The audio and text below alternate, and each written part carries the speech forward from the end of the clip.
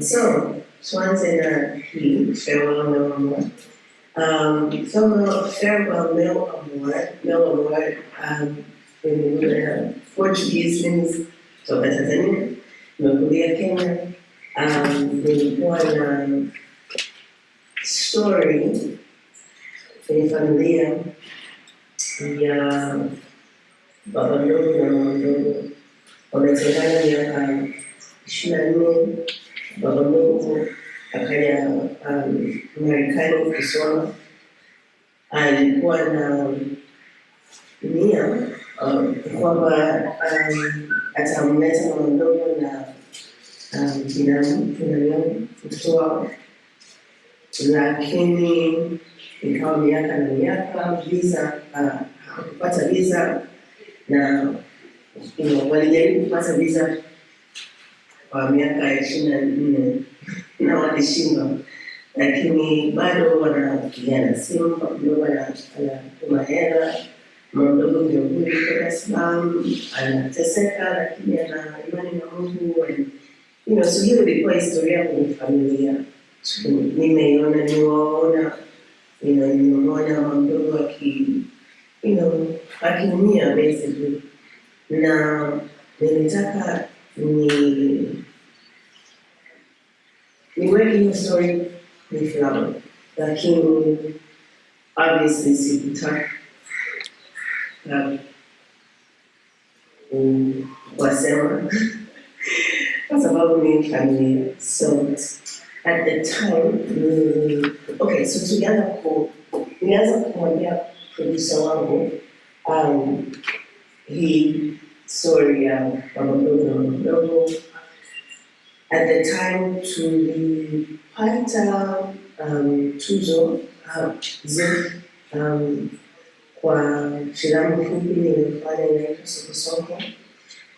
Tulipewa tuzo na Usman Senderi, inakuja na $2,000 na wanataka ufanye filamu nyingine fupi ambayo itaonyeshwa mwaka ujao at ZEF.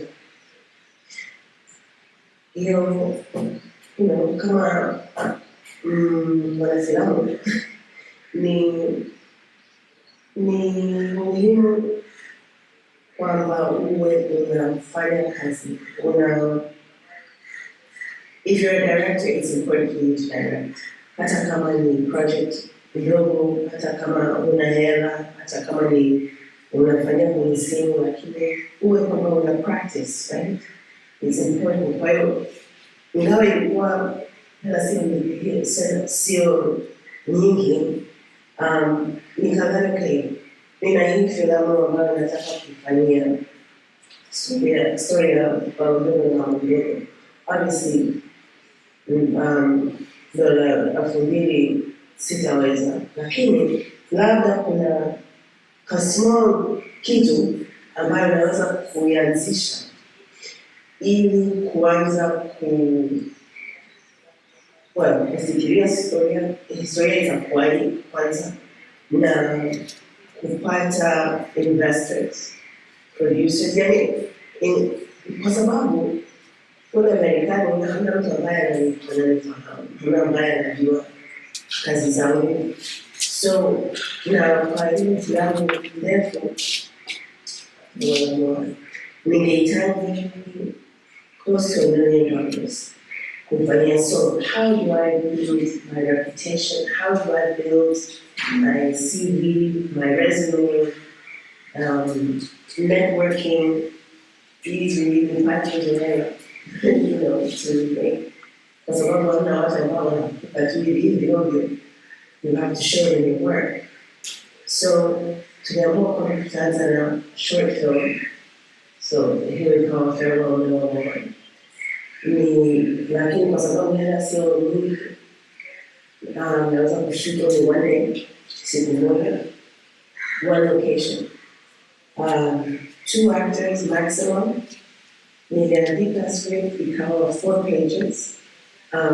Mwanzoni nilitaka iwe yani wala isiwe na any dialogue yote, although haikueleweka vizuri bila dialogue, so tuliweka dialogue kidogo hapo mwishoni, lakini ilikuwa apartment ya shangazi wa rafiki yangu ambayo tulimwona one day tutaweza kumshoot hapo. Kwa sababu nilikuwa na other short films, niliweza kupata actors ambao wamefanya kazi kidogo, wako kwenye wamepanda kidogo cheo, so that pia inasaidia kwenye packaging, yani nilipata kwamba I'm working with some bigger actors, at least umeendelea na hiyo kidogo. Na cinematography naye alikuwa anaitwa Sean Peters, very very wonderful cinematographer, na alipenda my work, alipenda huyo actor, alipenda hiyo script. Ilikuwa tu siku moja, kwa hiyo it's not a big ask. Yani sio kitu ambacho utakuwa hapo for weeks and weeks. Siku moja tu, Sunday tunashoot mara moja basi, na kwake yeye itakuwa opportunity ya kufanya kazi na mtu mpya ambaye hamfahamu, at least tunafahamiana kidogo, and ni kitu ambacho yeye akipenda anaweza kuweka kwenye video yake, kwenye resume yake. So tukaangalia hiyo I shoot masaa 8, I think, yeah, 9. One day, one location. Na reshoot ambayo tutote. Halafu tulimaliza filamu, ndio tukaitumia kama tunaita calling card. Calling card, yani kama nilivyosema, ni kitu ambacho unaweza kuwaonyesha watu, this is what I can do, this is my story, this is my idea, this is the direction that I want to go kama nchi, and I want to use music. Of course, it's like just a small story, lakini the rest of the story ni hii and hii. So nilipeleka kwenye tamasha mbalimbali, film festivals, including Jinsi, which was wonderful. Some of them tamashas, some of them were tuzo, great, lakini wengi ikawa just conversation starter, and ilinisaidia sana kwa sababu at the time where nilianza kuandika the feature film Farewell More, unajua ukiandika kuonyesha watu script yako inabidi iwe tayari, kwa sababu investors hawatasoma drafts 2-3 watasoma mara moja tu. So ile draft inawapa ili iwe as strong as possible, otherwise ikiwa iko too rough, mtu anaisoma anaona haiko tayari, and that's the end of the come back and read another script. So ilichukua mwaka na nusu kuandika ile script ya Farewell More, lakini in that time tulikuwa tunafanya networking, tunafanya kwenye hizi developments programs kama hiyo unafanya leo, na kuzungumza na watu what the story is, na kuwaonyesha ile proof of concept kwamba this is the kind of the style of the story, the genre of the story tunayofanya, and ili kuwapa idea ya story, idea ya skills zangu kama director, kama storyteller, kama writer, kuna caliber ya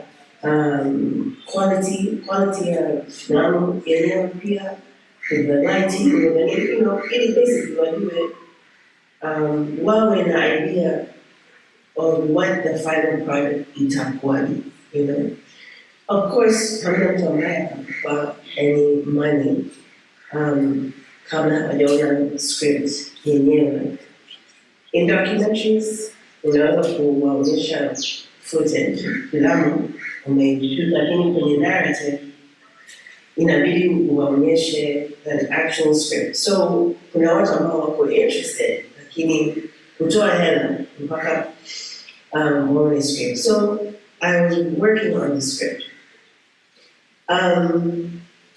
Let's see. And even proof of concept actually nisaidia sana, because hata at the time, the time that we actually shot Farewell and More, the feature film, ilikuwa natumia hii proof of concept to introduce myself to the industry, basically. Let's see. He sio biografia. Okay, imekuwa inspired na mambo madogo, I said that. Lakini hata kama sio biografia, tulifanya utafiti kwa sababu nimeamua, because I wanted to use muziki ya Kiangola. At the time nilikuwa nafanya Kizomba dancing from Angola, kulikuwa na group hapo New York, nilikuwa nao, and nimependa sana muziki, nimependa sana the dancing. Niliamua I wanted to use that in the story. Lakini mimi sijawahi kufika Angola, sizungumzi Portuguese, I don't know anybody like that. Kwa hiyo ilibidi nifanye research, ili iwe authentic, basically. So I spent a lot of time researching the music, the musicians, wako wapi, because I knew I wanted to use that music, a lot of that music, and watu ambao na wao hawazungumzi Kiingereza, so translations, hata watu marafiki ambao wanazungumza Portuguese kunisaidia kutafsiri ninachosema ili wanielewe. Of course wanasema huko New York, basi kuna hela, mimi family film sina hela, so maagano and discussions na kila kitu, and just kujua kwamba to authenticate the story. Kuna vitu vingi, once I give them a script, nikaonyesha rafiki yangu anatoka Uingereza. Actually, nilionyesha I think about 2 or 3 people kujua different opinions za watu. Does it feel right? Wanachokula, is it okay? Wangekula nini? Wangesema hivi vipi? Ingekuwaje? Wangekuwa na, kuna vitu kwenye nyumba yao, vingekuwepo, inanongona ni home, kuna nini na nini, typically.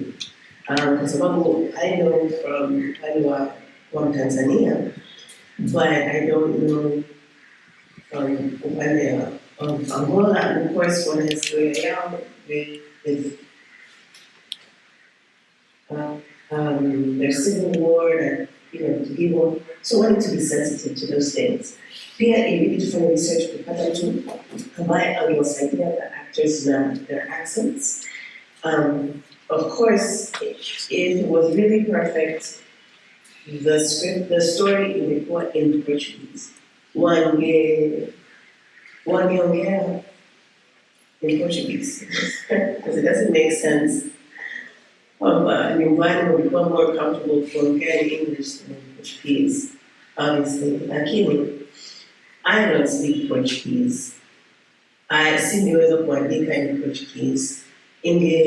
Ingekuwa vigumu kupata actors ambao wangeweza kuwa wanaweza kuongea Portuguese au wangeweza I guess to learn. I mean, that would be expensive. And kwa sababu my funding inakuja kutoka Marekani, kupata an investor ambaye anainvest filamu ambayo iko completely or 90% in a foreign language ni vigumu. ni vigumu sana kupata investor alafu kuidistribute baadaye. So we had to really think about the language. Na nikaamua kwamba okay, if we're not speaking Portuguese, then lazima wawe at least an accent. Yeah, Kiangola. So tulifanya a lot of research kujua kama wanatoka wapi, north ni south, wamekenda shule, wamefika Dar es Salaam ngapi, wamefanya chuo kikuu au wameishia secondary, what ni Wakatoliki au sio, all of those kinds of things. The way in which watu wanaongea, as realistic as possible. So those are the research things, the main research things that I did wakati nilikuwa naandika. Alafu that information iliwapa the actors when we were getting ready. It was actually very useful when we were getting ready for pre-production. Kuwapa documentaries wajue the history of Angola and kwa nini wamependa Tanzania, kwa nini wana vita, kwa nini all of these things. Sababu the actors wenyewe wanatoka Angola. The main actor Walter Mtare mlikuwa mpaka wanatoka Uganda. Zainab Ja aliyecheza mwanamke mama anatoka Sierra Leone. Na yule msichana anatoka Jamie Lawson anatoka Marekani. So ilibidi niwape all of that research. Yeah, the background, the characters, muziki niliwapa the musicness, wawe na ile feeling, ile mood, wanacho, that I was using when I was writing the script. Kuwapa, let's see what else, the dialect coaching in a lugha to perfect the accents. The dancing, we find a coaching with the dancing, we find research kupata choreographer. Tulibarikiwa sana kwa sababu kuna choreographer mmoja ambaye nimemfuata miaka mingi on Facebook, naona tu liking his videos. So at the time when tulikuwa tunahitaji choreographer, tukapata wapi mtu ambaye anajua kuteach Kisoma na kuduro. We message on Facebook, say, I'd like to learn for a long time. Finally, I'm using my Facebook. Do you have anyone in New York? Now, alhamdulillah, I actually live in New York. I put there for the summer, so it was wonderful to work together. And very important kusaidia, with specific language things. Hangisema hivi, hangisema hivi, or accent inakuwa hivi, or kusaidia the actors and of course for the dancing. So in the pre-production, it was a lot of work, a lot of research. So just kuja on set and to say the lines, but how are you saying the lines? What's your background? All of those kinds of things. And for me, to a director, obviously important for me to know those things. Now, because I had done all of that research and all of that preparation, having sasa, or having a point to shoot, I was very comfortable. Even though all of these things, but I have the vision and also the information and the support. So that happened. Let's see. One of the other things that Tengeneza when you, sorry, I'm going to tell me when we have a few minutes left or when I need to stop for Q&A, right? Yeah, we'll let you know. Asante. One of the other things that Tengeneza for, okay, so nilisema kwamba tulikuwa na the short film, proof of concept. Tulikuwa na the pitch, ambayo tumerehearse, yani kama script, na producer. Hi, so naitwa Kamili, writer director, Korea, nasema we actually practiced it over and over, like a pitch. Jinsi tutakavyoongea na watu. Okay, kuna vitu kadhaa ambao wao investors wanataka kujua. Wanataka kujua the story, obviously. Story, how do they feel? But also, kwa sababu ni watu ambao wanatupa hela, labda watafanya kazi na sisi, wanataka kujua sisi, they want to know our personalities as well. Sisi ni nani? How do we work together? Kama ni kitu ambacho tutachukua hizo hela, alafu baadaye tutaanza kupigana, alafu tutaenda tena kuongoza kesi. Those are things that happen. So the investors also want to get to know us. Come out as individuals, as hapa ni mtu gani, anatoka wapi, anafanya vitu gani, in a sense of humor au hana, mtu serious au sio, etc. And our dynamic in that. So how do we get along? Luckily, mimi na producer wangu tumefanya kazi pamoja for a while. Tumeshoot some short films and music videos, some web series. So, we complement each other well. To a sense of humor, together to check us out. So, we were able to show our personalities in a way about ikawareassure, ikawapa moyo kwamba wakiinvest kwenye hiyo project yetu, hawatapoteza hela zao, basically. Hawatapoteza hela zao. And also, kwa sababu it's a big risk wanaochukua, right? So they want to know, am I the kind of person about if they tell me, have you thought of this? How mawazo yao, will I be able to wasikiliza? Even though labda sitachukua hayo mawazo, maybe I'll say, okay, that's nice, lakini no, it won't work kwa sababu hii. But are we people that can also talk to the investors? Can they talk to me? Can they give me their ideas? Can I take their ideas? Kwa sababu there's, when you have investors, they also have a say in your film. For example, when tulikuwa tunatafuta actors, inabidi tuwaonyeshe. This was very different for me kwa sababu, as I said, nilikuwa nafanya tu filamu fupi, nafanya Kickstarter, $2,000-3,000, napenda, marafiki zangu, natengeneza sandwich, na shoot bus, I do my own thing. This is a case of watu wanalipa almost $1 million. Wanataka kujua ni nani atakuwa kwenye hiyo film. And tuangalie, the pictures, the movies, wanafanyaje. Kama kwani namfahamu, is it mtu ambaye nimemsikia before or sijamsikia before? Sisi tulikuwa na watu ambao hawajasikika sana, so walikuwa na hofu kidogo, ikabidi tuwa-convince, kwamba they're really good actors and it will work.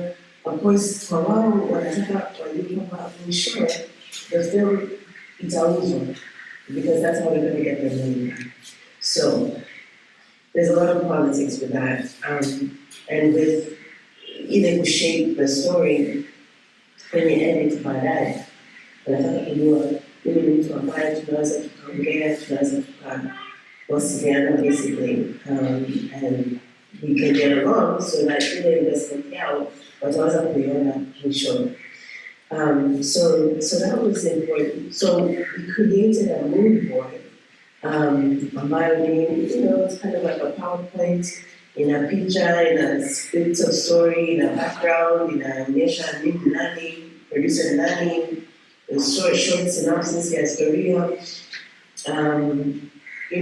ideas, cast watakuwa nani, kama ilivyopita, tunaweka picha yake, tunaweka picha nani na nani. Tukana budget pia overall, tunategemea kama tutahitaji this amount na this tumesha raise kwenye grants na nini, this tunategemea tutapata in-kind services, tumeshaambiwa kwamba tunaweza kutumia gari bure, tunaweza kutumia apartment bure, blah blah blah, vitu kama hivyo. One other thing ambayo hatukuweza kuwa na location manager for a long period of time. Tulikuwa only hela basically for like 5 weeks. Yeah, production. I was 6 weeks, 1 week of pre-production and 5 weeks of production. So lakini ile apartment tulitaka sana iwe hatukuwa na uwezo wa kujenga a set. So we needed to purchase a real place we shoot, yani nyumba ya mtu we shoot. Apartments hapa in New York ni ndogo, ni ndogo, especially ukiwa na crew nzima ambao wanataka kushoot, labda kwa wewe kuishi it's fine, lakini ukiwa na watu 50 hapo kwenye nyumba it's a bit small. So we needed an old building. Sababu the older buildings are a bit bigger. So we needed to find the right location ambayo uko kwenye ground floor ili tuweze kuleta bidhaa na in a space nyingine. Do you want to be in the film? Do you want to be part of the film? You want to rent your house? Utakwenda kwenye Airbnb? Tupigie simu. I think I was promoted actually, and printed some flyers. Now, going up in the neighborhoods of these apartments is about the size of Katika. Now, going up in the neighborhoods I think that worked for weeks and weeks. And of those 1,000 flyers of loyal to be part time, watu watatu walitupigia simu of all those people. And those watu watatu tulipata mmoja ambaye alikuwa na apartment nzuri sana, we really worked, lakini alikuwa kichaa kidogo yule mama. So mara it was fine, alafu anaanza kukataa, mara jana kujoini, mara usiku kitunguu. And production, you can't, the most of the story inafanyika kwenye nyumba, so you can't mess around. So when we were already in production on Friday, inabidi tuanze kwenye nyumba on Tuesday. Friday we were so we had to get some things. One of the places tunaangalia lakini watu walikuwa wanaishi, so we had to put them in an Airbnb, tukachukua watu, yani kuungasha vitu vyao vyote, tukaweka storage, tukawa na 2 days, to clear out the house, na kuweka vitu vyetu, na kuweka lighting, na vitu. It was very stressful, but ilisaidia kwa sababu we had 7 months of research, and kutafuta hiyo window. Kuuliza watu and to look at different places. It's very interesting. So that was something else that we did.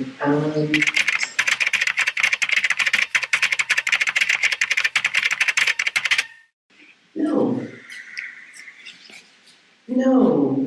I mean, still tofauti na any other, any other kind of film.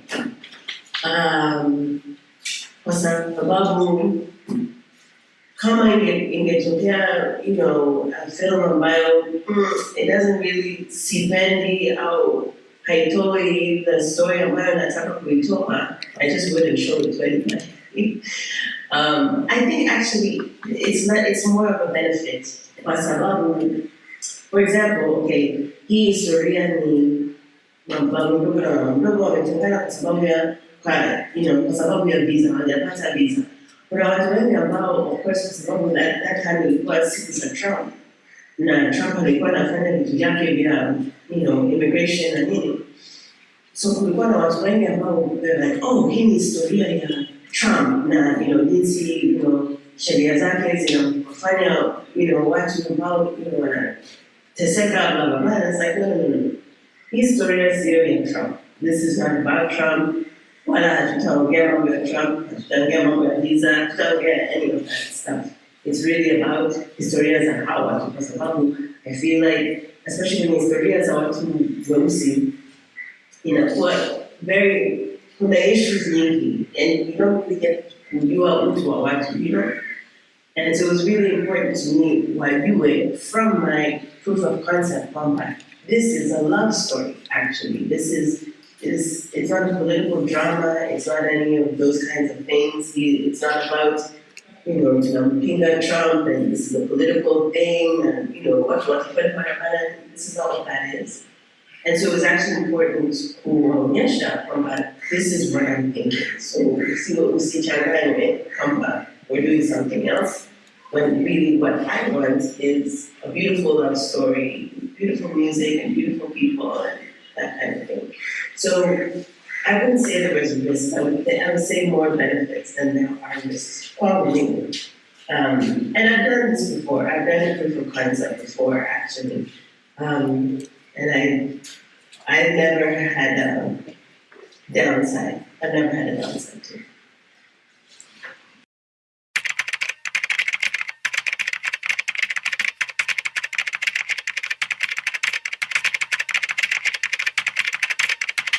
Okay, in America at least, sijui Europe wanafanyaje, lakini Marekani, ukitengeneza filamu, inabidi uform company ya filamu. So mimi na Maria is my producer ambayo tumefanya kazi nayo miaka mingi. We formed a company where we are the two owners of the company called Farewell Amor LLC. Kwa sababu in anticipation, kwa sababu tunafanya fundraising for investors. Investors hawatatupa sisi, yani ile money haita kwenda kwenye bank yangu mimi mwenyewe hapo msanii. That would be a terrible idea. Inabidi iende kwenye production, like the bank account for the production company. So we have to have our own production company, kwanza. And all of the business, the contracts, actors, the crew, the contracts from that company. Sio kwa mimi mwenyewe, because if anything goes wrong, hutaki mtu aje akusue wewe mwenyewe na achukue nyumba yako na gari yako wewe mwenyewe. You want them to sue the company, which is different. So it protects kama as a filmmaker if you have a company, right?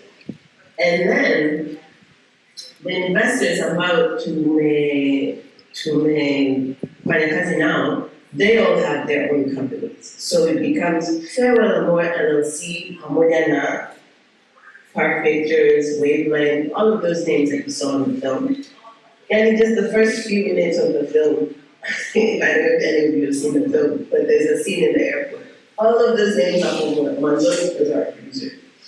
And everybody there has a company.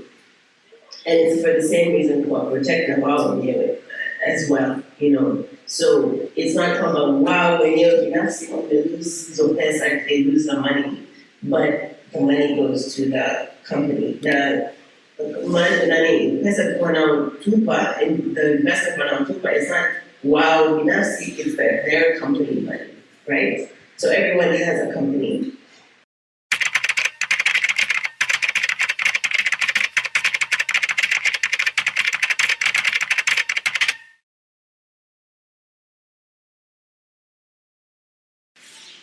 Tukiuza filamu, the investors wanapata hela zao kwanza.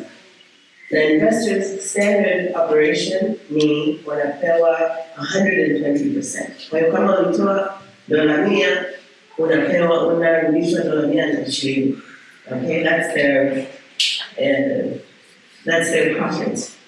So they get their 120% kwanza. So the first money that comes in from distribution, all of these places, film festivals, all the places that they show, that first money that they have, investors we show ourselves kwanza.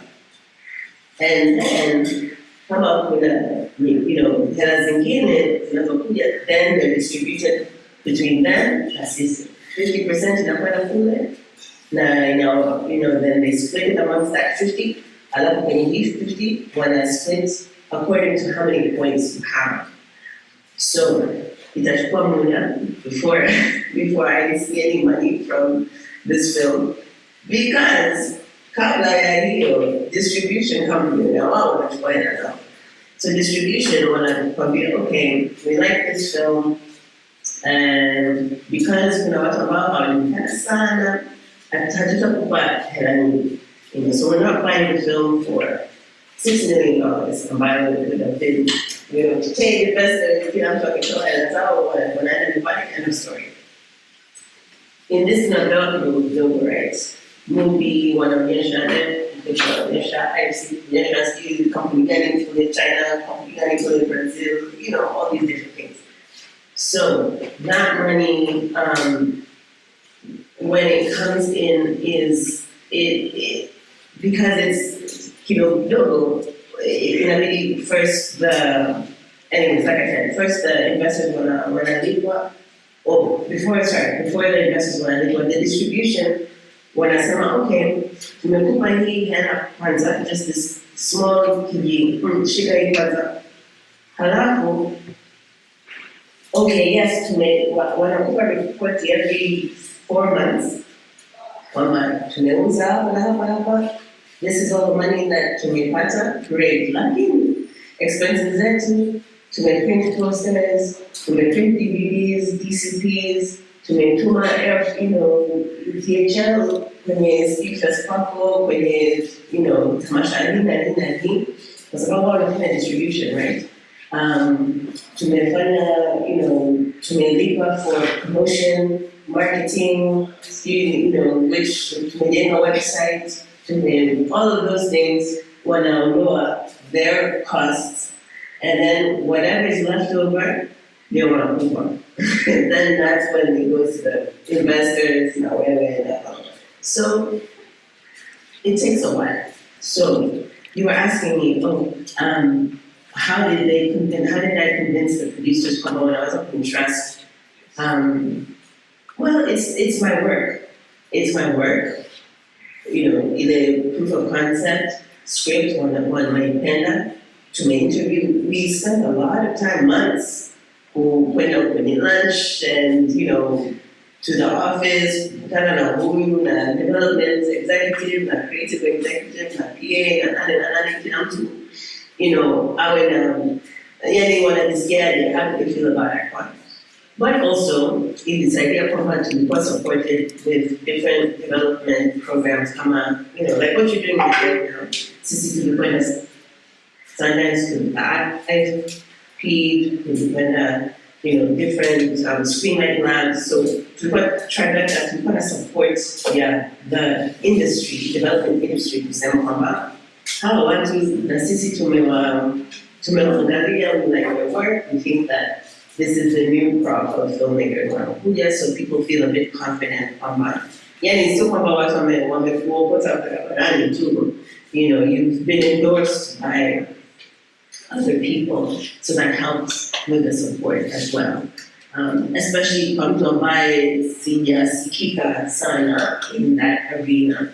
I mean, I've been working as a filmmaker miaka mingi sana, lakini sana nimekwenda kwenye tamasha za Kiafrika, Mara Afrika, and Black Film Festivals hapa na pale. Why do you think big film festivals like Sundance, Katika, wow, they don't know me, they don't know my work. So it's very important women he'll support, at least for that industry. He'll support and endorsement kutoka hizo organizations kama Sundance na nini. Ilisaidia sana. I think those were all. Yeah. Tunakushukuru sana first of all kwa muda wako. Hakika sasa hivi filamu unasikika.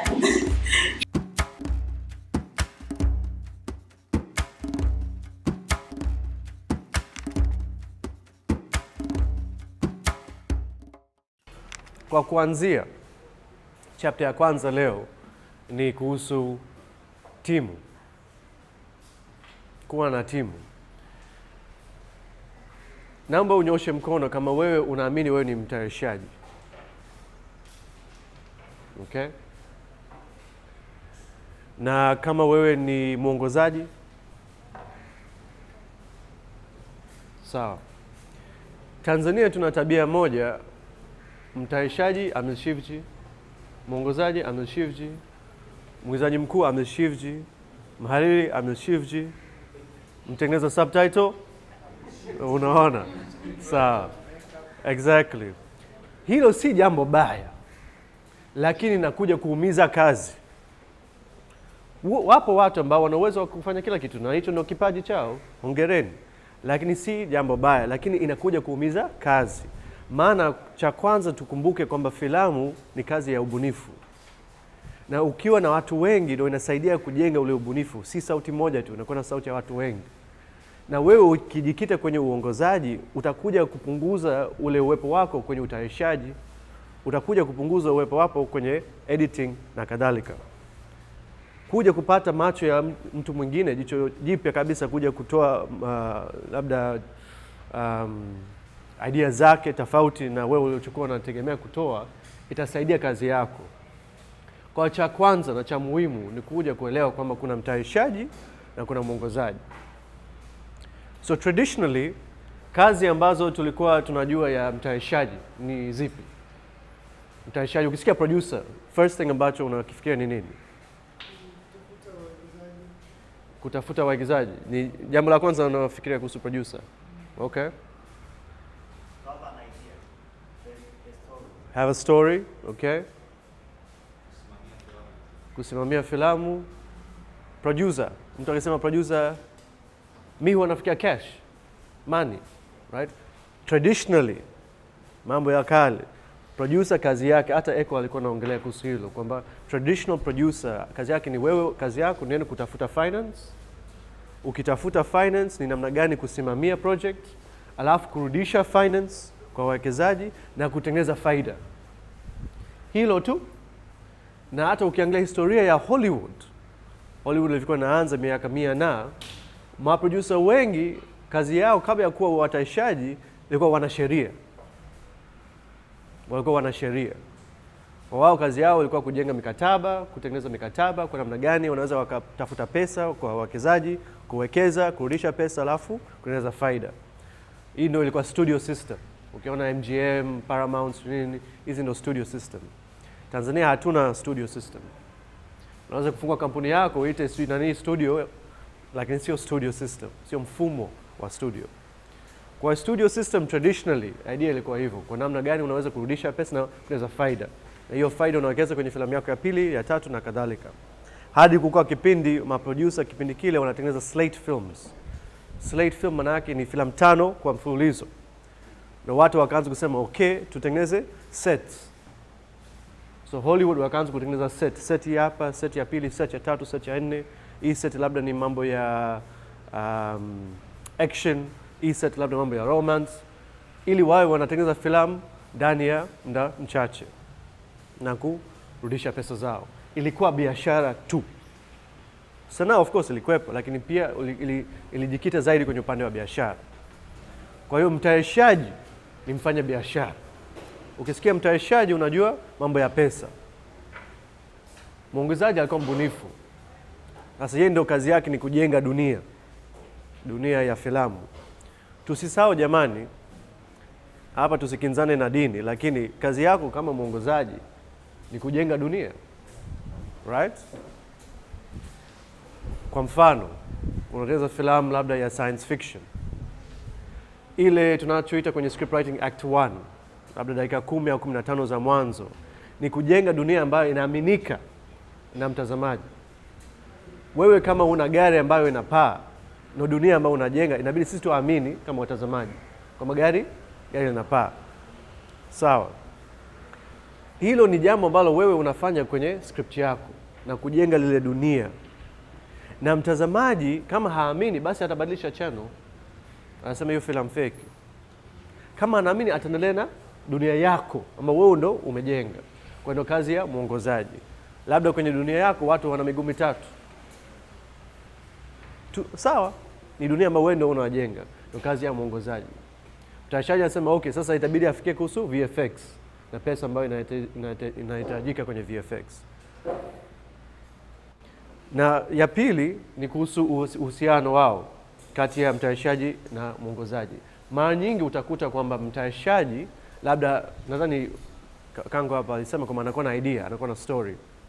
Kwa hiyo anaweza kwenda kumwajiri mwongozaji.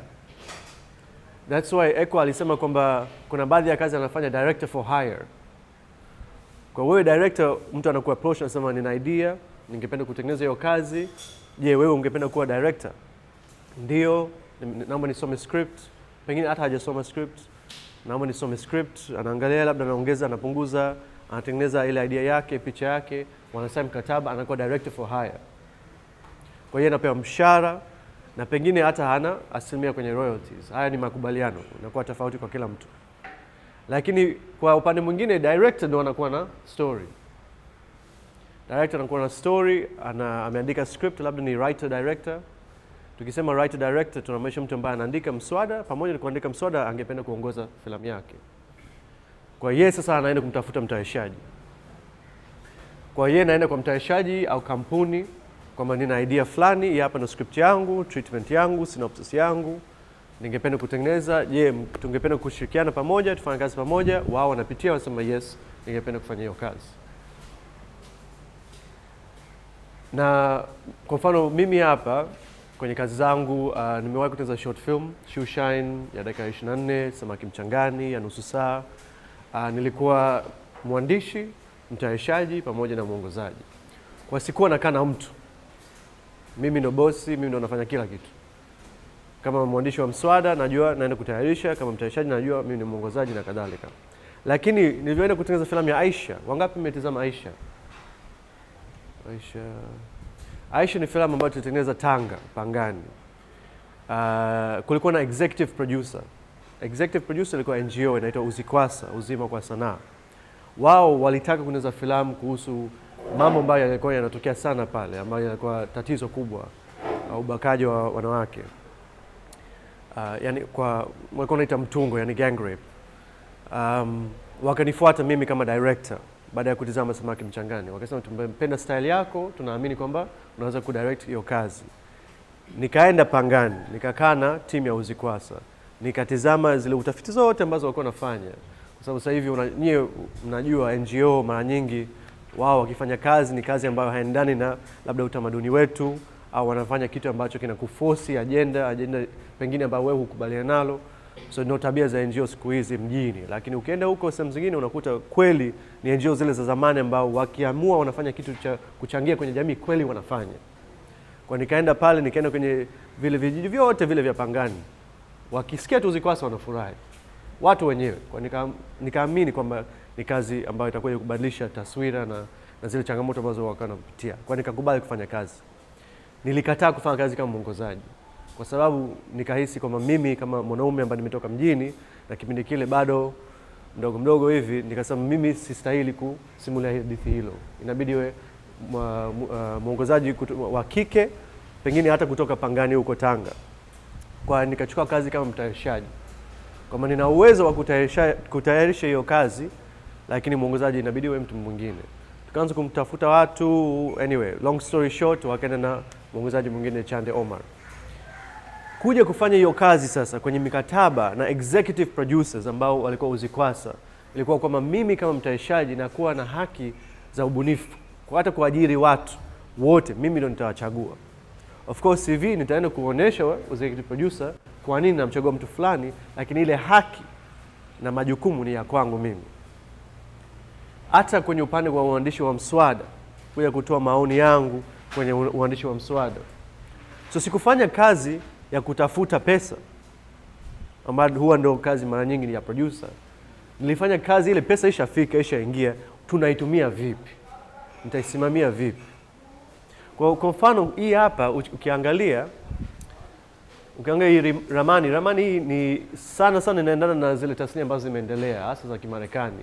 Kwa mfano ukiangalia DGA, Directors Guild of America, wao wanakuwa na associations na vishirikisho vile. Lakini ukiangalia huko unaona ni watu wangapi wanahusika kwenye production. Ni watu wengi mno. Kila mmoja hapa ni mtu ambaye amepewa kazi. Kila mmoja amepewa kazi. Quality sio nzuri sana, lakini mnapata idea kwamba hata kwenye accounting pale kuna watu watano: head accountant, payroll accountant, first accountant, second accountant, accounting and clerk na kadhalika. Kuna junior accountants. Huko kwenye makeup and hair kuna department head, key hair and key makeup assistant na kadhalika. Kuna watu wengi wanahusika kwa sababu kazi inakuwa kubwa na watu ambao wanahusika kwenye upande wa waigizaji ni wengi na kadhalika. Kwa hiyo yale ambayo tulikuwa tunayafanya Tanzania hatusemi ni mabaya. Na nikisema bongo movie simaanishi filamu mbaya. Kwanza hilo pia inabidi tukubali. Maana sasa hivi tukisema bongo movie mtu anasema anamaanisha kwamba ile ni filamu mbaya. Unajua hata sikumbuki mara ngapi mtu amewahi kuniambia kwamba filamu zako sio bongo movie bwana. Filamu yangu ni bongo movie. Filamu ya Kitanzania, ya Kiswahili, imetengenezwa Tanzania. Sisi ni wa Tanzania. Tasnia letu inaitwa bongo movie. Lakini sasa ndani ya bongo movie kuna filamu nzuri na filamu mbaya. Kuna filamu ya genre tofauti. Nikisema genre mnanielewa, sio? Kuna filamu ya action, kuna filamu ya kuchekesha, kuna filamu ya kuhuzunisha, filamu ya mapenzi na kadhalika. Kuna filamu ya genre tofauti. Pia kama mtayarishaji lazima uwe unajua malengo yako ni aina gani. Ni lengo la kwenda kuuza filamu sokoni, yani DVD, au lengo lako ni kwenda kwenye matamasha, au lengo labda ni kutengeneza proof of concept kama Eko alichofanya, ili ujue hatua ya pili itakuwa kutafuta ufadhili kwa ajili ya filamu feature na kadhalika. Kwa haya lazima uyafikirie. Kwa tukiingia hapa ukiona pale kwenye ile ramani, naomba turudi mara moja, unaona watu wa vikao wengi, executive producer anakuwepo pale pembeni. Sio lazima uwe umeajiriwa na executive producer. Mfano wa Aisha nilipewa kazi na executive producer, lakini yeye mwenyewe na NGO hawakujua maana ya executive producer ni nini. Tunaambia hii ndo mnastahili kupewa, hamwezi kuwa mtayarishaji. Kwa sababu mimi ni kitu ambacho nitagusia baadaye, ni mtayarishaji mbunifu, creative producer. Si jikiti tu kwenye mambo ya pesa. Pia mimi lazima nisome mswada, nikubali mswada ipite. Hata kufanya kazi kwenye zile short designs nataka niwepo kwenye kikao kile. Unaona? Tutakuja kuiongelea baadaye. Lakini executive producer kwa namna gani tunaweza kuitumia sasa hivi kwenye mazingira yetu? Zamani executive producer ni studio. Kwenye studio system. Kwa mmiliki, mfanya biashara yule, mmiliki wa studio utampa neno executive producer. Lakini executive producer haibebi uzito wowote kiukweli.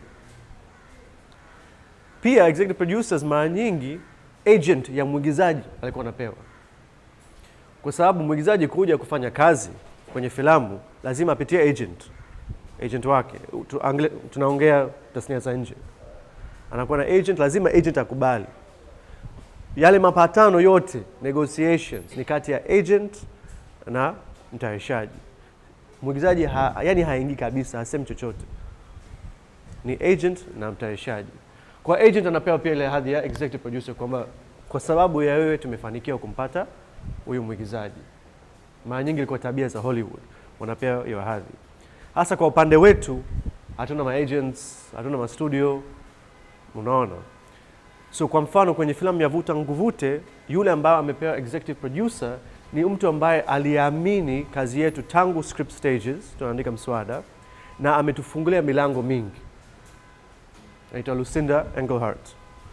Anaishi Kenya, ni Mwingereza, yupo kwenye tasnia, zamani alikuwa sales agent na kadhalika, ana network kubwa.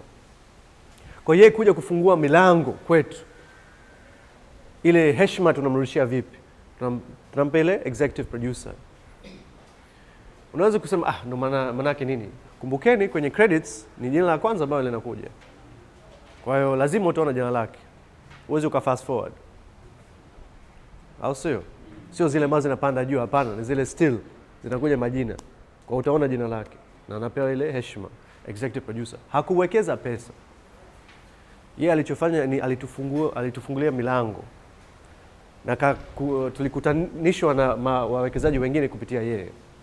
Tukampa hiyo hadhi. Pia mwekezaji mkubwa kuliko wote tulimwambia utapewa na credit ya executive producer. Tutakutofautisha na wale wawekezaji wengine. Kwa ni kitu ambacho unaweza ukaweka currency ukaifaidisha, unawapa value, unawapa thamani kwenye executive producer, kwamba wewe ukiweka kiasi fulani utapewa na credit ya executive producer. Watu wanapenda. Kama hata Eko alivyokuwa anasema, kuna dentist yuko pale kapiga pesa zake zipo tu kwenye benki, anaenda kumwambia marafiki, unajua mimi executive producer wa filamu. Kwa wenzetu hawajui, maana wanasema yeah, big thing. Na kweli inasikika kama jambo kubwa. Na hata sisi tulipitia. Tulikuwa tunakutana na mabilionea kipindi cha vuta ni kuvuta. Mabilionea wapo kwenye mambo ya mafuta, kwenye real estate, nini, hawapo kwenye filamu. Lakini mmoja akasikia mwenzake aliwekeza kwenye ile filamu ambayo alifanya vizuri sana ya Crazy Rich Asians. Umeitazama? So rafiki yake alikuwa aliwekeza kwenye Crazy Rich Asians na ilivyofanya vizuri, jamaa kaenda kufanya ubisho nini, huyu jamaa kidogo kasikia vibaya, kasa yeye pia anataka kuwekeza kwenye kitu. Ile yeye pia ana kitu cha kuongelea. Unajua watu wenye pesa wao wakikutana mazungumzo yao sisi hatuyajui. Sisi hapa tunaongea kuhusu shida, wao wanaongea kuhusu mafanikio. Kwa hiyo yeye pia alitaka kuwekeza. Kwa hiyo huwezi kujua mtu ana nia gani. Lakini sasa kipewa ukimwambia uwekeza tu asante shukran, hapana, thanks tu hataki. Anataka yani kuna kitu ambacho kina thamani kama amenunua kitu. Kwa hiyo pia inaweza ikakusaidia. So kama nilivyokuwa nasema, zile traditional ideas za mtayarishaji ni kukamilisha mradi kwa kuanzia kusimamia project mwanzo hadi mwisho, kutafuta pesa kama ni ufadhili, kama ni udhamini, etc. Kusimamia budget pia. Tukiwa tunaongelea budget, kunakuwa na line items. Kila line item lazima usimamie kwa nini umetumia hapa, umezidi, kwa nini hapa umepungua, na kwa namna gani unaweza kuhamisha pesa kutoka kipengele moja hadi kipengele kingine. Pia kuajiri wakuu wa idara kuu, yani head of departments. Can you see? Kuna nafasi pale pia. Hierarchy, department heads. Sometimes pia unamwajiri mwongozaji, inategemea kama idea ni ya kwako, wewe ni mtayarishaji. Sometimes mwongozaji anakuja kwako. Lakini ya muhimu zaidi ni kwamba yeye ni mfanya uamuzi. Mtayarishaji ni mfanya uamuzi. Na pia anaweza akashika haki miliki ya filamu. Lakini kumbukeni kwamba ni makubaliano. Filamu zangu mimi nashika haki miliki kwa sababu mimi ni mtayarishaji. Filamu ya Aisha japokuwa ni mtayarishaji, sijashika haki miliki hata 1%. Kwa sababu tulikubaliana na executive producer kwamba mimi sitaki kupoteza faida kwenye hiyo kazi. Hiyo kazi malengo yake ilikuwa kupeleka huko kwa wanavijiji ambao hakuna kiingilio. Ili nionyeshe filamu ili watu wajielimishe. Kwa hakuna haja mimi kukaa na 5%, 10%. Kwanza kufuatilia, nitaenda kufuatilia wapi? Unaona? Kwa usifikiri tu lazima iwe hivyo. Hakuna sheria kwenye tasnia yetu. Kila kitu kinakuja kubadilika, lakini ni vizuri kujua yale ya zamani ili wewe pia utafute mfumo ambao wewe ungependa kutumia. Kwa upande wa mwongozaji kama nilivyosema ni kubunifu mswada, kujenga ulimwengu na kila kitu ndani yake. Hapa tunaongea kuhusu mise en scène au kujenga character na kufikia yale mambo makubwa na yale mambo madogo, na macro and the micro. Kuna waongozaji wengine hapa naongea Tanzania wako vizuri sana kutengeneza ile set. Mimi ningependa mwanga uingie hivi, rangi fulani, ningependa hapa ikae mti, hapa sio nini, hasa kwa music video wako vizuri. Lakini yale mambo madogo yale, blocking kwa mfano, kwa nini huyu kaenda hivi kulia na si kushoto? Hakuna sababu. Au kwa nini camera inafanya hivi kwenye kila music video? Edgar. Kwenye kila music video camera inaenda hivi kama huko kwenye tornado. Kila music video ina theme kimbunga. Kwa nini? Kama kuna sababu sawa, lakini mimi nakosa kuona sababu. Unaona? Apart from like it's cool, which kwangu mimi kama msanii, kumbukeni si wote ni wasanii. Haya Tanzania ukisema msanii unamaanisha tu mwigizaji, si kweli. Mwongozaji ni msanii, mtayarishaji ni msanii pia. Kwa mimi kama msanii sielewi kwa nini unafanya hivyo. Kwa tusao yale mambo madogo ni muhimu mwongozaji ayajue. Na jambo muhimu kwa nimesikia madirector wengi wamesema na mimi mwenyewe naamini kupitia kazi zangu, ni kazi yako, jukumu lako la msingi ni kufanya kazi na waigizaji na kufanya casting. Huwa watu wengi wanadai kwamba 90% ya kazi ya director ni kucast vizuri. Director yuko mbele ya camera, Mwongozaji yuko nyuma ya kamera. Kile ambacho utakiona ni mwigizaji akiwa anaigiza kulingana na direction kutoka kwa mwongozaji. Lakini unampataje yule mwigizaji? Kunakuwa na casting, audition, usaili. Kwa hiyo pia ni kazi kubwa sana kwa upande wa mwongozaji. Hapa ndo nataka nitoe tu mfano ile ambayo nilikuwa naongea kuhusu Aisha. Nadhani ilikuwa 2015. Mimi ni mtayarishaji. Watu wanajua mtayarishaji huyu kaleta pesa, wakati mimi sijaleta hata senti moja. Unaona? Pesa ilikuwa tayari ipo. Hiyo scene ni scene kwa wale ambao wametazama filamu, ni bibi yake Abduli, nadhani. Bibi yake Abduli amefariki na wanaenda kumzika. Right? Asa kwa mfano Aisha ni filamu ya kijamii. Kwa hata tulivyokuwa tunatengeneza filamu, tunatayarisha filamu, kila kijiji mimi akienda naanzia mimi hapa kwa mtayarishaji na kana labda mkuu pale au sheha au nani ambaye ndo anajulikana yule mzee, namuomba kwanza tungependa kuja watu wangapi, tunafunga labda mtaa gani au barabara gani, generator tunaweka wapi, hatutaki kuwasumbua na kadhalika. Wakinikubali tutaenda kushuti pale. Kwa nilikuwa najua kila kiongozi pale. Hapa tulihitaji shehe aje kutusaidia kwa sababu wanaongea Kiarabu, wakaenda kuzika, kusoma dua. Wengi hapa kwenye kasa walikuwa hawajui, walikuwa vijana. Sasa kwenda kupata mzee tukasema kwa nini tusiende tukampata shehe kabisa atusaidie, hakuna kujifunza tena. Alikuja yule pale, alikubali kufanya, lakini alikuwa na goma kwa sababu tulikuwa hatuface kibra. So ilikuwa shida, lakini tulimweleza kwamba hatuziki mtu, yani hakuna mtu ambaye tunamzika, hakuna ambaye alikufa, lakini alikuwa anakataa kabisa kwa sababu ndani na dini. Na tushachimba huko. Na tunapoteza mwanga, unaona? Ilikuwa magic hour. Kwa hiyo nilikaa naye pembeni, tulikaa hivi yani chini tukaongea vizuri, nikamueleza mambo ya fake, ya make believe, kwamba si kweli. Na hata unavyoweka kamera huwezi kujua hapa ni kusini, hapa ni kushoto, huwezi kujua. Baada ya kumueleza haya yote ndo alikubali, ndo tukaenda kushoot scene. Kwa unaona hizo changamoto. Kama ningekuwa ile traditional mtayarishaji, hata set sipo. Hata on set mimi sipo, nipo ofisini, naangalia emails, watu wananipigia simu, au tuna shida. Naanza safari yangu labda kuja. Au namwambia line producer ambaye alikuwa huyu hapa Nixon, ambaye unaona kabisa tayari anaondoka. Yaani alikuwa ashachoka na huyu mzee Nixon.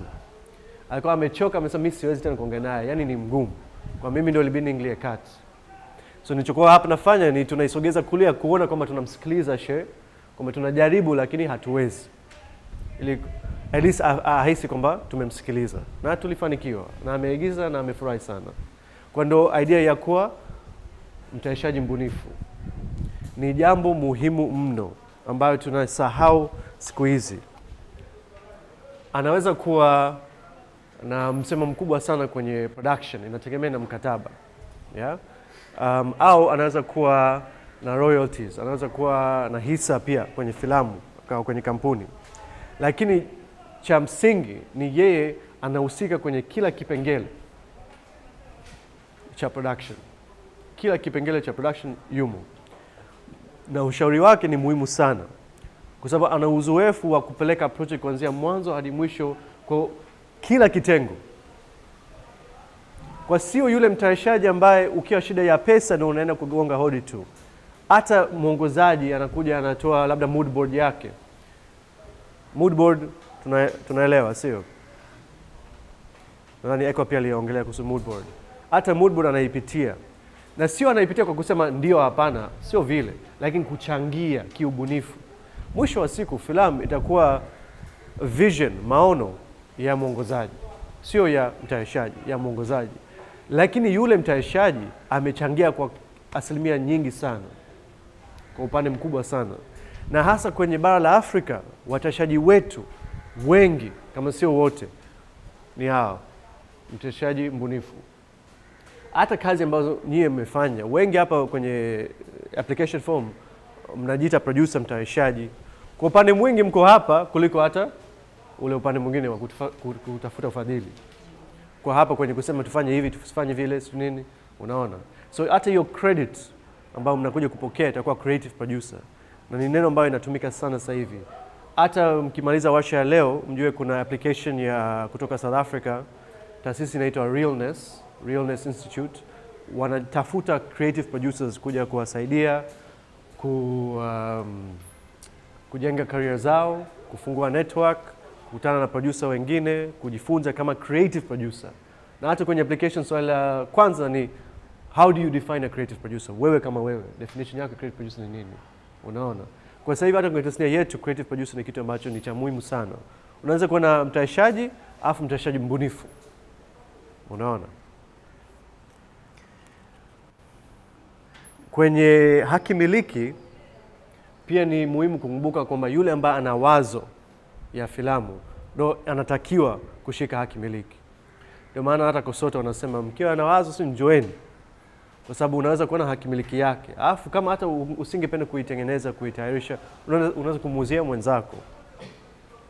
Lakini kumbukeni kwenye haki miliki ni muhimu sana kujua kwamba yule ambaye ameshika wazo mwanzoni, kama yeye hajadai haki miliki, anaweza akafanya kosa, mtu mwingine akachukua, amemwibia kweli, lakini bila zile shahada na nini inakuwa ngumu. Na cha mwisho kipengele ni muhimu sana kujua unafanya kazi na nani. Na kuna swali ambalo nilimuuliza Ekwa, kwa namna gani au kwa jinsi gani alichagua watayarishaji wake. Mimi niliuliza kwa sababu it's the next page, right match. Mimi niliuliza kwa sababu kama nilivyosema nina uzoefu sana wa kufanya kazi peke yangu, yani bila mtayarishaji mwenzangu. And then nikatayarisha kazi Aisha kufanya kazi na mwongozaji mwingine. And then vuta nguvute mimi ni co-producer. Nina mtayarishaji mwenzangu Steven Markovitz ambaye ni South Africa, ametengeneza filamu nyingi zaidi ya miaka 20, filamu kama documentary kama Winnie ya Winnie Mandela, fiction film kama Rafiki ile ya Kenya, Viva River, filamu nyingi ambazo zimefanya vizuri mno hapa Afrika na nje. Amewahi hata kuwania tuzo za Oscar za short film, alishinda. Kwa ni mtu ambaye ana uzoefu mwingi. Kwa hata kikao cha kwanza, yani tulivyokubaliana, sio kikao cha kwanza, tulivyokubaliana kwamba tungependa kufanya kazi pamoja, tulikuwa tuna pitch huko Morocco, Marrakesh. Tulisema tufanye, twende, kama tutapatana, kama tujaelewana sio mbaya, wewe utaona kazi yako, mimi sijashika kimiliki yako. Pale Marrakesh tumekaa kwenye coffee shop, kwenye mgahawa, tukapitch tayari. Tukasema bwana, mimi napenda wewe unavyofikiri na wewe unapenda mimi ninavyofanya kazi.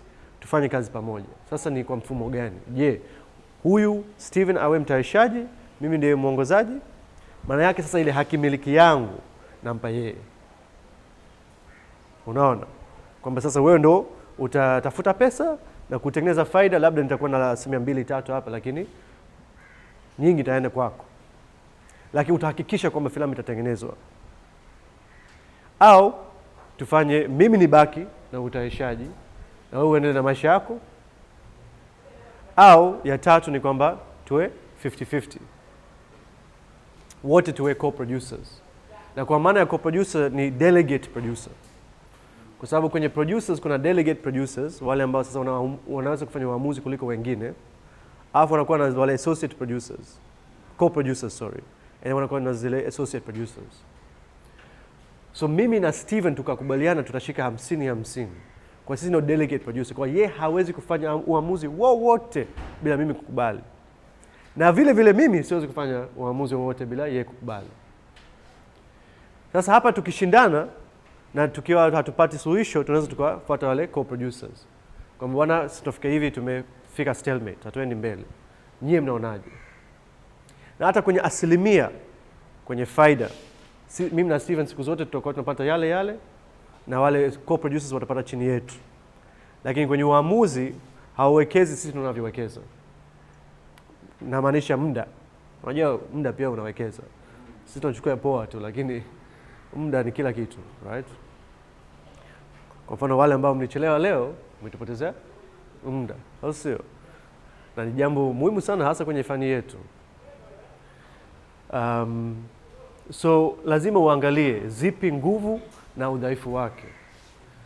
Mimi niliamua kufanya kazi na Steven kwa sababu ni mtu ambaye nafahamiana naye miaka 3-4 sasa hivi.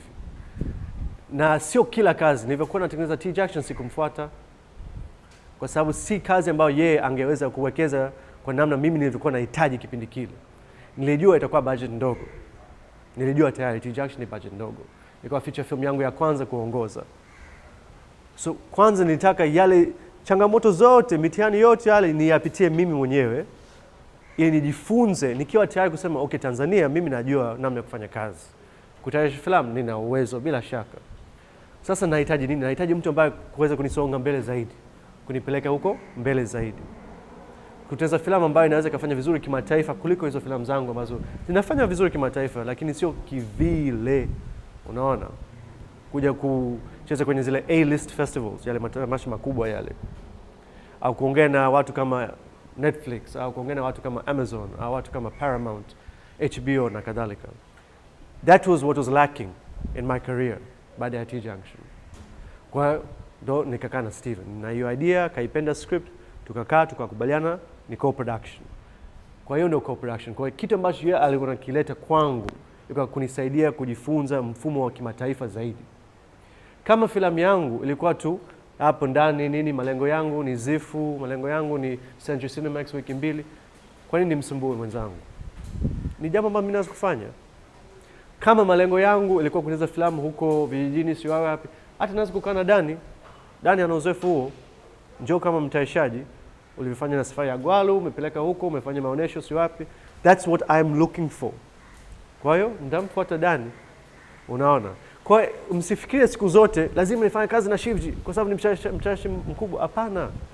Mtafute mwenzako ambaye atakileta kitu kipya ambacho wewe itakusaidia kwenye ile kazi maalum. Kwa sababu labda pengine unatengeneza kazi ambayo haistahili kwenda huko nje lakini itafanya vizuri mno hapo ndani.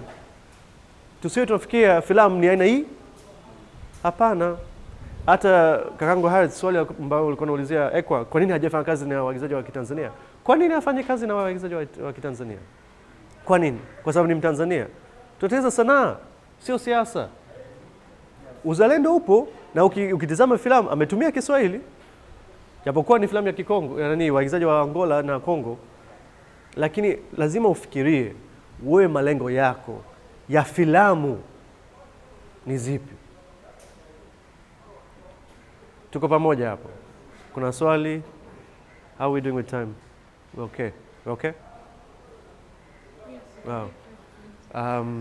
Na hapo kwa kuongezea jambo lingine ambalo Steven alileta ni uzoefu na grants. Kitu ambacho tutaiongelea huko mbele zaidi.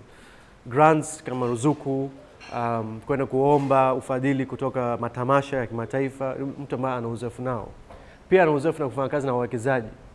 Mjue hadi kipindi cha vuta nguvute sijawahi kufanya kazi na mwekezaji.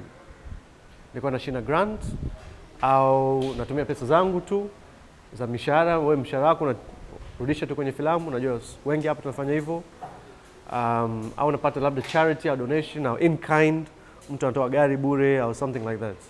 Lakini kupata mwekezaji ambaye yeye anakuja kibiashara kwamba mimi nawekeza kiasi fulani, nataka irudishie, nataka na faida. Sikuwahi kufanya kazi na wawekezaji. Kwa sababu nilikuwa na hofu kwa namna gani nitamrudishia pesa zake. Ukweli kabisa. Filamu za TUZUNGUMZE zimefanya vizuri, lakini kipesa filamu za Kiafrika haziuziki kirahisi. Ndo hali yetu. Asikwambie mtu mwingine, hiyo ndo hali yetu. Mimi nimekaa na wote, nimekaa na Netflix, nimekaa HBO wote, wanakwambia kabisa sio za Kiswahili tu peke yake, za non-English films ni ngumu sana sana sana kuuza. Sana. Kutumia mfumo zile ambazo zinatumika zaidi. Sana ni ngumu sana kuuza. Watu hawapendi kusoma subtitle. Na ukifanya dubbing mtu anajua kama yani haendani. Unajua tunaangalia kwa tuna force tu, lakini mtu anapata nafasi ya kutazama filamu 10 za Kiingereza, kwa nini atafute ya kwako moja ambayo ina subtitle? Ndio hali halisi. Kwa ni ngumu sana. Kwa wewe unaleta kitu gani? Eko alikuwa anasema analeta waigizaji ambao wanafahamika kwenye yale mazingira ambayo anaenda kuuza. Ndio at least alikuwa na kitu cha kuwauzia wale wawekezaji. Lakini umemsikia amesema wao wanataka Idris Elba na sio nani. Ndio wanachotaka wao. Na ni kweli kabisa. Sasa ukiwa na tabia kama mimi hapa, mimi natafuta wale ambao hajawahi kuigiza kabisa. Hatari. Unaona? Na TUZUNGUMZE hata tulipata watu walipenda filamu, lakini walipenda filamu baada ya filamu imefanya vizuri. Pale mwanzoni unasema unafanya kazi na nani? Ndio tunafuta wale ambao hawajawahi kuigiza. Sawa. Kila la heri. Hasa nategemea na wewe pia. Sio lazima ufuate kama mimi, hapana. Wewe una malengo gani na kadhalika. Tunaweza tukapokea maswali mawili matatu kabla tujaendelea. Mawili. Kuhusu namna gani ya kufanya kazi na mtayarishaji, kati ya mtayarishaji na mwongozaji, mtayarishaji mbunifu, umuhimu wa kufanya kazi kwenye timu, kwenye hatua ya maendeleo. Wangapi hapa mnatumia hiyo phase ya development? Mmewahi kupitia development? Yaani mko kabisa tayari mnasema hapa niko kwenye development. Wangapi? Yeah. Na msisikie vibaya, yani ni kweli kabisa. Ni jambo ambalo hatulifanyi. Mtu ukifikia idea yako, labda utaandika script wiki 2 alafu unashika camera, unaenda kushoot. Ndio ukweli. Lakini tukumbuke kwamba development ndio hapo unatayarisha filamu yako. Vuta nkuvute tulidevelop miaka 2.5. Miaka 2 tulidevelop filamu. Na kwa kuanzia, actually nikisema development kwa ujumla ilikuwa miaka 2016 to 2093 years, miaka 3. Kwa nini? Kwa sababu ilikuwa filamu ya Vuta Nkuvute ni adaptation ya kitabu cha mzee Adam Shafi ya Vuta Nkuvute, riwaya ambayo inafundishwa shuleni. Kwenda kutengeneza hiyo kazi, mtu mwingine ataandika tu script, anaenda kushuti, asema thank you Adam Shafi. Wanahisi haitakiwi. Kuna kitu kinaitwa haki miliki. Sawa. Mimi nilikaa na mzee Shafi 2016. Tunarekodi kabisa, tumerekodi clip ya masaa 3. Tulikuwa tunaongelea tu kuhusu kazi. Mimi kama msanii, nilitaka nipate baraka kutoka msanii mwenzangu na mzee wangu. Kama yeye akisema Shiji mimi sijampenda, sitaki kukaa naye, mimi nisingefurahi kufanya hiyo kazi. Tulikaa naye, tukanywa kahawa pamoja, tulivyomaliza kanipa hadithi zake zote kwa nini aliamua kutengeneza hiyo kazi. Vitu ambavyo mimi sikuvipenda kwenye kitabu nilimuuliza. Unajua kile kitabu japokuwa nzuri sana, imekaa upande zaidi wa mfumo dume, na kuna vitu ambavyo hasa kwenye mazingira yetu ya leo na siasa ambazo tumejifunza, unajua kwamba kuna vitu ambavyo tunabidi tuvibadilishe kwenye jamii yetu. So mazungumzo yalikuwa mazuri. Tulivyomaliza kasema mimi nakupa baraka zangu. Baada ya hapa nimekaa na wachapishaji Mkuki na Nyota. Maana wao ndo wana haki miliki ya kile kitabu. Unakaa na mchapishaji, mnakubaliana. Hasa kipindi kile 2016 sina hata senti moja. Unaona? Ilikuwa tu wazo. Ningependa ionekane kwenye big screen. Sina hata senti moja. Kwa hiyo siwezi kuenda kusema mimi nitakununua haki miliki ya kitabu, kwa sababu nikifanya hivi ile kwanza bei kubwa. Jambo la pili ni kama mimi sitafanikiwa kutengeneza filamu na wanyima wenzangu, nyie wote hapa hamtakuwa na nafasi ya kutengeneza filamu kwa sababu mimi ndo nimeshika haki miliki hadi uje kwangu kununua. Hasa umetoka kuwa mwana filamu unaenda kwenye kazi ya kuuza haki miliki. Unaona, sio biashara yangu. Kwani mnyime mtu mwingine hiyo opportunity. Kwa unachoweza kufanya kwenye mifumo yetu inaitwa kununua option. Nilikuwa na wachapishaji siku 2 jana ilikuwa. Wao walikuwa wanatumia neno kishika uchumba. Wasema ni kama kishika uchumba. Unanunua ile option kwa bei ndogo na unapewa labda miezi kadhaa. Sisi tulipewa miezi 12 na uwezo wa nyongeza wa miezi 6 kwa miezi 18. Kwa kwenye miezi 18 kuanzia siku ambayo tuna saini, hakuna mwingine ambaye anaweza kwenda kuchukua mchumba wangu. Tuko pamoja? Hakuna mwingine. Na watu walianza kusikia tayari, Kijiweni Productions wanatengeneza Vuta Nkuvute. Nimesikia watu walienda kuomba. Na walikuwa wanatengeneza filamu zao, Vuta Nkuvute part 2, sio nini. Unaona? Ili kuendana na ile momentum, ile hamasa.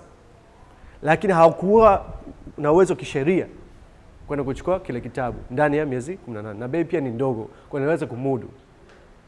Kwa kutumia ile option, baada ya mwaka mmoja, baada ya miezi 12, niliandika mswada, draft ya kwanza. Na mimi mwenyewe nilifurahi, na nilifanya utafiti, na nikasema hapa kuna uwezo. Mimi kwanza nina uwezo wa kufanya, na kupitia mzee Shafi pia amenipa hiyo haki ya kwenda kuifanya, na nilikuwa na tamanio kweli ya kuendeleza hiyo kazi. Nikarudi kwa Mkuki na Nyota wachapishaji. Nikasema niko tayari kununua sasa haki miliki ya kutengeneza filamu. Kwa sababu tayari pia nilikuwa nimeongea na mtayarishaji mwenzangu Steven. Akasema tununue kabisa. Tutatafuta pesa huko tutakuja kufanya reimbursement. Kwa hiyo tukalipa yote. Kwa hiyo hii process ilichukua miaka 2. Hadi kuja kujua kwamba nina uwezo kununua haki miliki. Kwanza filamu ya miaka 50 hapa tunaiongelea, lakini nani anaweza kufanya? Mimi mwenyewe nasema it's so scary.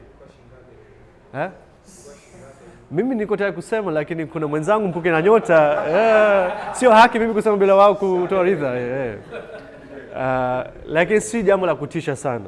Unajua, labda sasa hivi inaweza kubadilika kwa sababu wameona. Lakini hata jana alichosema mzee wangu pale, alikuwa anasema mzee Bugoya, akasema hakuna ambaye alikuwa anakuja kupiga hodi.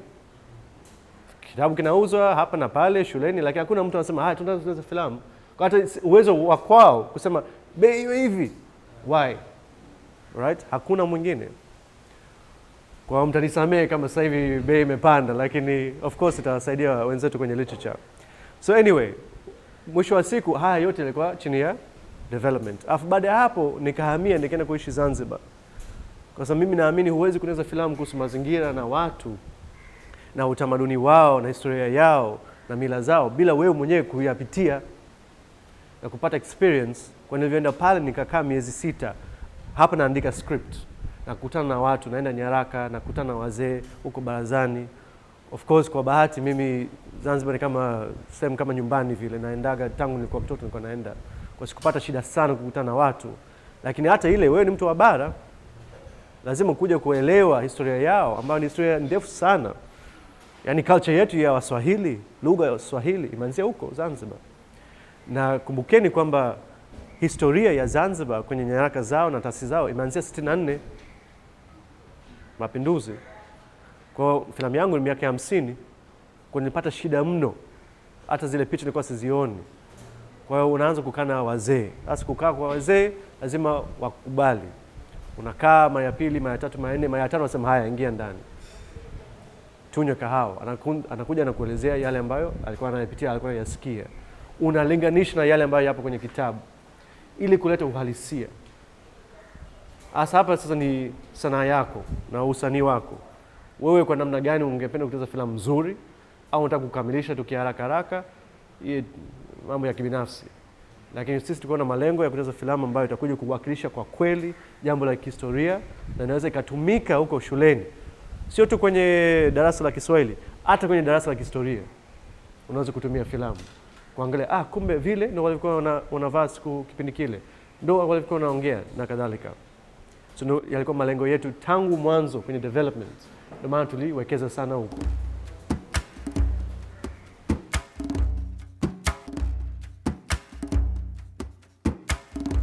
Kwenye development ni vitu gani ambavyo unataka kuvifanya? Hivi vitu ambavyo utaenda kuvifanyia kwenye hiki kipengele cha utafiti ni vitu vipi? Kwa hivyo unaweza kwenda kwenye nyaraka kama mswada wako unajikita zaidi katika hiyo archival research au mambo ya kale. Unaweza kufanya safari za tafiti kama unajua kwamba ni vitu ambavyo vitaleta malengo katika kazi yako. Kwa mfano,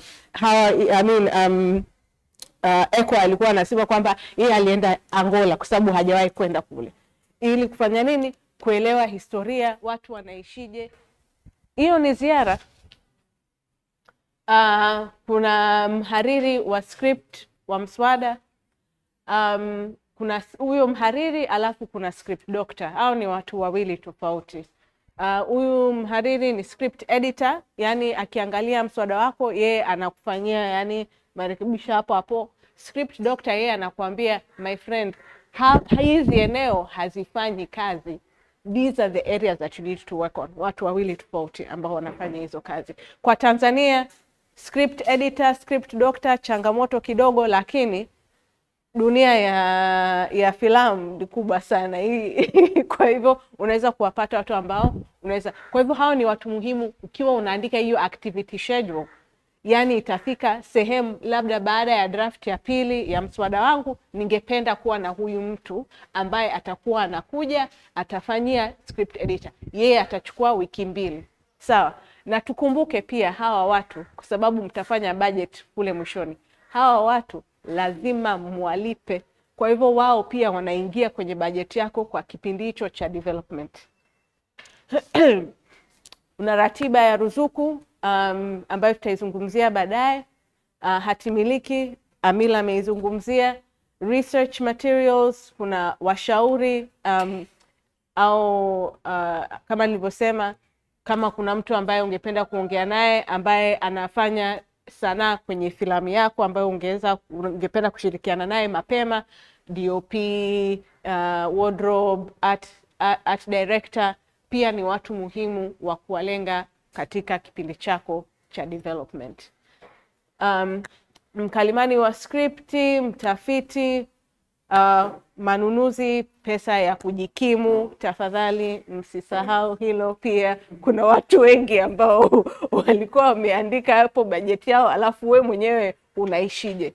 Ni muhimu wewe hii sio kitu ambacho unakifanya kwa sababu yani umejitoa. No, hii ni kazi jamani. So you have to make sure kwamba na wewe pia unajiweka hapo, kwa sababu kazi yako lazima kuweka. Alafu kuna kukusanya maoni, feedback. Research ni kitu muhimu because kama nilivyosema, ni dunia yako ndo unaijenga. Kuanzia hali ya hewa, yeah? Mpaka ni chai gani ambayo watu walikuwa wanakunywa au ungependa wanywe. Haya mambo ni mambo ambayo lazima uyafanyie utafiti. Every single thing in your film ni juu ya utafiti. Kwa hivyo nitatumia vuta nikuvute kama mfano, kwa sababu nadhani kuna vitu ambavyo tuliviona katika upande wa research ambazo yani wewe ukiwa zilileta zilisaidia kwa upande wa budget ya filamu yenyewe, alafu pia iliwasaidia hao ambao walikuwa wanakuja kufanya kazi kwa upande wa art, kwa upande wa wardrobe, cast pia walinufaika kwa upande wa research. Na nyie kama watengenezaji, watayarishaji, waongozaji, it is important kwamba na nyie, yani ukienda pale unampa mtu hiyo kazi, umeshiba na wewe, yani unaielewa, yani ni kama unapumua kwenye hiyo dunia, ili wao wenyewe wakija kufanya kazi pale, basi mnajenga kitu pamoja. So kuna nimeshasema kuna nyaraka, location, unaweza kutumia vitabu, kuna films za kuziangalia. Tuliwauliza hapa mwanzoni kabisa, what is your favorite film? Filamu, kila filamu ambayo unaipenda kwa sababu ya kitu fulani. Of course, ukiniuliza leo what my favorite film is, kesho mimi nitakwambia filamu tofauti, naendana na mood yangu. And that's a good thing, kwa sababu kila filamu inatumia lugha yake na kuna kitu ambacho nakipenda. So huo muda pia wa research lazima na wewe utafute. Unajua kuna hii filamu ambayo nilikuwa nimeiona siku fulani na dunia yake nimependa zile rangi, nimependa zile shots zinavyoundwa. That's part of your research phase. Kutafuta hiyo filamu ambayo una reference, ili ukiwa unaenda kufanya hizi pitch ambazo wanazizungumzia, ukiwa unaongea na watu labda hauna hiyo proof of concept, unasemaje? Hii filamu itakuwa ina muonekano kama filamu bla bla bla. Of course wewe hauwezi kureplicate moja kwa moja huyo mbunifu ambaye alitengeneza Sotsi kwa mfano, lakini angalau mtu atakuwa na idea, hii ndo dunia ambayo huyu mtu anataka kujenga. So film references are very important. Sasa ukishakusanya hiyo research yako, unaifanyia nini? Watu wamefanya vitu tofauti kwenye fani ya filamu. Kuna watu wakitoa hiyo research yao, Ekwa alikuwa amesema, na pia kwa upande wa vuta nikuvute walikusanya hiyo research, wakaandika report, wakawapa waigizaji, heads of department, ili waelewe muda ambao hiyo filamu ilikuwa imetengenezwa, na pia walikuwa wanataka cast na crew wawe na uelewa na dunia ambayo itakuja kujengwa. Kuna wengine ambao wakishafanya hiyo research ambayo wameifanya kwa kufanya interview na watu, wakatoa podcast ambayo kwanza inakuwa ni content tofauti, cha kwanza ambayo unaweza kuitumia kama nyaraka ya kwako actually for your film, an archive for your film. Lakini cha pili pia inahamasisha investors pia kuonyesha kwamba this is the possibility, this story inaweza kufanya vitu vingi, it's not limited. Unaweza kufanya photoshoot kwenye kipindi chako cha research ili kuwaonyesha watu ni jinsi gani filamu yako itaonekana while you are on location, unatafuta nini. So kwa upande wa VNV walienda kwenye nyaraka, wakaona kumbe 1950s Zanzibar, yani miaka ya 50, walikuwa wadada walikuwa wanavaa nini? Walikuwa wanavaa buibui wazi. Picha ikachukuliwa, costume designer akaandika kabisa pale chini, hii itakuwa ni vazi ya Mwajuma. Kama mmetazama film, Mwajuma kweli kwenye scene zake alikuwa amevaa hiyo buibui wazi. Very very important. Pia kwa upande wa hizo miaka ya 50 Zanzibar kulikuwa kuna hizi taa ambazo walikuwa wanazimulika. Ukienda Zanzibar sasa hivi ukatizama kwa juu hivi, utaona baadhi ya sehemu zinazo, baadhi ya sehemu hazipo, lakini kulikuwa kuna mwasha taa ambaye alikuwa anapita. Haifanyiki tena, hizo taa hazipo, kuziona nadra sana. Kwa hivyo tulivyoona moja, kachukuliwa picha, sini katengenezwa, huo mtaa haikuwa na taa hata moja. Ilibidi waende wakazitengeneze, wakaziweke pale na wakafanye lighting kabisa ili iweze kufanya kazi. Kwa hivyo hivi ni vitu ambavyo vilifanyika katika kipindi cha nini? Cha research. Pia Zanzibar miaka ya 50, Zanzibar sasa hivi unataka kufanya wide shot yako kama director, mazingira yamebadilika. Hiyo ina maana gani? Sasa hivi tuna VFX.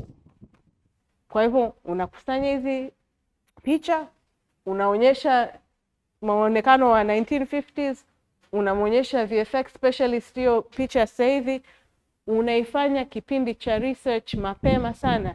Kwa sababu gani? Wao wakifanya breakdown ya itachukua muda gani kutoa hivi vitu nini, wanakutumia na wao hawa ndo watu ambao watahitajika kwa ajili ya hii kazi, hii ndo budget ambayo mtahitaji kama hii. And kwenye vuta ni kuvuta mtaona kwamba hamna wide shots za nje. Kwa sababu gani? Tulivyofanya research na hizi picha zikapelekwa, ni actually it's a whole document, nitaonyesheni baadaye tukiwa na muda. Budget haikuweza kukimu, so the director alikuwa anajua mapema, hata kwa kipindi hicho ambacho walikuwa wanaandika script, this is not a possibility anymore. Can you go to the next slide? Tarudi kwenye kipengele cha references. This is just ni tweet ambayo mtu alikuwa ameitoa, akasema I love and respect when creatives credit their references. Kwa sababu gani? Hapa utaona hii filamu watu wanasema kwamba inawafananisha sana In the Mood for Love. Hizo filamu kubwa ambayo ilikuwa ni reference kwa mwongozaji ilikuwa ni hii filamu ambayo sijui kama wengi wenu mmeitazama, inaitwa In the Mood for Love by Wong Kar-wai. Filamu nzuri sana, hamwezi kuona vizuri, lakini hii short reference ni kutoka In the Mood for Love, alafu kuna reference hii short ya vuta ni kuvute, lighting nini.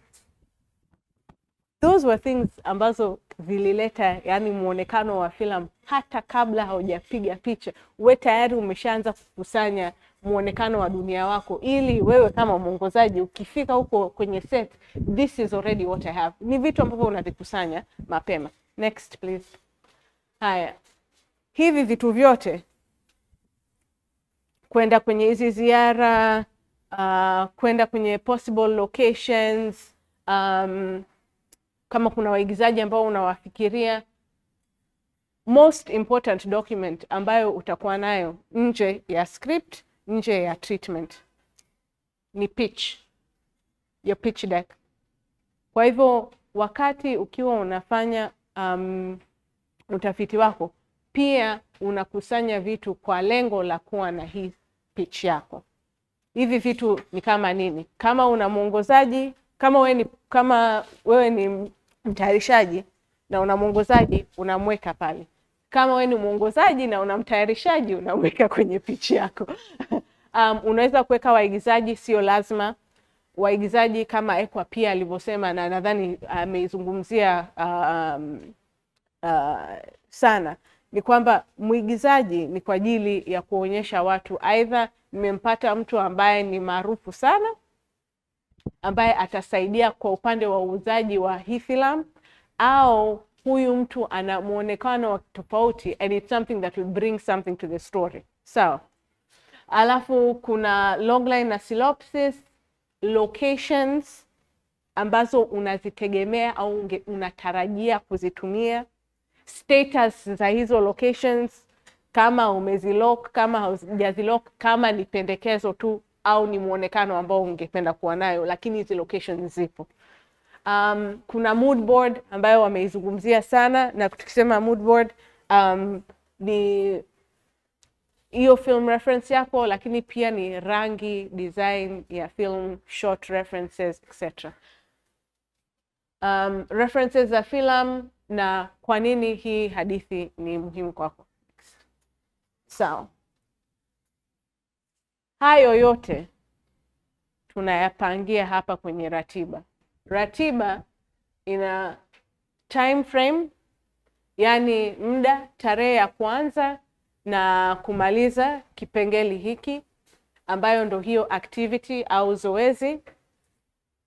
Unategemea nini kitoke katika hilo kwenye hiyo zoezi ambayo umewekea huo muda, alafu watu ambao watahitajika na inafanyika wapi. Hapa nimetumia mfano wa kufanya treatment na script. Kwa hivyo nimesema mwezi Oktoba mpaka Novemba ninaenda kwenye nyaraka na develop hiyo treatment yangu. Kwa huo mwezi mmoja, that's a lie, ningependa kuwa na treatment. Nitakuwa namhusisha nani katika hiyo kazi? Nitakuwa namhusisha researcher. Itakuwa inafanyika wapi? Tanzania. Alafu nimesema kwamba Disemba hadi mwezi wa pili nitakuwa nafanya draft ya kwanza na ya pili ya script. Nitakuwa nahitaji nini? Nitakuwa nategemea nini kitoke? Ningependa kuwa nimemaliza draft ya pili ya script yangu. Nani atahusika katika hiyo process? Itakuwa ni script editor na producer, sababu na yeye pia atakuwa anachangia, ndo atakuwa ndo huyo creative producer. Itakuwa inafanyika wapi? Hii hapa naita grand schedule. Sasa hapa nilipokuwa nasema kwamba sometimes unakuwa unalenga kitu fulani. Hapa tunazungumzia hizo grants. Okay. Kwa hivyo tunaanza hapa, tunasema kwamba mwezi wa ngapi hii grant itakuwa inafunguka? Ni September. Status, nikisema prospective, what I mean is ningependa kuiwania. Ningependa kuiwania. Sometimes unakuta kwamba umeandika grants, yani grants kama 10 zimefunguka, lakini kuna some of them ambayo hauko eligible. Yani wewe hautaweza kuapply. Kwa hivyo September kuna hiyo DW Akademie. Ni grant ya aina gani? Hii hapa ni development. Kwa hivyo unajua kwamba sawa, wao wametaja kiasi gani ambacho wanakitoa kwa ajili ya hii development. Ni euro 10,000. minimum hawajasema. Our project alignment, yani hii hapa naihitaji, yani where do we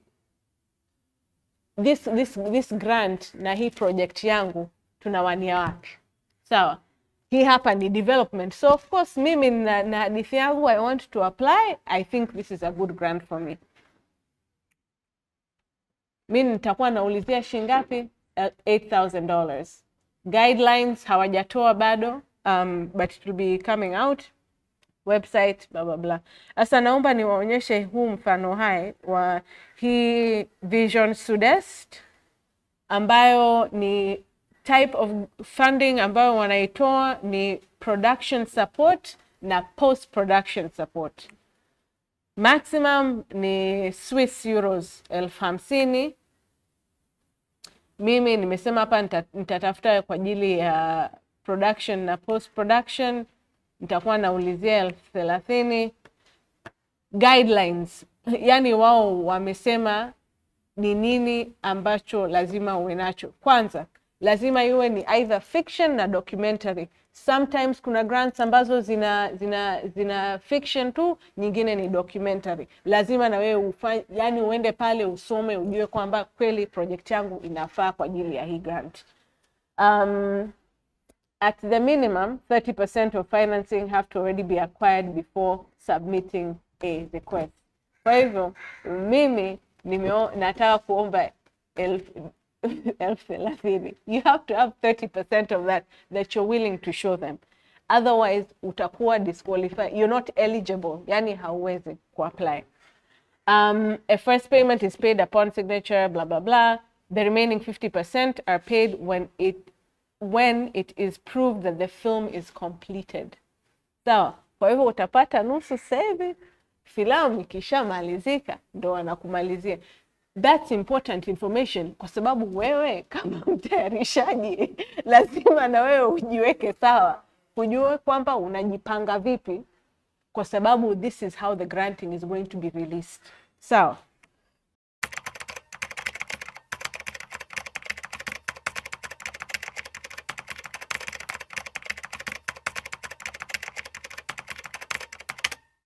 I think this is a male question.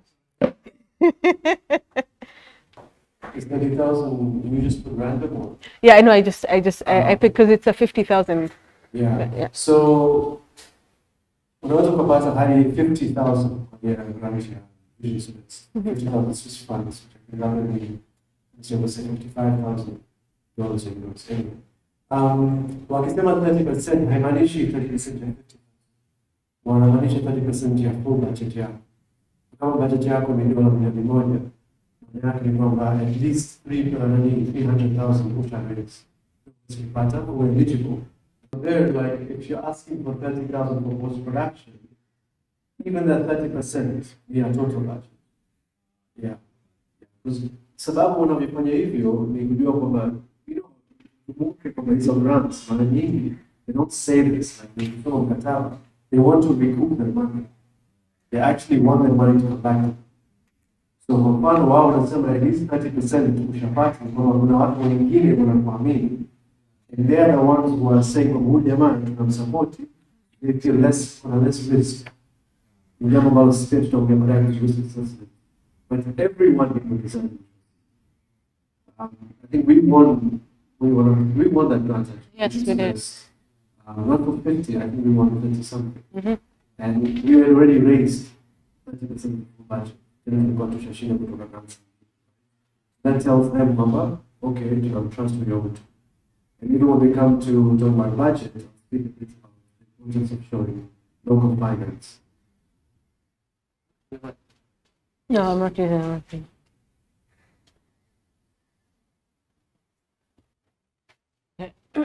I just wanted to go to the Vision Sudest application form kwa sababu kuna vitu hapo. Your application will only be accepted if this form has been filled out completely, has been provided with all the documents. We do not accept incomplete applications. Kwa hivyo tukiangalia hapa, I just want to go through this ili tuwaonyeshe kwamba kila kitu ambacho tunakizungumzia leo kwenye hizi application grants, kila kipengele ni muhimu. So when I say your activity schedule, pia kuna vitu ambavyo unavifanya kama treatment yako ambayo vinalenga kabisa kwenye hizi applications. Yeah. So kuna filamu yako, kuna screenwriter, director, producer, shooting, finance partners. Haya. Director's declaration of intent. Hiyo tutaizungumzia baadaye, but it is required for your application. Logline, required. Synopsis, formal concept/treatment, required. Mood board or other visual references, actually hiyo wamesema ni optional, lakini wanairecommend. Unaona? Kuna director's bio, kuna producer's bio. Production schedule and project completion. Everything, yani kila kitu ambacho tunakipitia hapa, most grants will require these things of you. So it is important kujua kwamba ukiwa unapanga hii ratiba yako ama your activity schedule, you're taking all of these things into consideration, because at the end of the day, they will impact you in some way or another if you are looking to find other financing for your film.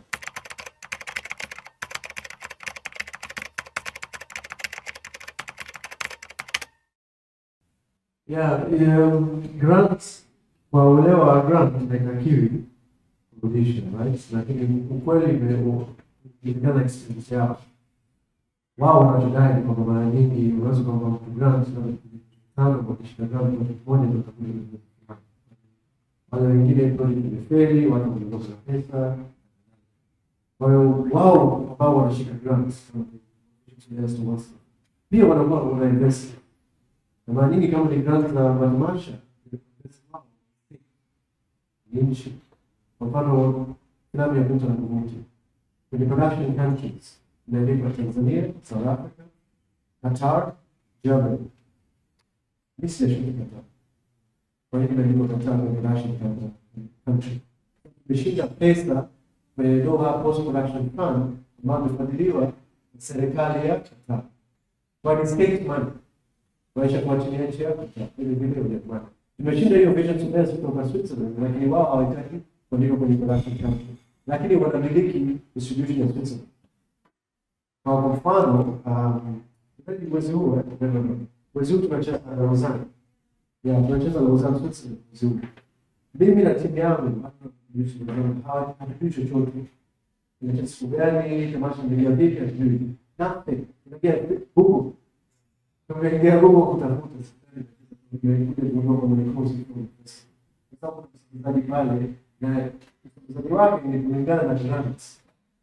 There's always a way of not condition this. There's always like there's other same Switzerland quality. In Switzerland, Switzerland. But yeah, there's always a way of not condition. So I love how I grant to discuss something. It's technically it's not a grant. Right? Immigrant like any municipality should have known as Switzerland.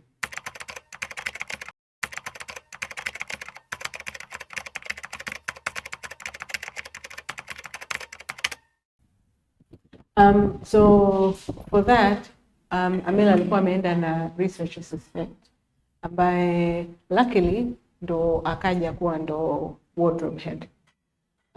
Kwa hivyo kulikuwa kuna hicho, lakini pia hao watu ni consultants. So at any point during the process unaweza kufanya consultation nao. Maybe you'd like to elaborate. Yeah, na kwa kuongezea sisi tulipata bahati kwenye costume. Sawa kama kwa kwenye utafiti kufanya research assistant wangu kwamba yeye ndo mara nyingi alikuwa haraka na watu kaja kwa costume design. Lakini yeye hata kwenye idara yake tulimwajiri consultant mwingine awaje kutoka South Africa. Na yeye alikuja wiki mbili Zanzibar kusaidia kutumia mifumo aina gani kwenye filamu ambayo kila kitu hasa kwenye wardrobe lazima iwe on point. Na 1950 Mtu kakosea tu hivi kwenye kushona sijui vile, mtu anaanza kusema hii sio period correct. Watu kama mwajiri consultant. Kwa hata zile pesa kama huyu researcher sina asingekuwa fashion designer, ningemwajiri mtu kwenye development au nikupe mfano hai kabisa. Tulikuwa tunakaa na mwanahistoria Zanzibar. Tunafanya utafiti wetu kila kitu, lakini bado tuna mashaka. Huyu kaongea vile, lakini yule mwingine kaongea vile. Anamshaka kaandika neno hilo, lakini mwalimu wa miaka yake iliyopita nasema neno tofauti. Kwa hiyo tunaenda kwa mwanahistoria, makazi yake history. Ukikaa naye sio tu unaona kuchai. Ni muda wake, right? Unamwajiri, una consultation fee. Kwenda kwa akina babu zetu kwa vile wanachukua sukari, sio? Ndio vile. So then that's kind of the money you would have to budget. Sio kila siku sio filmmakers tumezoea kutoa tu pesa sokoni. Jamani, si tunafanya si. Sio kila siku unatoa pesa sokoni. Unakuwa na rates, unakuwa na hivi vitu ambavyo unavipanga. Kwa bahati nzuri kuna grant sasa hivi ya 10,000 euros, milioni 24, 25, ambao unaweza kutumia kwenye developments tu. Kwa hiyo unaweza kupeleka sukari kilo 3 kwa babu. Upate muda wake, ukae naye, akuelezea yote kila kitu.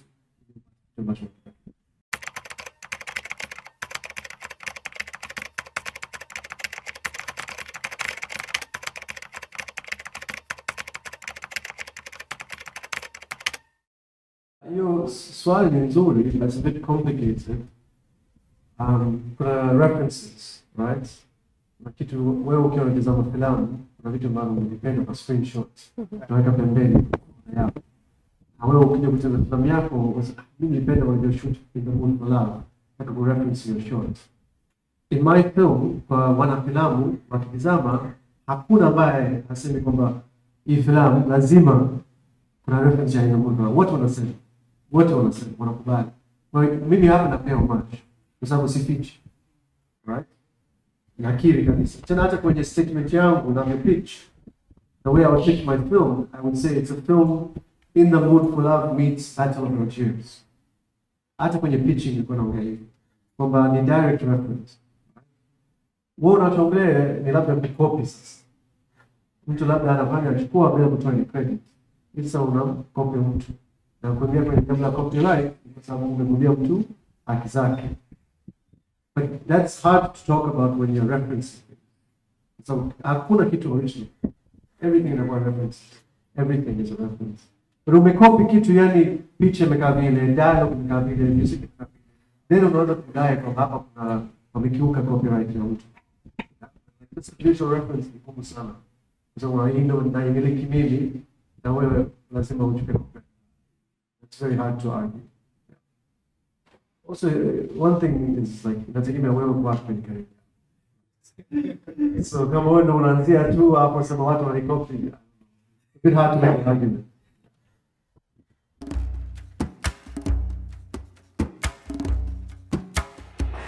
So, as I said, my name is Hawa Suman. I'm a writer-director who is sometimes produces, but reluctantly. Where I really like to focus my attention is writing and directing, and particularly when it comes to creating story. So when Emil invited me, I was really pleased to share my experiences in the hope that it might help you. And I would like to say now that if there's anything at all that you are curious about, or if I am talking too fast or you want me to repeat something, please do not hesitate to ask me. I do well with questions and clarification, because sometimes I assume things. So please do not hesitate, okay? Okay. So a little bit about myself. I started filmmaking almost 20 years ago. And when I first started, I decided that because it was too difficult to find people to work with and nobody understood my mind, that I was going to do everything myself. So I was going to write, I was going to produce, I was going to shoot, everything except act. I tried, and I don't think you're all, I can hear little laughs, so you know how impossible and insane that is. But I think the main reason why I did that, I found out later, is because it's really scary and very difficult to explain what is going on in your mind and how it is that you're going to express that to someone so that you can work with them in order to create your story, to make this film. That is what development is. It is trying to create externally what is going on in your mind.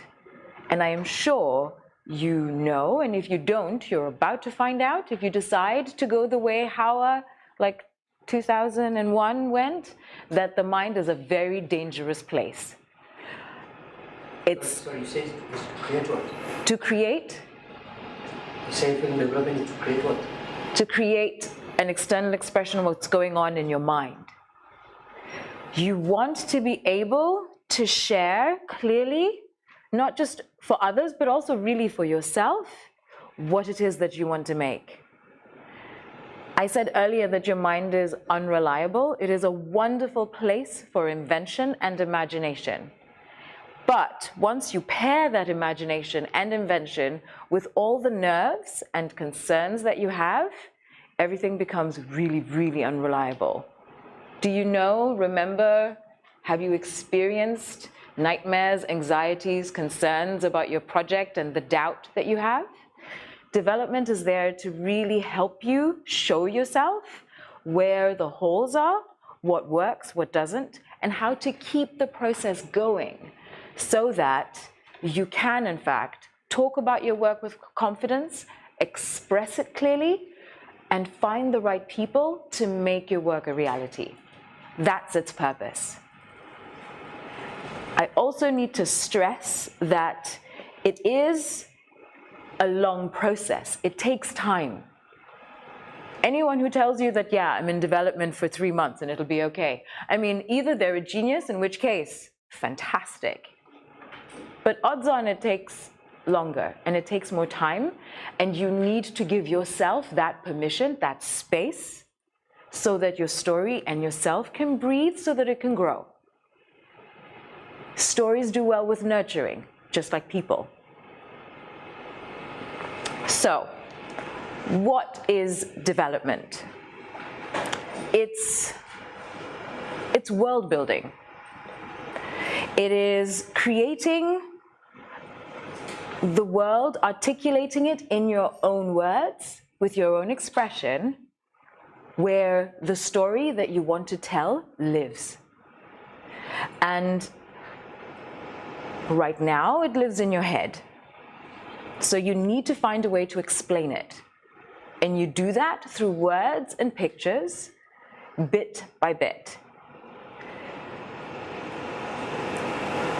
You do this in a way so that you can share it with others, but before you do that, you want to sort of share it with yourself. So what I encourage everybody to do always is either to have a notebook or a file on your computer where you keep references of pictures from blogs, magazines, newspapers, films, TV, even from the things that we read that are made of paper, books. Thank you, magazines and books.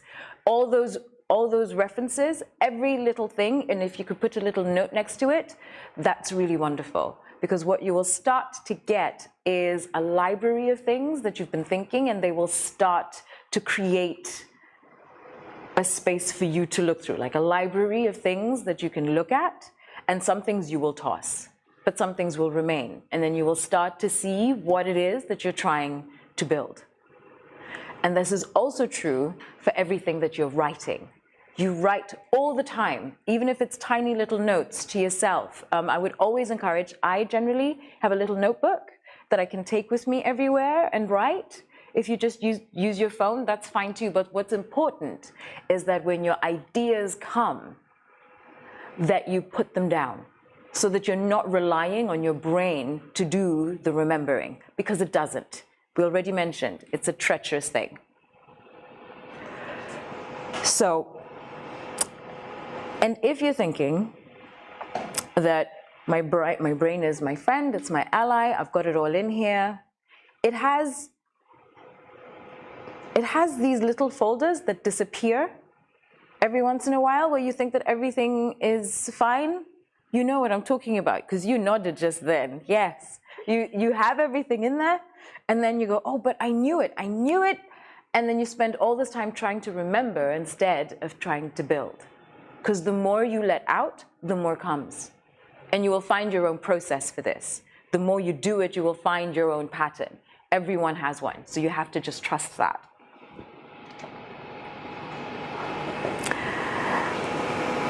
So, as I was talking about, it happens in many different levels and different ways. You start with this so that in the end you can have a logline, a synopsis, a script outline, ideally a script, definitely a mood board and reference materials, all that stuff that I was talking about, the collecting of pictures and your words and your quotes and all of that. Everything that inspires you, that references your characters, everything is in there. And from that is what you will create the mood board, potentially a storyboard and a script. If you are, you have a logline, synopsis, and treatment, which I mentioned. A logline is a one-sentence summary of the description of your film. A synopsis is a brief that's about a page. That's an arc from the beginning, middle, and end of your film. And a treatment is a document that presents the story idea of your film before you're writing the script. But it is also a document that helps you explain the mood and the style in which that you want to tell it. Cece and Emil will go through this in detail. I just bring this up now so that you know what we're talking about when I bring these up later. Are we good so far? Yep. Great. My approach to development is really starting with the self, because that's where your story comes from. And it's a very vulnerable work. The best work, the best stories are the ones that mean something to you, the ones that you probably even have doubt about. That's generally the barometer for telling, that's the indicator for going, you're on to something. Because if it resonates with you and it makes you feel like that, odds on it's going to be like that for someone else. But because it's such nervous work, you have to find a way to treat it in steps. So dedicate time to it, like true time. If it's an hour a day, if it's a weekend, find time, but do it systematically. Because then you will have habit, which is very, very important in writing life, in filmmaking life. Apart from shooting and editing and post, you need to have a system for that.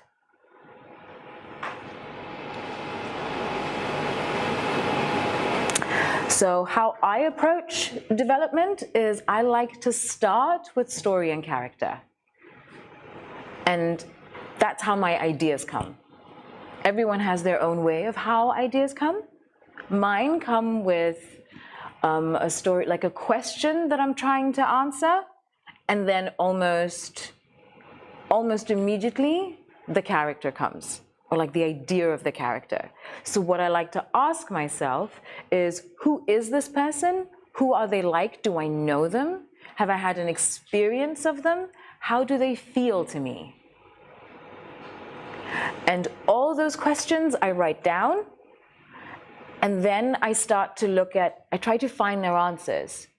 They remind me of Cece last Sunday when she was at the beach, or Emil when he was really upset because I forgot his book. Like little scenarios, like very specific things. But then you can tap into the emotion of a person, the look of a person, and that fleshes them out for you bit by bit.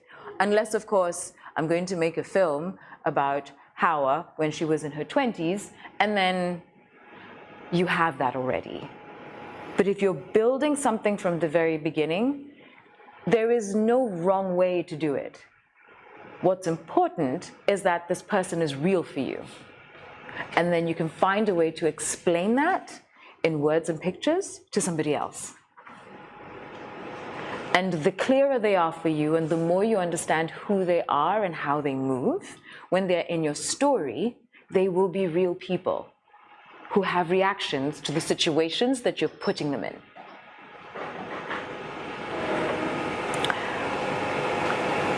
So you also want to check, I always have to remember this, you have to figure out what it is about the character that you care about. It is not enough that there are policemen who puts baddies in jail. Who are they as a human being? Does he have children? Does he not? Why does he not have children? Why is he single? Is he young? Is he widowed? How does that affect who he is? What has made him who he is? All the stuff that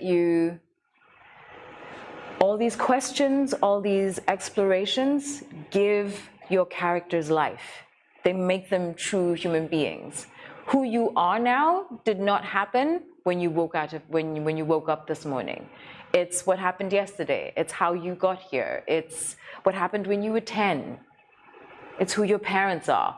All of these things, think about them and give that information to your characters. Give them true lives that go beyond what your story is, because that always finds its way back into the story that gives it life. Make sense? Yeah. Great.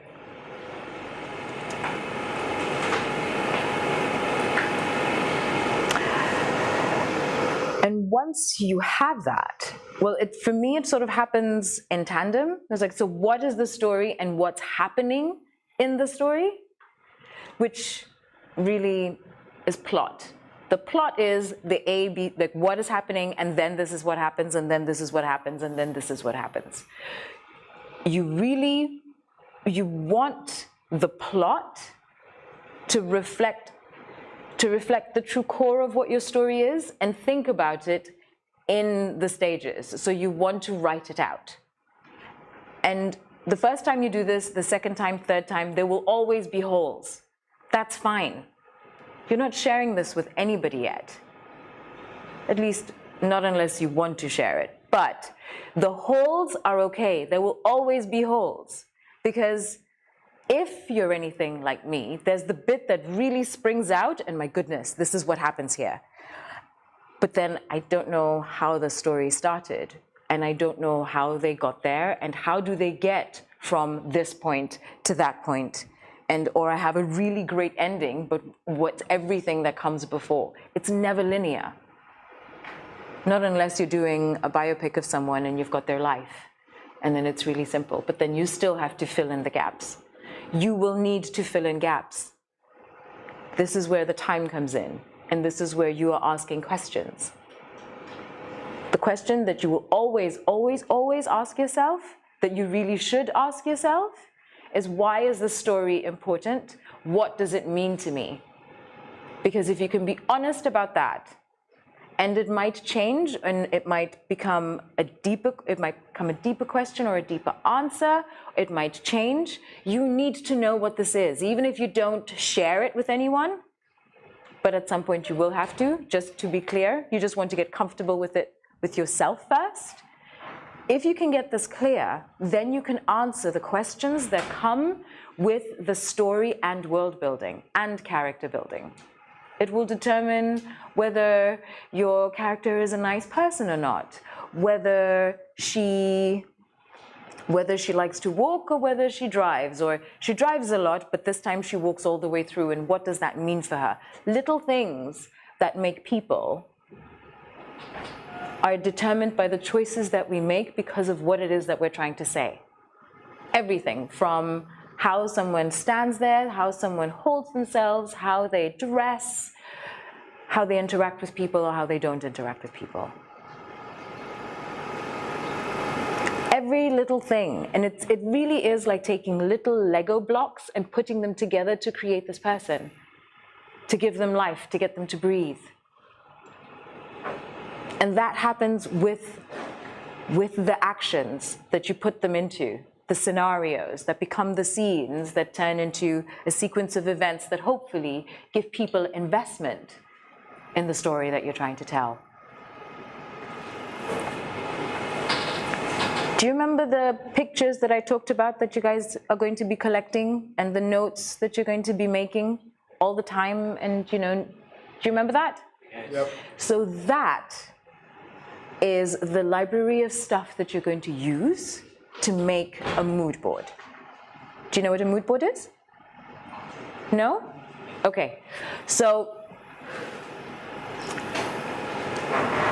even though a script is a blueprint for what it is that you're going to make, it really helps to have images so that people can understand the style that you're going for, the wardrobe reference that you're going for your characters, what sort of locations that you would like, what you would like to recreate in a particular room. All the things that need visual references, you can put in a mood board. It depends upon what's important. If you've decided that you are going to tell a story about a boy in a school, in a middle school, what school is it? What sort of building is it? Is it in Zanzibar? What do the buildings look like? What sort of uniform do they wear? Is it in the middle of the day? If it's not, and if it's at night, what sort of treatment do you want to give the shoot if you're going to do it at night? All of these things you have to think about. You have to research. You have to find. Research, research, research. It is internal and it is external. When I say internal, it's going into the treacherous wonder that is your brain, and you look for anchors of that in the world through pictures. If you liked Stranger Things, and you wanted to do Stranger Things in Zanzibar circa 1950. How would you do that? We're not really sure, but you're going to find references for all the different things so that you can find a point that everyone can anchor to, can use as a way to navigate your mind, so that you can navigate your mind. Make sense? Yep. Yeah? Yeah. Great. So, a mood board is broken up. It's broken up into different sections depending on what's important. Characters, for me, number one, characters. Location, next. Where are the pertinent ones? Are they exteriors, are they interiors? They're almost always both. It's so interesting. I talk about how to navigate your brains. You don't write anything. The moment I tell you that you have interiors and exteriors and mood boards, everyone is writing.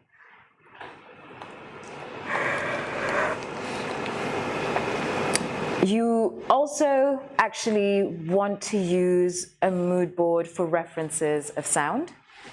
Now, you can't find images of sound, but you can definitely find references that you could use to send someone to go listen to something, be it a song, be it an audio clip, be it a speech.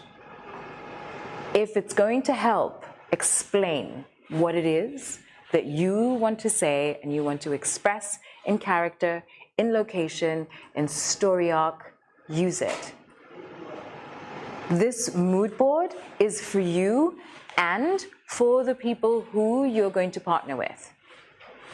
This is all work that you can do yourself and it takes time to do, but it is also a really great place to, if you're going to work with a production designer, for example, get them on board to help create a mood board so that you can both see what it is that you're trying to create. Remember, all of this is for you, but it's also to find the people who are the right fit for your project. If the person next to you is the right person, great. If they're not someone who you've worked with before but still understand there's value in that.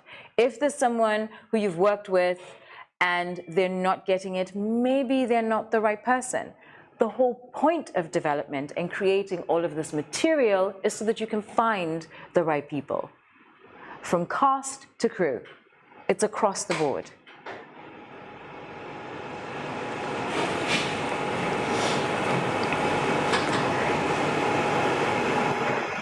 you can go to the locations that you would like to use. Finding pictures is great. Taking pictures yourself is wonderful, so that you can get a feel and sense of it. It's very, very important, because it will help you when it comes to building your story and your characters are moving through your story. If you can be in the location, it's not going to be the person gets up and then they go to the kitchen and then they blah, blah, blah, and then. How do they do that? Why do they do that? Is there something that makes a difference, that adds, that allows people to create the images that you're trying to get them to create? Every little detail helps. Remember, what you're trying to do is take the thing that you have in your mind and put it in the world so that other people can see it in their minds for themselves, so that they can feel it for themselves.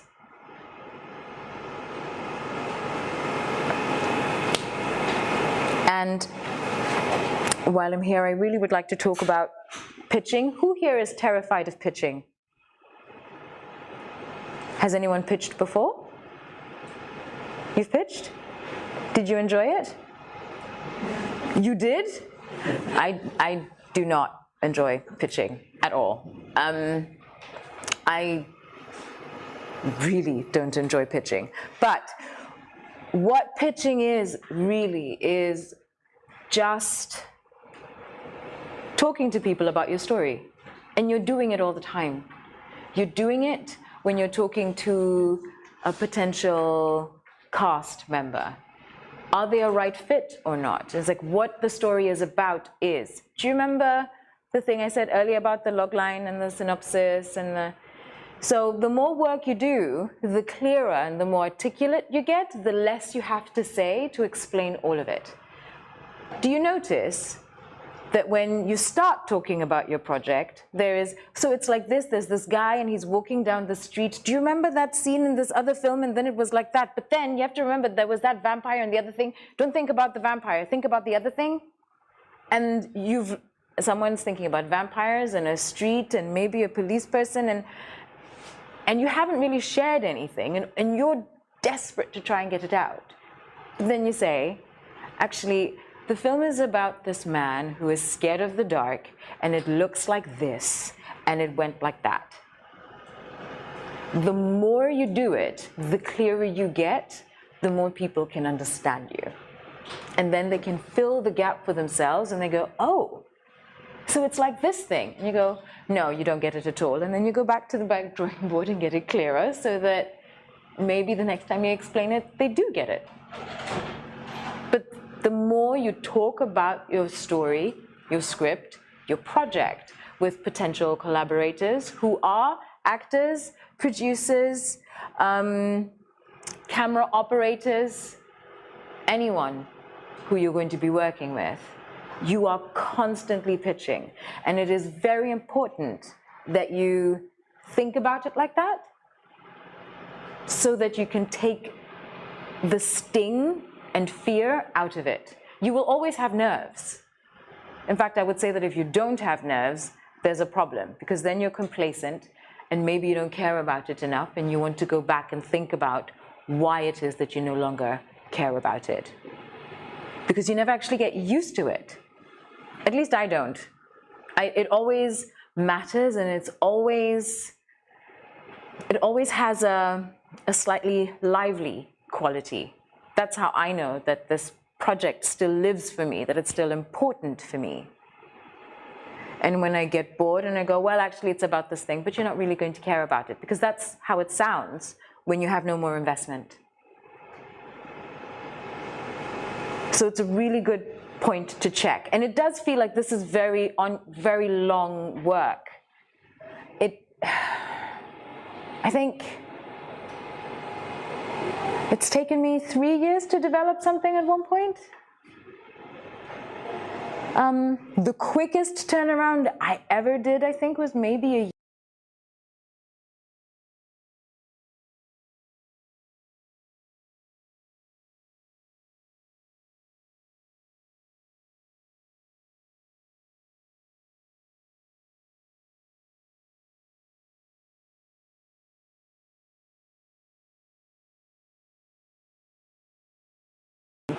is that development is ongoing. It doesn't actually end until you've put the film to bed. And when I say to bed, I mean that it has screened, all your friends and audiences have seen it, and the credits are rolling, and it's over. And you're going home and you're having a drink and you go, whew, that's when it's done. But up until then, you're constantly working on it. You're constantly exploring, tinkering, growing it. And if you do it like this, as opposed to treating it as something that I'm in development for exactly 6 months, 5 hours, and 2 seconds, you will allow your story and yourself to create something that really resonates. Because when you read a document that has been given the time, you really experience it. It's the difference between reading a bullet point and reading a story that you want to come back to. And that there's just no solution for it. It just takes time. So if you can pitch, then maybe you can even find some funding, which is the point of it, right? Because we really want to make our work. What I really would like to talk to you about regarding where to find money and pitching. I know that the funds are far between, and you really want to find, and you really, really want the money. So the idea generally is to send out as many applications as possible, because it's a numbers game. The more you send out, the more you're likely to get something back. That's not true. That's not true. And worse, if you keep shifting it for everything, it doesn't have a soul then. Nothing that has a soul can shapeshift that much. Nothing. Find what resonates with your story. If you have a topic or you have an angle that works for a particular fund or organization, do that. Stay true to it. I mean, I know this is not a popular opinion, and it's very hard because, I mean, if someone has anything that could be the difference between you shooting now or not shooting at all, you would take it, but that doesn't mean that you get it.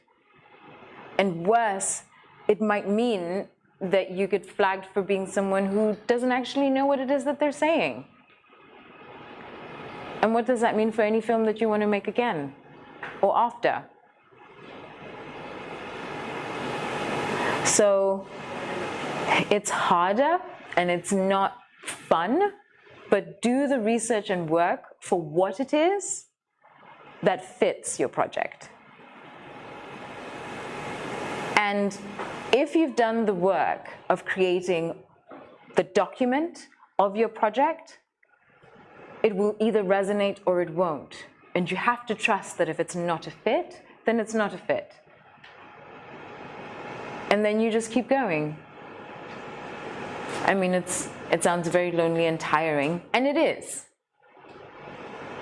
But that's why when we make films, we have massive parties afterwards, because we did it. Ask Emil about the massive party he had after he finished Butani Kuvute.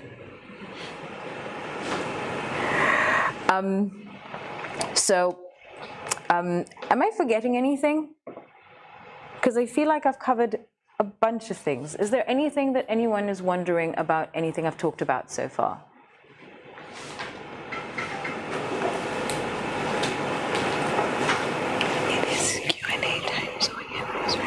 I didn't talk about storyboarding. Oh, God, yes.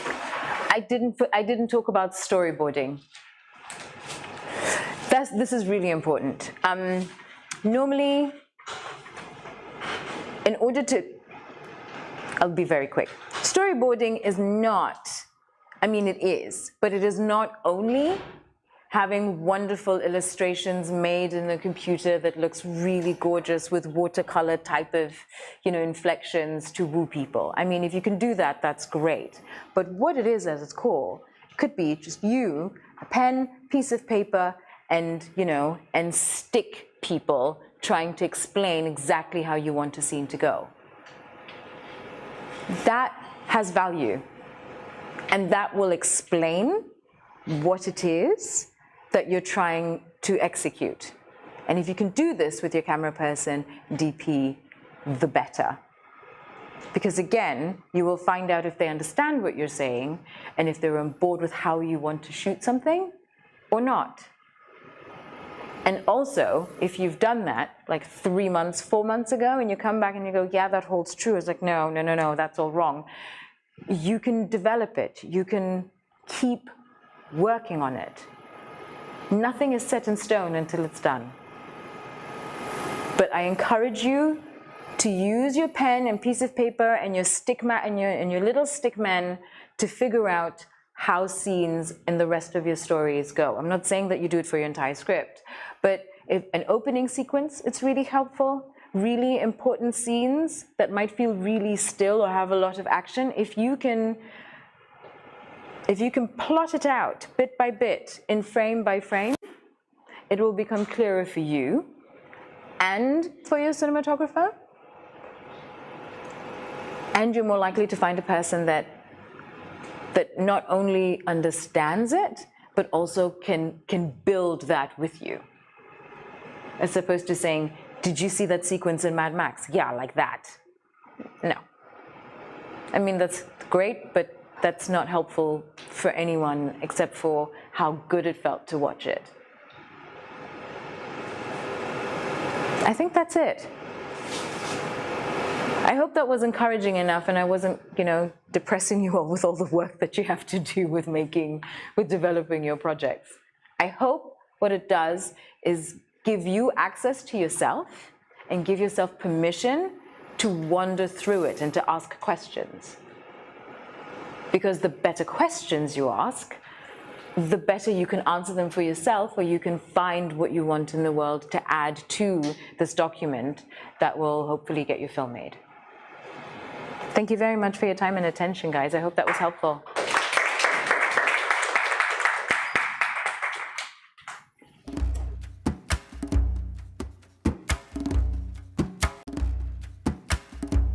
Jambo moja ambalo mimi naliona linatokea sana ni kwa upande wa wabunifu, especially waandishi, ni kwa namna gani unaweza kutoa wazo ambalo lipo hapo kichwani upeleke kwenye karatasi. Tunaanzia wapi? Jambo ambalo mimi nalipitia na sidhani kama kuna mtu yeyote haipitii hilo. Yaani ndio sote tunaipitia. So I thought one of the things tunaweza tuka-address kwenye warsha ya leo ni idea development. Kwa sababu pia ipo chini kwenye development. Kwa upande mwingine labda kuna mtu hapa ashaandika script na anaanzia development yake. Labda kufanya uhariri wa script, kukaa na script doctor, kukaa na script editor, kufanya utafiti, kuhakikisha yale ambayo ameandika ni ya sahihi. Lakini mtu mwingine ana wazo tu na anataka aanzie development. Kwa maana yake kwenye development ndo ataenda kutayarisha script. So ni kwa namna gani tunaweza kutoa ile wazo kuipeleka huko kwenye karatasi, kama producer, kama mtayarishaji, kama mwongozaji, kama mwandishi wa mswada na kadhalika. Hapa nikiuliza kila mmoja wenu mtakuwa na angalau wazo moja ama mbili kuhusu hii bwana, hii filamu kali, hii filamu nzuri. Na ukimuuliza mtu sasa hivi, what's your film about? Filamu yako inahusiana na nini? Na kuambia 99.9 wataniambia plot events. Alafu kafanya hivi, alafu kafanya vile, alafu ilikuwa usiku, hakupata usafiri, ndo akabaki kwa sisi. Unaona, utanipa plot events. Hujaniambia what your story is about. Umeniambia what happens in your film. Asa mimi sina masaa mawili kukaa kusikia plot events. Na wala sijali, yani I don't care kwa ya plot events. What is your story about? Ndani ya sentence moja unaweza kuniambia? Ndani ya sentence moja unaweza kuniambia kuhusu story yako? Asa kuja kufikia kwenye hiyo hatua, kuwa na uwezo wa kuwa na log line, kuwa na pitch statement ambayo tunasema hiyo sentence moja, lazima wewe mwenyewe ujue what is your film about. So tuanze na exercise. Kila mtu anaona hapa. Naomba wote hapa mtizame picha ambayo iko mbele yako. And then I want you to close your eyes and I want you to imagine. I want you to imagine wearing this cloth. If you want to imagine kama umevaa ile ya kike, sawa. Kama unataka kuimagine umevaa ile ya kiume, ni sawa. But just close your eyes, please, for like 30 seconds or 1 minute and just imagine. Okay, asante. So, sababu ya kufanya hiyo exercise, kwa bahati nzuri wengi ni wazoefu kwenye jambo la ubunifu, kwa hiyo si shida kubwa, lakini mara nyingi huwa tunafanya kosa moja. When we imagine, we fantasize. Tuna create fantasy. Kwa mfano, wewe ulichokuwa unaongelea kwamba wewe ulicho imagine uko hotelini unacheza. Sorry, what's your name again? Omar. Wewe kama Omar, achana huyo. Wewe kama Omar, kama ungekuwa huko hotelini ungeanza kucheza?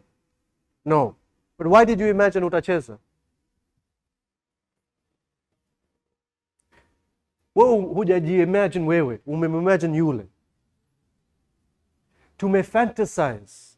Hatuja-imagine. Tumetengeneza fantasy. Nikupe mfano mwingine, like wewe ulichokuwa unaongelea kwamba uko runway, watu wanakupigia makofi kwa sababu muonekano ni mzuri. Wewe hujaenda kwa fundi nguo na hii dress hii hapa, exactly hiyo dress. Hujaenda na fundi. Hujui kama itakubana sana, shape yake sio kama shape yako. Wewe una shape yako, utaenda kwa fundi wako, sio? Hata labda hapa atalusa na hapa atasijui nini, labda pin hapa na kuchoma. Haya yote yanatokea. Si sote hapa tosha kwenda kwa option, right? Lazima uende rekebishe whatever. Hujafikia haya yote. Wewe umeamini tu kwamba watu watakupigia makofi. Because you didn't imagine, you fantasized. Umetengeneza fantasy. Kwa sababu unachoona ni pale, huyu musika, sio wewe. And as writers, as creatives, we have to distinguish, inabidi tutofautishe kati ya fantasy and active imagining. Tunachokuomba ni kwamba wewe ufanye active imagining. Actually imagine wewe hapo na historia yako, na backstory yako, na mazoea yako, na hofu zako. Ukiwa unavaa nguo zile na ukiwa unatembea kwenye yale mazingira, yatatokea nini? Mimi hapa nikivaa vile kama huyu na nikitembea catwalk, of course nitakuwa na uoga because mimi sijawahi kutembea catwalk. Right? Nikivaa kama yule, mimi sipendi kuvaa bila mkanda. Because that's the first thing I'll think about. Kwa nini hajavaa mkanda? Labda kaisahau nyumbani. Hapo unaanza kujenga backstory. You actively imagine. Kufantasize ni kwamba huyu bwana kavaa vizuri ni nini? Fresh.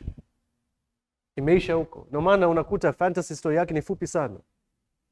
Because ashafikia ile climax yake, ile act ya 3 resolution. Everything is fine. Ni fantasy. Sio fantasy kwa Kiswahili. Ndio sababu ya kuwa na warsha hizi kujenga lugha yetu.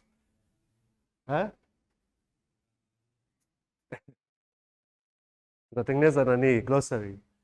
Lakini ukiactively imagine pengine Ayubu, wewe ukivaa hivi vile. Shida. Kwa nini? Unaona? Na hapa unajenga sasa character. Tulivyoongea kuhusu kazi ya mwongozaji ni kujenga dunia. So kwenye dunia ambayo wewe unajenga, musika wako hawezi kufunga vifungo vyote. Hawezi. Kwa hata mwigizaji akija, utamwambia usifunge hadi juu, au utamwambia wardrobe usifunge hadi juu. Kwa sababu ni musika ambao wewe umejenga na kuna sababu yake nyuma yake, labda kwenye backstory, labda huko mbele. Alfred Hitchcock alikuwa anajulikana kwa sababu ya vitu vingi, lakini jambo moja ambayo Alfred Hitchcock mnamfahamu, right? Hitchcock, director, one of the biggest directors, because yeye alitengeneza ile idea ya close up, na sababu ya close up kwenye story, sio short design, lakini close up kwenye story maana yake ni nini? Filamu yake nyingi zilikuwa kuhusu murder mysteries. Mtu kauliwa au kuna kitu jambo limetokea, afu anakuja kugundua baadaye imetokea nini. Lakini ataingia close up kwenye labda bunduki, au ataingia close up kwenye labda kikombe cha chai. Sasa kipindi unatizama filamu, kwa nini ana close up kikombe cha chai? Why? Kumbe unakuja kugundua baadaye ndo silaha ambayo mhusika katumia kuja kumuua mwenzake. Ndo Alfred Hitchcock alikuwa anafanya, right? So labda kuna some story related to hivi vifungo. Kwa director anatuletea hadithi yake kwa namna gani kupitia wardrobe na kadhalika. But this is now active imagining, not fantasizing. So jambo la kwanza ni najua ni rahisi kufantasize na sote tunapenda kufanya, hasa kwenye dreams tuna fantasize mara nyingi. But the point of telling a good story, an honest story, a story that reflects reality, is one of actively imagining. So kila mara ukiwa unaandika mhusika, huwa pia zoezi ambalo unaweza kufanya is andika ile fantasy yote, itoe humu ndani, itoe, vomit it out, isikusumbue tena. Kwa unatapika ile fantasy yote, unaweka pembeni, ishaondoka. Sasa unaanza ku actively imagine, mimi au mhusika wangu kama angevaa hivi, yeye angehisi vipi, angefeel vipi, angetembea vipi, je kweli angekuwa comfortable au hayuko comfortable, au labda kama ulisema hajala siku 3, kwa pengine anatembea anaanguka, anakosa nguvu, etc etc etc. You build these stories na zinakuwa na cause and effect na kuwa na uhalisia kwa sababu ya ku actively imagine.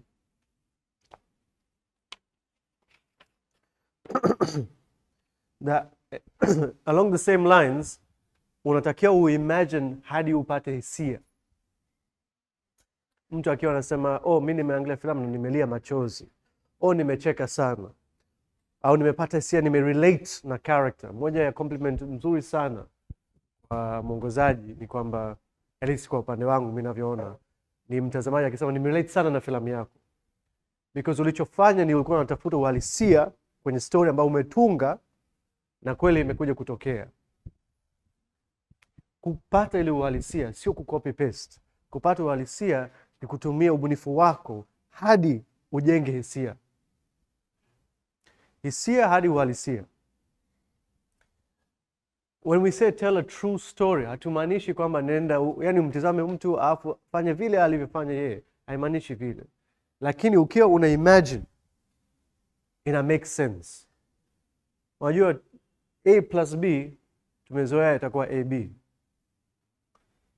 Kwa sababu A plus B, AB. Lakini kwetu A plus B should equal to C. A new idea. Mtu akiwa anatokea upande wa kushoto, ameingia upande wa kulia kwenye shot yako, tunasema ni continuity, sio? Kwenye cinematography. Yani ukicut scene hapa, ameingia hivi, lazima ukianza scene mpya aanze upande wa kushoto, sio? No continuity, screen direction. Cinematographers watakwambia, editing watakwambia. Kama umekosea, editor anasema hatuwezi kutumia shot, au tuiflip au sijui nini, right? Lakini kwenye kuandika huna haja ya kufikiria kuhusu continuity ile. Wewe unachojaribu kufikiria ni namna ya kujenga wazo mpya. Kwa your ideas should have cause and effect. Ndio maana unakuta mara nyingi waandishi wa miswada mara nyingi wanatumia muda mwingi na watoto. Kwa sababu mtoto hana limitations kwenye creativity yake. Sisi tunakuwa limited. Unajua umepitia maisha, mambo yamekuwa mengi, huna hata muda wa kwenda kufikia ngoja ni imagine, tunakuwa limited. Huyu akipanda ngazi atakuwa amechoka. Mtu anasema akipanda ngazi anaweza akakimbia akashuka chini. Alafu akachukua ngazi akaweka huko nje akapanda tena. Wewe ufikiri hilo kwa sababu unasema it's not possible. Right? Tunajilimit. Sawa tunaita wabunifu. Sawa si ni waandishi wa mswada, sawa si ni award winning, lakini bado tunajilimit. Kwa exercise moja kama mna watoto huko nyumbani au kama majirani wana watoto, try and test ideas with them. Actually, try and test an idea with them. Wasikilize. Kwa sababu watoto hawajilimit kabisa kwenye imagination. Na waki-imagine kitu wanaifeel. So some of the things that huwa tunajaribu kufanya ni baadhi ya mazoezi ambazo zitakusaidia kwa namna gani jumpstart, kuwasha engine ya creative process yako. Na si tu hata kama wewe ni mtayarishaji, hata kama wewe hupo kwenye tasnia ya filamu. Hivi ni mazoezi ambazo yanasaidia tu. Sometimes unakosa maneno, wakati unaandika, hii pia inasaidia kwa sababu kila kitu kipo kwenye subconscious. Tusisahau kwamba tunachoandika hakuna jambo ambalo ni original. Hakuna kitu ambacho ni original. Everything we take is from somewhere else.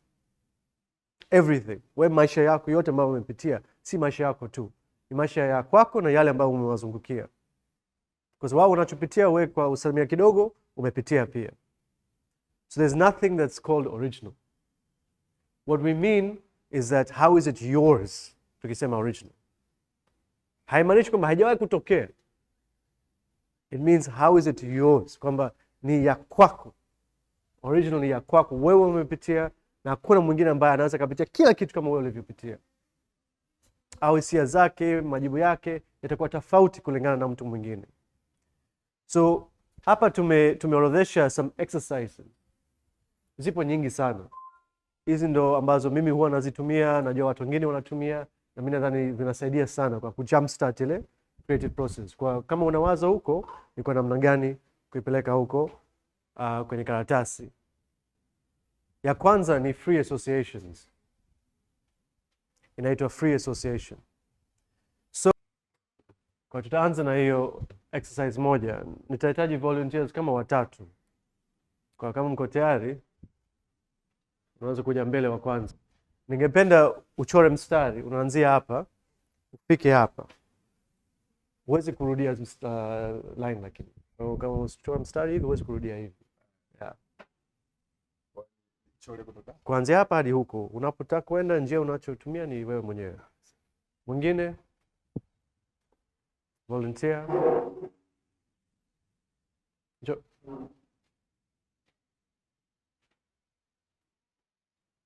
Sawa. Asante.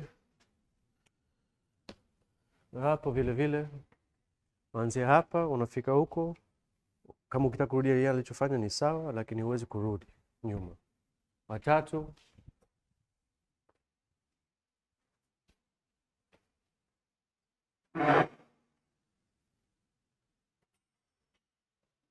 I think this is permanent.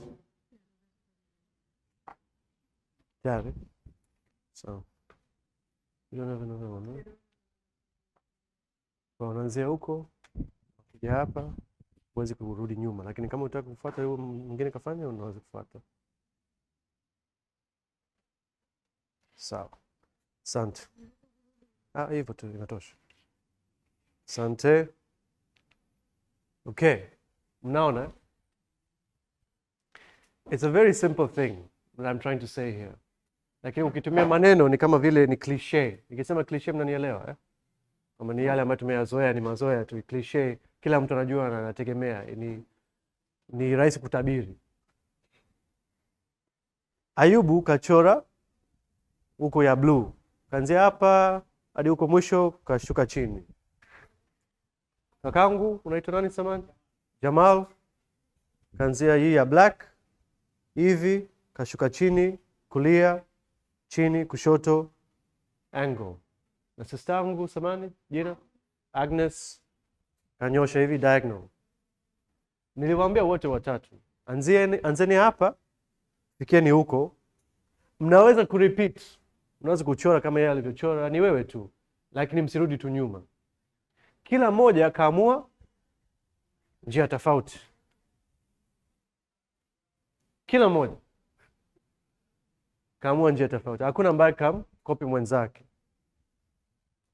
Lakini Tanzania tuna filamu 1800. Lakini story kwa nini sasa? Hapa yani ndani ya dakika 5 tu. Watu 3, story hizi 3 tofauti. Huyu kaamua kwenda hivi kushuka chini. Huyu kakata huko katikati. Huyu ndo kachukua njia refu. Lakini kwa nini wakati tunaingia kwenye filamu zetu? Nauliza kwa sababu nyinyi hapa mna uzoefu mara 10 kuliko mimi kwenye tasnia yetu. Kwa nini tukiwa tunasimulia hadithi? Hadithi ni ile ile. Kila mtu ni unique. Kila mtu ni unique. Kila mtu ana hadithi yake. Sababu hiyo ya kukopi ni kwa sababu tunaamini kwamba huyu kafanya hivyo kwa mimi niige. Tumeacha kuigiza, tunaiga sasa hivi. Tunaiga, ndio tabia zetu. Sio kiutamaduni. Sio kweli kabisa, sio kiutamaduni, ni kisoko, imetufanyisha kwamba tuige. Ndio maana mimi nawashawishi sana kwamba jamani, wazo ambao unaifikiria usikimbilie tu fikra za soko, kwa sababu hatuna lile soko ambalo mnaamini lipo. Ile soko ni ile la sote hapa tungeenda hivi, wote watatu mngechora hivi, na ningesema wote mshike maka, wote mngechora hivi, lakini haiwezi kutokea. Kuna wengine wangechukua flip chart nyingine, wangechukua whiteboard nyingine, wangeanza kuchora upya. Kwa ndio tabia zetu kama binadamu. Kwa hiyo tusisahau hiyo tabia pia kwenye kazi zetu. Free associations, idea yake ni kwamba huko tuna subconscious mind kama binadamu, where our dreams come from. Ndoto zinatokea hapa nyuma, pia tunalala, vitu vya matokeo ya siku, ya wiki, ya mwezi, pengine hata ulivyokuwa mdogo, yote yamo, hayaondoki. Tunasahau, lakini kusahau haimaanishi kwamba haipo. Ipo hapo, imeificha. Ndio maana huwa kwenye ndoto ndio inakuja kutokeza. That's where you get your best ideas. Now, how do you access this? How? Watu wengine wanafanya meditation. Mtu ana meditate, anatumia miaka na miaka kwa namna gani anaweza ku-access hizo thoughts ambazo zinakuja zinajificha huko nyuma. Lakini pia kuna baadhi za mazoezi ambazo unaweza kufanya ambayo inakusaidia sana. Sometimes hatujui, tuna fikra, tuna mawazo mengi, lakini we don't know what exactly we want to talk about. Kwa hiyo kuna hiyo idea of kutengeneza free association. Sasa hapa kwenye karatasi yenu, mimi nitataja neno. Au kabla tujaingia kwenye karatasi, tuanzie hapa. Mimi nitataja neno. Hilo neno, the first thought, fikra ya kwanza, lakini iwe neno pia, isiwe sentensi au maneno mawili. Naomba tu iwe neno moja. Ya kwanza ambayo inaingia huko kichwani, naomba uhitaje, useme kwa sauti. Kwa mimi nikianza, utakuwa mtu wa pili. Sawa. Neno ambalo wewe utalitaja, wewe hapa, sio lile neno mimi tena, ni la kwake. Unalitaja ambalo wewe umefikiria, kitu cha kwanza ambacho umefikiria. Kitu cha kwanza ambacho umefikiria, neno la kwanza ambalo umelifikiria, unavyosikia neno lake, unaisema. Vile vile. Sio huyu tena, ni huyu hapa. Vile vile, tutaendelea. Situmie muda mwingi, hii ni exercise. Ni zoezi tu. Hakuna right or wrong answer. Ni neno la kwanza ambalo linakujia huko kichwani, ambalo umesikia kutoka mwenzako, sio ile ya kwanza tena. Sawa, eh? Lakini msitumie muda mwingi jamani. Last time tulifanya hiyo exercise watu wanachukua masaa. Anafikiria. That's not the point. The whole point ni kwamba bila kufikiria. Pili, mtaongea kwa sauti, eh? Okay, tuko tayari? Msiogope. Msiogopa nini sasa? Ana Kiingereza Kiswahili yote sawa.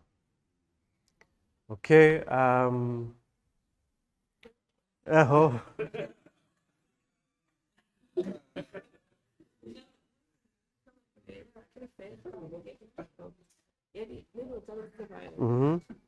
Mimi nasema kitu kitakachonijia kichwani. Yeah. Sawa, eh? Lakini jaribu iwe neno moja, sio sentensi. Yeah. Uko tayari? Mvua.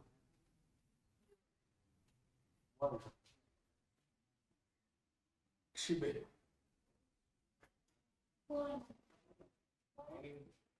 Sauti. Mvua ameshasema pale. Okay, ongeni kwa sauti. Mawingu.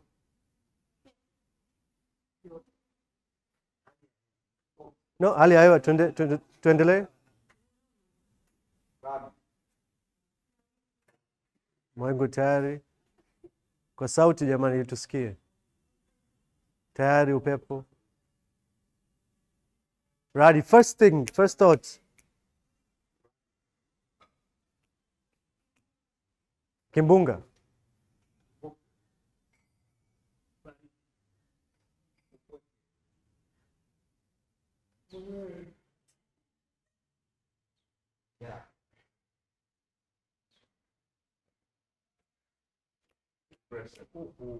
Okay, tuanzie huko juu. Mvua. Okay, tumemiss kidogo lakini tumepata gist. Mvua. Kwa hiyo hapo tuongee kuhusu hali ya hewa, sio? Na pengine umekaa huko chumbani unaangalia nje ya dirisha kuna inanyesha mvua. Jua, mwanga, shibe, mawingu, pepo, hali ya hewa, huruma, radi. Huyu wa radi alikuwa asikizi. Ngurumo, ngurumo, radi, kimbunga, kipupwe, baridi, weke, njaa, depression. Hiyo exercise ukifanya mwenyewe sasa. Hapa tumejaribu ili wote hapa tuhusike. Lakini idea ya exercise unafanya mwenyewe. Unaweza ukaanza na mvua ukamaliza na depression.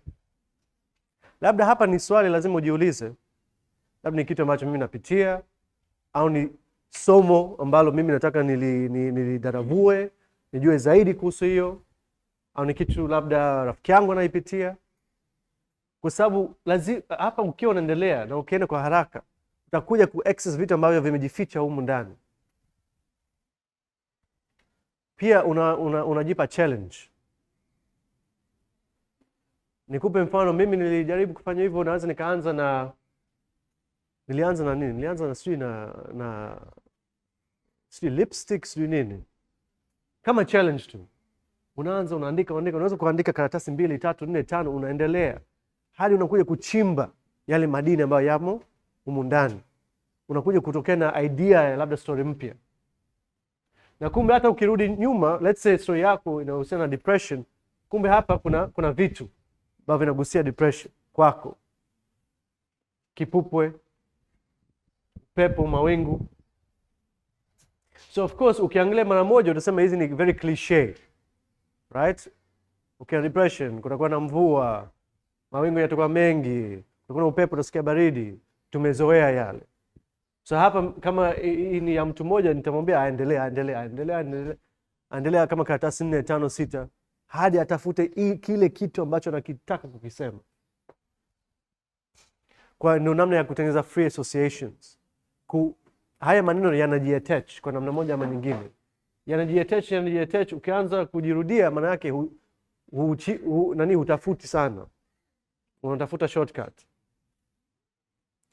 Kwa mara nyingi pia kwenye kuandika cliches ni kwa sababu tunatafuta shortcut. Lakini ukiwa unatafuta ile njia ambayo itakupeleka pale ambapo unataka kufika, lazima hiyo list itaendelea hadi utakuja kutokea na labda emotion au situation au character ambaye unataka kumdadisi zaidi, kuja kumwelewa zaidi, kuja kumuonyesha kwa watazamaji. Kwa free associations inasaidia sana kwenye kutafuta zile story ambazo huwa zinafichwa humu ndani ambao inakuwa ngumu kuzipata. Pia inakusaidia kwenye mafumbo. Hadithi nzuri ni hadithi ambayo inabeba mafumbo.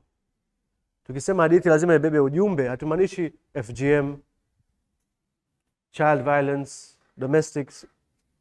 No. Ujumbe pia ni kupitia mafumbo. Right?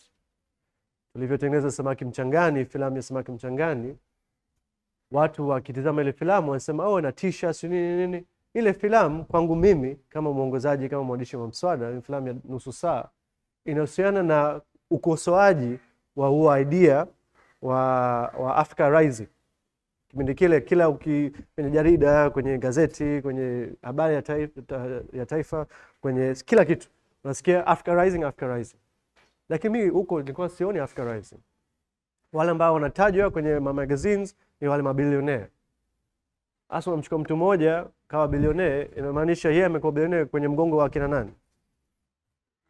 Kwangu sio Africa Rising. So nimetengeneza filamu ya nusu saa kwa kukosoa ile idea ya Africa Rising. Ninaita Samaki Mchangani. Hasa hivyo kirahisi itakuwa ngumu wewe kuona hiyo. Kwa sababu kuna uporaji wa ardhi, kuna wangapi mmeona Samaki Mchangani? Ipo kwenye Nilipe jamani, Nilipe app 3 au 1 kwa wiki sio. Anyway, so huwezi kuiona kirahisi kwa sababu tumetumia mafumbo. Ile fish kubwa versus dagaa. Right? Lakini umuhimu wa kutumia hiyo ni kwamba watu wanaweza wakaenjoy filamu pia, wakaburudika na filamu. Ni sanaa, kuna ushairi kwenye filamu pia. Kwa hiyo inakusaidia kufanya hivyo. Kama ningetaka kwenda kunyosha mstari moja kwa moja, basi ngoma zile zile tunalalamika, fanya documentary, talking head, mimi sipendi, mimi napenda, kwa nini hupendi, kwa nini unapenda, imeisha. Unaona? Lakini sisi ni wasanii, tunajaribu kuinua sanaa yetu.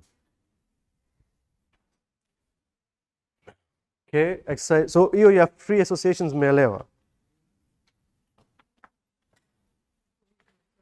Kuuliza maswali. Another exercise ni kuuliza maswali. Mara nyingi tunapenda kuwa wajuaji, filmmakers. Tunakuwa na majibu yote. Kwa nini yule character kafanya vile? Kwa sababu unakuwa na jibu, lakini wewe mwenyewe ulijiuliza swali. Kwa nini? Hapa sasa tukirudi kwenye plot events, kitu ambacho tunapenda sana kufanya tukiwa tuna pitch. Mtu anakuja anasema bwana, movie yangu kali sana. Story mi hata asubuhi leo mtu kaniambia hivyo kwenye simu. Story yangu kali sana, story njoo tukae kikao, mimi naomba nije kufanya interview, story yangu kali sana. Nasikia mara 5 kwa siku. Kila siku, siku 7 kwa wiki, siku 30 kwa mwezi, miezi 12 kwa mwaka. Story yangu kali. Nasikia. Haya. Sawa. What is your story about? Napewa plot events. Hivi. Masaa mawili. What happens then comes from this question, cause and effect. Tukisema cause and effect, ambayo ni principle muhimu sana kwenye kuandika script, ni kwamba kila kitu ambacho unakiandika, kila kitu ambacho kinatokea, kunakuwa na effect yake. Kama hakuna effect, kwa nini unatuambia? Nikisema hivyo jamani, natumia mfano ndio ya bongo movie, lakini sio kwamba siwapendi bongo movie, lakini mtu anapanda kwenye gari. Tunamfilm akiwa kwenye gari. Tunamfilm akiwa anapanda kwenye gari. Sawa, labda kwa sababu gari ya kifahari, inabidi tujue hapa, tunaanza kuelewa backstory yake. Right? Kwamba okay, ana uwezo. Ndio unachoniambia. Kwa kupanda gari la kifahari haimaanishi kwamba Ayubu anamiliki gari ya kifahari. Unachoniambia ni kwamba ana uwezo wa kimapato. Hasa kuja kunionyesha kwamba amekaa kwenye gari masaa mawili ya nini? Kumbe ilikuwa kutengeneza part 2. Ndio sababu yake. Manegi unacheka. Lakini mnanielewa sio? Tunafanya matani, lakini inabidi tuelewe kwa sababu hapa nyie mna uzoefu, umetizama filamu za nje, wengine wamefanya workshops za nje. Kwa ukweli wenzetu wengi ambao wanateza hizi filamu zaidi ya 1000 hawajui. Wanaona kama hii ndio namna ya kutengeneza filamu. Unafilm kila kitu ili upate part 2 na part 3. Kwa mimi ninachoamini, kwa kuwafundisha nyie au kaa pamoja kuelewana, nyie hata mtaongea na wenzenu, sawa, ili kuelimishana kwa nini kunakuwa na hizi part 2 na part 3. Anyway, so kila kitu ambacho unakiandika, ukiachana na upigaji wa picha, kwa nini unaandika na ina effect gani kwenye hadithi yako? Kama musika tukichukua ile mfano wa yule model ambaye hakufunga vifungo vyote, kafunga hadi hapa nadhani ya juu. Kwa nini? Tukaongea kuhusu backstory sasa, bla bla bla bla bla. Hapa unamjengea character, unajenga dunia ya character. So ukimuona siku amevaa loose, immediately bila hata dialogue, unajua hapa kuna tatizo. Tuko pamoja? Au umeona amevaa labda hajamatch vizuri, unajua kabisa hapa kuna issue, kuna something mwongozaji anajaribu kuniambia. So Asha jenga ile dunia kwamba huyu anavaa vizuri siku zote, anavaa tight, anapiga kiwi kwenye viatu, amenyosha nguo, amepiga pasi. Kama kuna siku hajavaa vile, au labda yuko kwenye mazingira tofauti na hajavaa, unaweza hata kujiuliza maswali, labda huyu jamaa ni mtapeli. Kumbe anavaa tu ili aonekane, lakini kumbe hali halisi iko tofauti. Bila hata dialogue yoyote. Sasa tatizo sisi tutaandika kila kitu. Haya sema mimi mtapeli, mimi ndo naishi kwenye mazingira haya. Tunaandika kila kitu. We say everything. We tell everything. We don't show. Movie is showing, not telling. So always ask yourself these questions. Ukiwa unaandika kitu ni kwa sababu ya nini? Na kuna effect gani huko mbele? Jambo lingine ambalo linasaidia ni ukiwa unaandika kitu, jiulize pia, what's the opposite of this? Because kama nilivyosema, tuna fantasize. Kwa ushamjenga mhusika, umeandika backstory kila kitu. Tuseme mhusika anaitwa Joseph, sawa. Joseph anafanya hivi, anafanya vile, maisha magumu, katokea kwenye umaskini, kaja mjini kutafuta maisha. That's 9 out of 10 of our stories in Tanzania. Anaanza kwenye bodaboda, si nini. What if Joseph didn't come to the mjini? Umejiuliza hilo? Hapana. Wewe unajua Joseph lazima aje mjini kutafuta maisha. Kwa nini hajatafuta maisha huko kijijini? Mimi wiki iliyopita nilikuwepo maeneo ya Monduli. Vijana wengi pale wanaondoka wa Masai kutafuta maisha huko wapi, baharini, kuuza masandals. Wengine wanabaki. Wasema sisi tunatafuta biashara hapa nyumbani. Ile story pia ni interesting. So always jiulize, what's the opposite? Kwa nini naelekea huko? Mara nyingi utakuta jibu ni kwa sababu ni rahisi. Njia hii ndio rahisi. We are human beings. We are programmed to survive. Sawa. Yani ndio program yetu. Ni lazima uishi, usife. Survival ni take the easy route. Usichukue hiyo njia ngumu. Hasa kwa nini unachukua njia ngumu? Si utakufa pale. Chukua hii ya survival. So usione ni jambo baya, hapana. Ni program yetu, ni how we are programmed. Ndio maana tunasema subiri, rudi nyuma. Hilo kuandika script si swali la death na life. Utaishi tu. Lakini sasa jiulize swali, what's the opposite of this? Pengine hujapenda ile opposite, lakini itakusaidia kwenye kuandika story yako. Pengine Joseph amejaribu kukaa kijijini au kufanikiwa, au kuna sababu imemsababisha kutoka kijijini zaidi ya tu kutafuta maisha. Labda alikuwa na mpenzi wake na waliachana. Hii pia imeongezeka kwenye sababu za kuondoka kijijini. You're creating more cause for the effect. So mimi sasa naanza kuamini hadithi ya Joseph kuliko pale mwanzoni kwamba anaenda kutafuta maisha. It's too easy. Kuna sababu gani? Labda kapewa fursa. Right? And always ask yourself. Hii ni swali muhimu sana. Kila kitu ambacho unakiandika, kila scene ukiandika, what new information am I getting? Kuna kitu gani kipya unaniambia ambacho nilikuwa sikijui? Another thing which tunaona mara nyingi kwenye script zetu, hasa kwenye first time filmmakers, utaiona sio tu Tanzania. Mimi sio kama naponda tu Tanzania, hapana. Lakini ndio mazingira yangu wanayaona ambayo yananizungukia. Hata huko nje unayaona. Mara nyingi we repeat information. Unaweza kumwona mtu alikuwa character yake ni DJ. Movie inavyoanza anajiita DJ fulani. Sawa, ushaniambia. New information ni kama ni DJ mzuri au? Hiyo ndio new information. Sio kama yeye ni DJ. Sasa scene ya 3 au ya 4 dakika ya 7 wananionyesha kwamba ametoka kwenye DJ kwa sababu umekosa pesa ya location ya club. Wametoka nje pale tu, amesema mimi ni DJ, amevaa nini. Ni information ambayo tayari mimi najua. Kwa nini unaniambia tena? Nionyeshe kama jamaa anajua hawajui. So kila scene yako usirepeat information ambayo tayari tunayajua.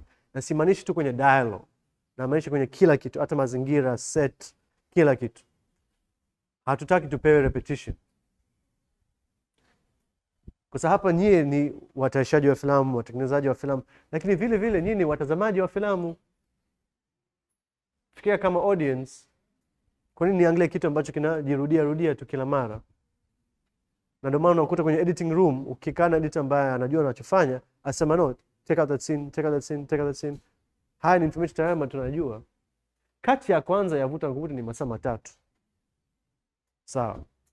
Masaa 3. Filamu ni dakika 90. Why? Kwa sababu mimi nimependa ile, nilipenda nilivyotengeneza ile set, nilivyo direct ile, lakini editor ananiuliza, lakini kitu ambacho kinatokea hapa tunayajua tayari.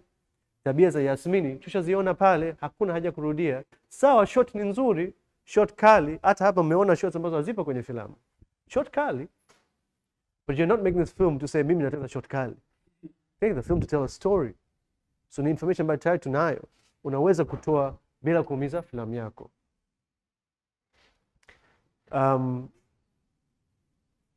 Yeah, let's skip that part. But also it helps with backstory. Backstory tunaelewa, right? Kuna mtu anaweza kutusaidia maana ya backstory? Anyone? Backstory maana yake filamu kwa mara nyingi wahusika wetu tunaona na maisha yale tunayoyaona.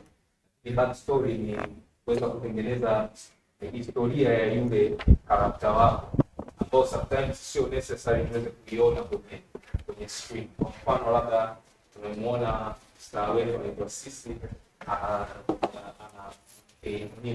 ana saluni yake ambao kila siku labda ndio wanawake ndio wanakuja na kupea na nini, lakini story ni kwamba ametokea wapi na nini kilisababisha yeye mpaka akawa na saluni pale mjini, hapo unajua wewe kama mwandishi.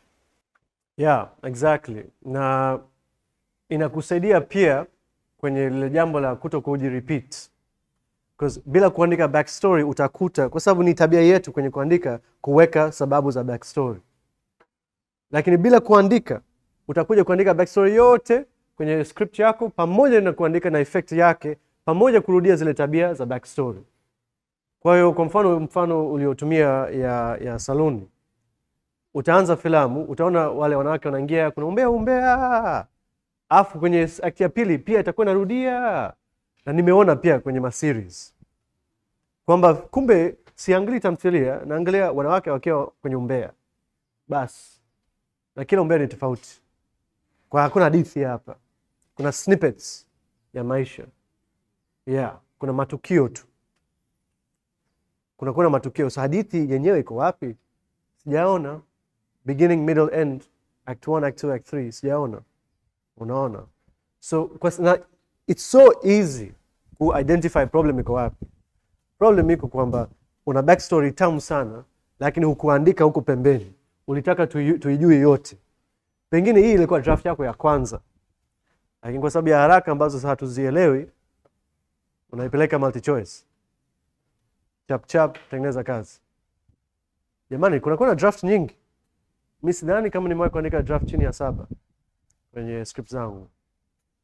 Kuna draft nyingi kwa sababu yale yote inabidi tuyatoe. Draft ya kwanza ya vuta nguvute ilikuwa tumecopy paste maneno ya Shafi. Na tulifanya maksudi kwa sababu mzee Shafi namheshimu sana. Kama mmesoma vitabu vyake mnanielewa. Sasa mimi ni nani nije kuandika mswada ambao inaweza kufanana na kazi zake mzee Shafi? Si mtumie. Kwa hiyo nilijua kupata ile uhuru wa kuja kuandika mswada ambao kidogo inalingana na yale matukio ambayo yeye anaandika. Kwanza nimtoe Shafi. Kwa nikaandika script yote imefanana kabisa na Shafi. Dialogue, scenes, kila kitu. Page, Bukheti, Raza, nani mwingine? Kaolewa na watu wangapi huyo?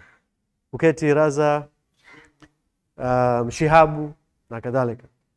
Na nimeandika haya yote ili nilijua kwamba naitoa. Ile ilikuwa draft ya kwanza. Draft ya pili sasa ni Amil anakuja kuandika. Yale ambayo nimeyapenda, nimeweka, basi sijapenda, nimekuja kubadilisha na kadhalika. Ili by draft 7 ilikuwa sauti yangu.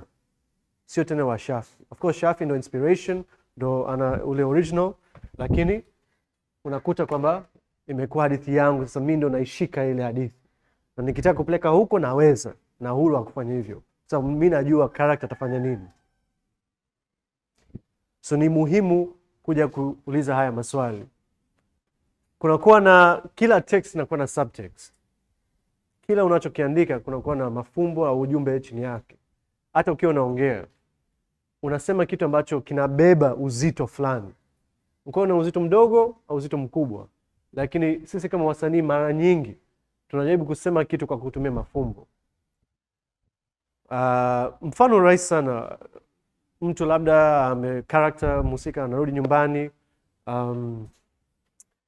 Mtoto wake analia, mtoto mchanga analia, anakasirika, anavunja chupa. Mama mtoto anavunja chupa huko jikoni. Si mara ya kwanza mtoto kulia. Ni mazoea, lakini kuna siku imetokea, kuna labda jambo limetokea, kuna jambo linamsumbua. Ndio amekuja kutoa hasira zaidi ya kawaida. Tunaiona mara nyingi, si wenyewe tumeandika kwenye miswada yetu. Kuna subtext humu ndani, sio? Mtoto sio sababu, kuna jambo lingine ambalo linamsumbua. So ni muhimu kuwa kwamba ukiwa unaandika text yako, sababu za kuandika dialogue kwa mfano. Kila dialogue, kwa nini umeandika? Jamani, mimi nimeangalia filamu ya Kibongo, nimesahau hata jina. Wametumia dakika 12. Yani tumerewind tumetime. Dakika 12 wako kwenye location moja, wako kitandani, chumbani, wamesha establish kwamba hao ni boyfriend na girlfriend.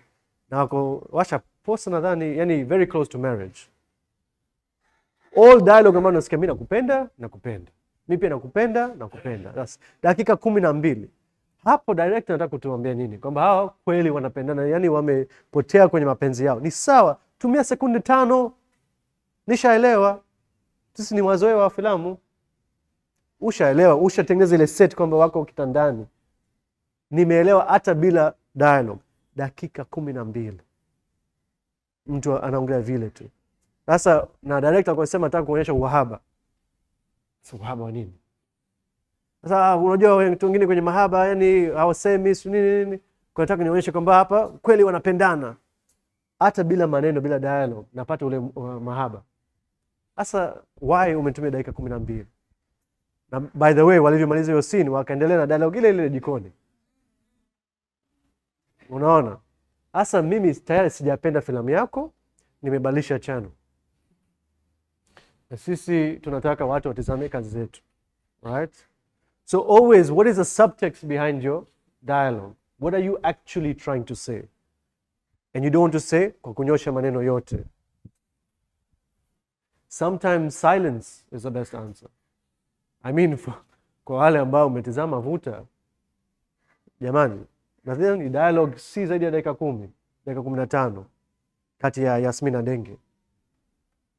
Very little dialogue. Hata ukisoma reviews, hata leo asubuhi review imetoka. Reviews zote wana different ideas, lakini kitu ambacho kinasikika kwenye kila review kwamba Yasmin na Denge barely say anything to each other, lakini una feel yale mapenzi kati yao. Tunaamini kwamba kweli hao wanapendana, lakini ukiangalia dialogue, very few lines kati yao, very few. Sidhani kama inafika page. Hao ndo protagonists ambao wanapendana. Because silence pia ina subtext. Na ni kazi ya mwongozaji kutafuta hiyo subtext na kufanya kazi na mwigizaji kuileta huko mbeleni. Hii ndo exercise ambayo mimi naipenda sana. This is the thing I like to do the most. Do it wrong. Mimi nilisoma film school. Well, sio film school. Department ya film. York University. Na ukiongea na watu wengi ambao wamesoma film, wamechukua degree ya film, wataambia hizi ndo kanuni bwana, hii ndo act 1, unakuwa na plot point, ingia act 2 ndo climax, unakuwa na plot point, ingia act 3 resolution, ndo kanuni za filamu. Jamani, mimi nimesoma filamu na nimefundisha pia, na sio kweli. Hapo kuna mwanafunzi wangu pia, Edgar. Nitawafundisha yale yote, and then nitakwambia haya, sasa nenda mvunjeni. Break the laws. Because hakuna namna moja ya kusimulia hadithi.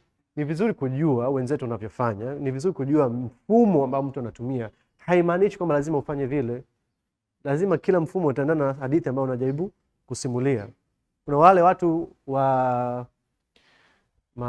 wasambazaji wengine wanakwambia kabisa, hata kipindi cha script nasema no, nitaka nione act 1, act 2, act 3. Kama malengo yako ni kuuza kwao, sawa, fanya vile. Okay, haimaanishi kwamba kuna kanuni na sheria lazima ufuate, hapana. We learn the laws so that we can break them. Do it wrong. Try one thing. Kama unahisi haendani na ile kitu ambacho unajaribu kukitafuta, jaribu namna nyingine, tafuta mbinu tofauti. We always think kufanya opposite, kama nilivyosema mwanzoni, ni so risky. Because ni sehemu mpya. Ni territory tofauti kabisa. Unahitaji visa kwenda huko. Sisi wa Tanzania shida sana kupata visa kusafiri nje. Lakini bila kujaribu huwezi kujua kuna nini huko. Kuna milango mitatu na wewe unataka kubaki hapo kwenye kiti chako. Kwa sababu umezoea. Pasha kuwa warm sana. Mwisho moto huko na jasho la kutosha. Nenda ukafungua mlango ukajue kuna nini huko. Kama hutapapenda kuna mlango wa pili, kuna mlango wa tatu. Unaweza ukasimama usikae na kadhalika. There's always a choice. Always. Always. When you can't think of the right answer. Kwa wale ambao mnaandika sana, mara nyingi tunapata hiyo inaitwa writer's block. Unajua hiyo? Kwamba ukiwa unaandika afa yani haiji tu. Sijui namna ya kwenda mbele, yani script imestuck. Si mnajua hiyo?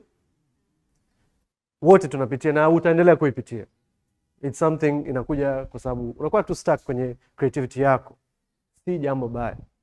Inachokuambia ni kwamba look for another way. Na ukiendelea tu na hiyo utakuja, they say kwa Kizungu, you write yourself into a corner. Kwamba ukienda hivi, sasa hakuna kulia, hakuna kushoto, ni kurudi nyuma tu.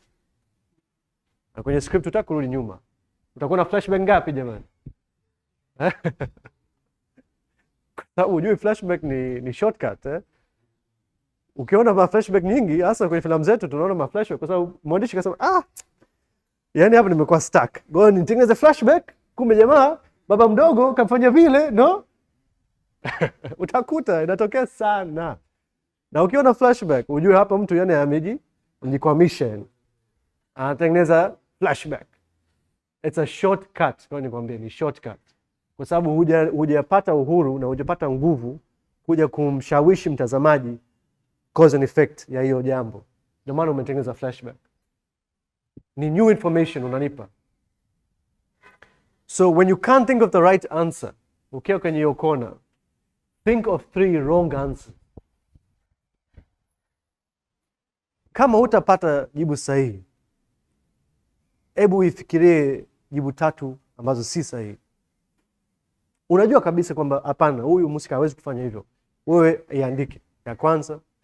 Hii situation haiwezi kutokea. Wewe andika ya pili na jambo la 3. Unajua kabisa sio sahihi, but write them and then jaribu ufuate njia hiyo. Uweze ukafika sehemu ambapo pengine umepapenda. Pengine unasema nimepapenda outcome lakini sijapenda njia. Kwa hiyo at least najua nataka kwenda wapi. Kwa hapo nilikuwa kwenye kona, nilikuwa sijui niende wapi, lazima nirudi nyuma. Kumbe najua nataka kwenda huko. Sasa najua. Sasa kwa namna gani nifike? Ndio utatafuta njia. But at least unaona huko mbele.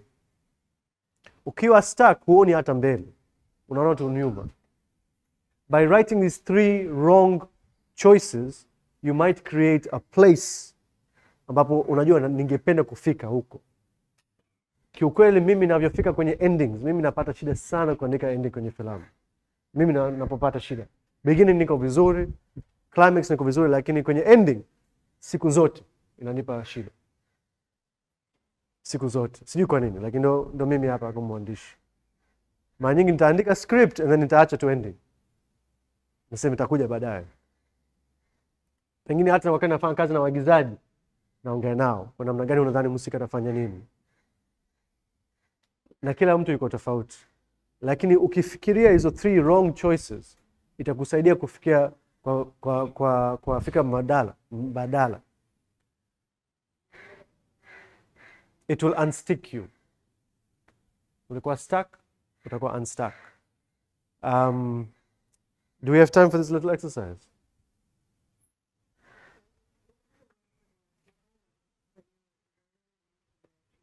Okay, sawa. Kiharaka kwenye karatasi yako naomba uchore a circular box with a triangle. A circular box with a triangle. Chap tuchore. A circular box with a triangle. Hii hapa ni ya watu 5 tofauti. A circular box with a triangle. A circular box with a triangle. Huyu amechora mduara, circle with a triangle inside. Right? Huyu amechora box with a triangle inside. Huyu amechora size zote 3 na amepangilia tu unavyotaka. Huyu amesoften edges ili iwe circular box. Kwa alivyoelewa ni kwamba iwe imefanana kama circle na amefanana na box. Everybody here draw something that they heard, right? But we all heard the same thing. What tumesikia? Hivyo hivyo, yani circular box with a triangle. What you drew is what you believed in. Hapa sasa kuna kile kasauti kadogo humu ndani. Kila mtu anayo. You know that voice, eh? That unaisikia na huwa mara nyingi inatumia kama sauti yako. Na hakuna mtu mwingine ambaye anaisikia. That's what we call our intuition. Kuna ile kasauti kadogo ambayo inakwambia bwana wewe chora. Kwenye multiple choice ni A bwana, ni A. Wewe andika A. Hiyo. Wanafunzi wa chuo hao. Ni sio A, D, all of the above. Kila mara all of the above mnaandika. Yani we fanya, we kubali tu. And that's why all of you have different. Mimi ningechora hivi.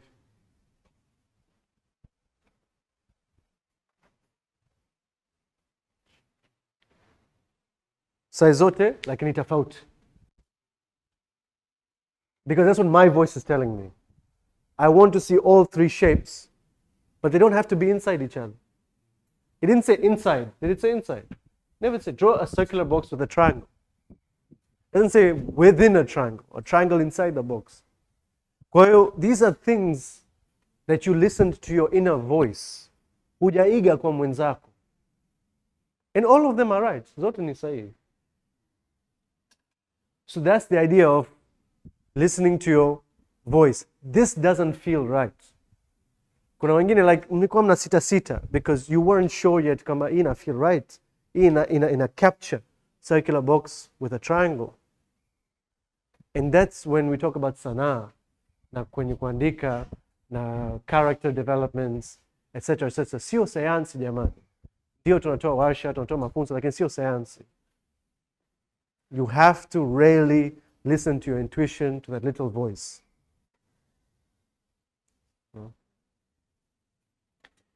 Jambo lingine muhimu sana ni empathy. When you are writing, sometimes me I think, kwa maoni yangu, ukimsympathize character kama mwandishi, hapa ni kosa. Wewe ni nani kumsympathize? Hupo kwenye dunia lile. Wewe ndio unajenga lile dunia. Kwa kazi yetu sio kusympathize, sio kumhurumia mhusika. Na nasema hivyo kwa sababu mara nyingi 99.9 ya wahusika wanawake kwenye filamu wanabaki kulia, majonzi, na unakuja kuwahurumia. Kwa nini? Why do we write our female characters like that? Yani wahusika wa kike. Sisemi waigizaji, nasema wahusika, characters. Bado tunachora, tunajenga. Wanalia tu, kila kitu wanalia. Kila dakika 5 mtu analia. Kwa nini? Why? Hapa kwa nini umelia? Lakini kwenye filamu dakika 5 nyingi. Why? Na utakuta mara nyingi waandishi ni wanaume. Kwa sababu wanaamini unajua mwanamke bwana. Of course, hilo ni jambo la ubaguzi wa kijinsia. Lakini pia unakuta waandishi wanawake wanaandika hivyo. Kwa sababu ya mazoea. Sisemi kwamba mtu asilie, ni binadamu, inatokea. But why ni rahisi sana tunaandika majonzi kwa upande wa mwanamke mhusika? Because we're not empathizing. Hatuvai uhusika. Hatuvai viatu vyake. Tunamwonea huruma, tunamhurumia. Tunataka mtazamaji amhurumie. Hii ni shortcut. Unamforce mtazamaji kupata hisia. Kwa unamwambia wewe lia machozi, alafu yani itakick sana hiyo yani. Hii short yani hii scene itakick sana. Wewe umelia hadi nani? Makamasi yametoka, si nini? Short kali sana. Watakuhurumia sana. Sio nia yetu. Nia yetu ni kuempathize. Kuvaa ule husika. Na huwezi kuvaa ule husika bila wewe kurelate na character. Kwa hapa sasa naingia kwenye backstory, naingia kwenye vitendo vyake, kwenye matukio yale. Je, unaweza kurelate naye? Can you imagine the character's life? Wewe kama wewe. Hapa tunaongea kuhusu active imagining, sio fantasizing. Wewe unaweza kuvaa husika wake? Na kama unaweza kuvaa, then basi wewe kweli utalia. Yeye akilia utalia. Ni kweli. Kwa sababu umerelate na huyu character na umemtendea haki mtazamaji. Kwa mfano, Sara, wewe ukipanda daladala, wewe hapa, kama wewe, hofu yako ni nini?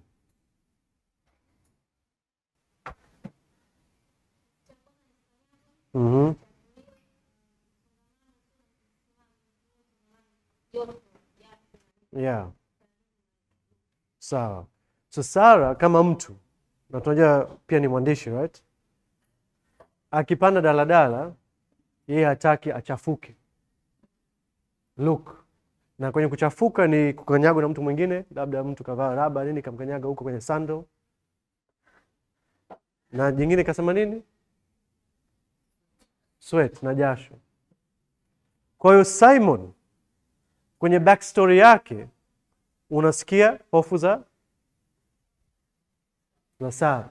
Because yeye alianza amevaa kiofficial, right? Huko atokea bodi ya filamu.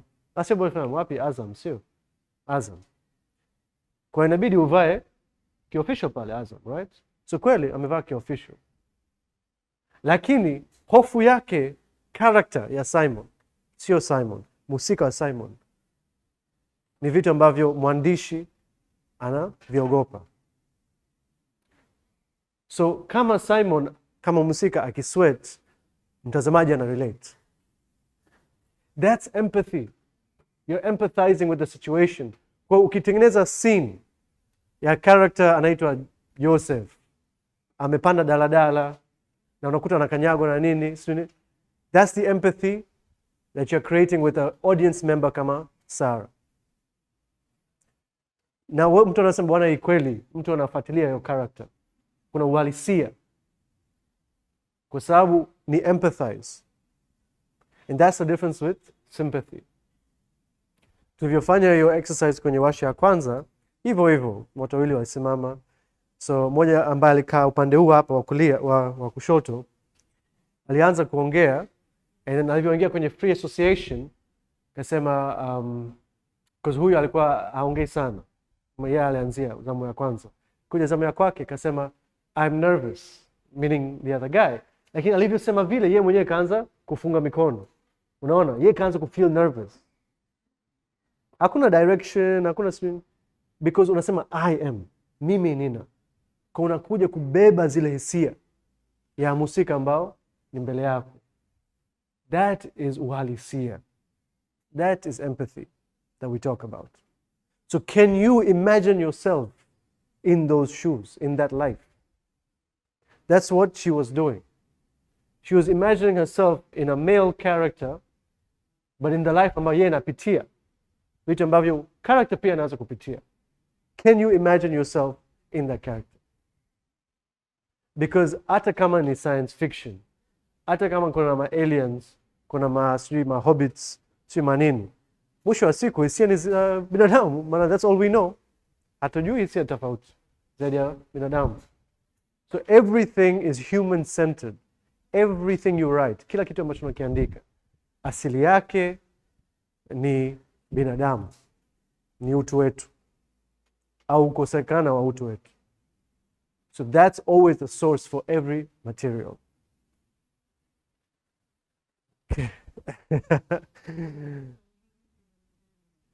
Okay. So jambo lingine ambalo linakuja mara nyingi kwenye grants ni kuandika treatment. Tumechapisha treatment ya vuta nikuvute mbele yenu, ina page 10. Kama mkiweza kuchukua dakika 10-15 kuisoma, and then tutaidiscuss.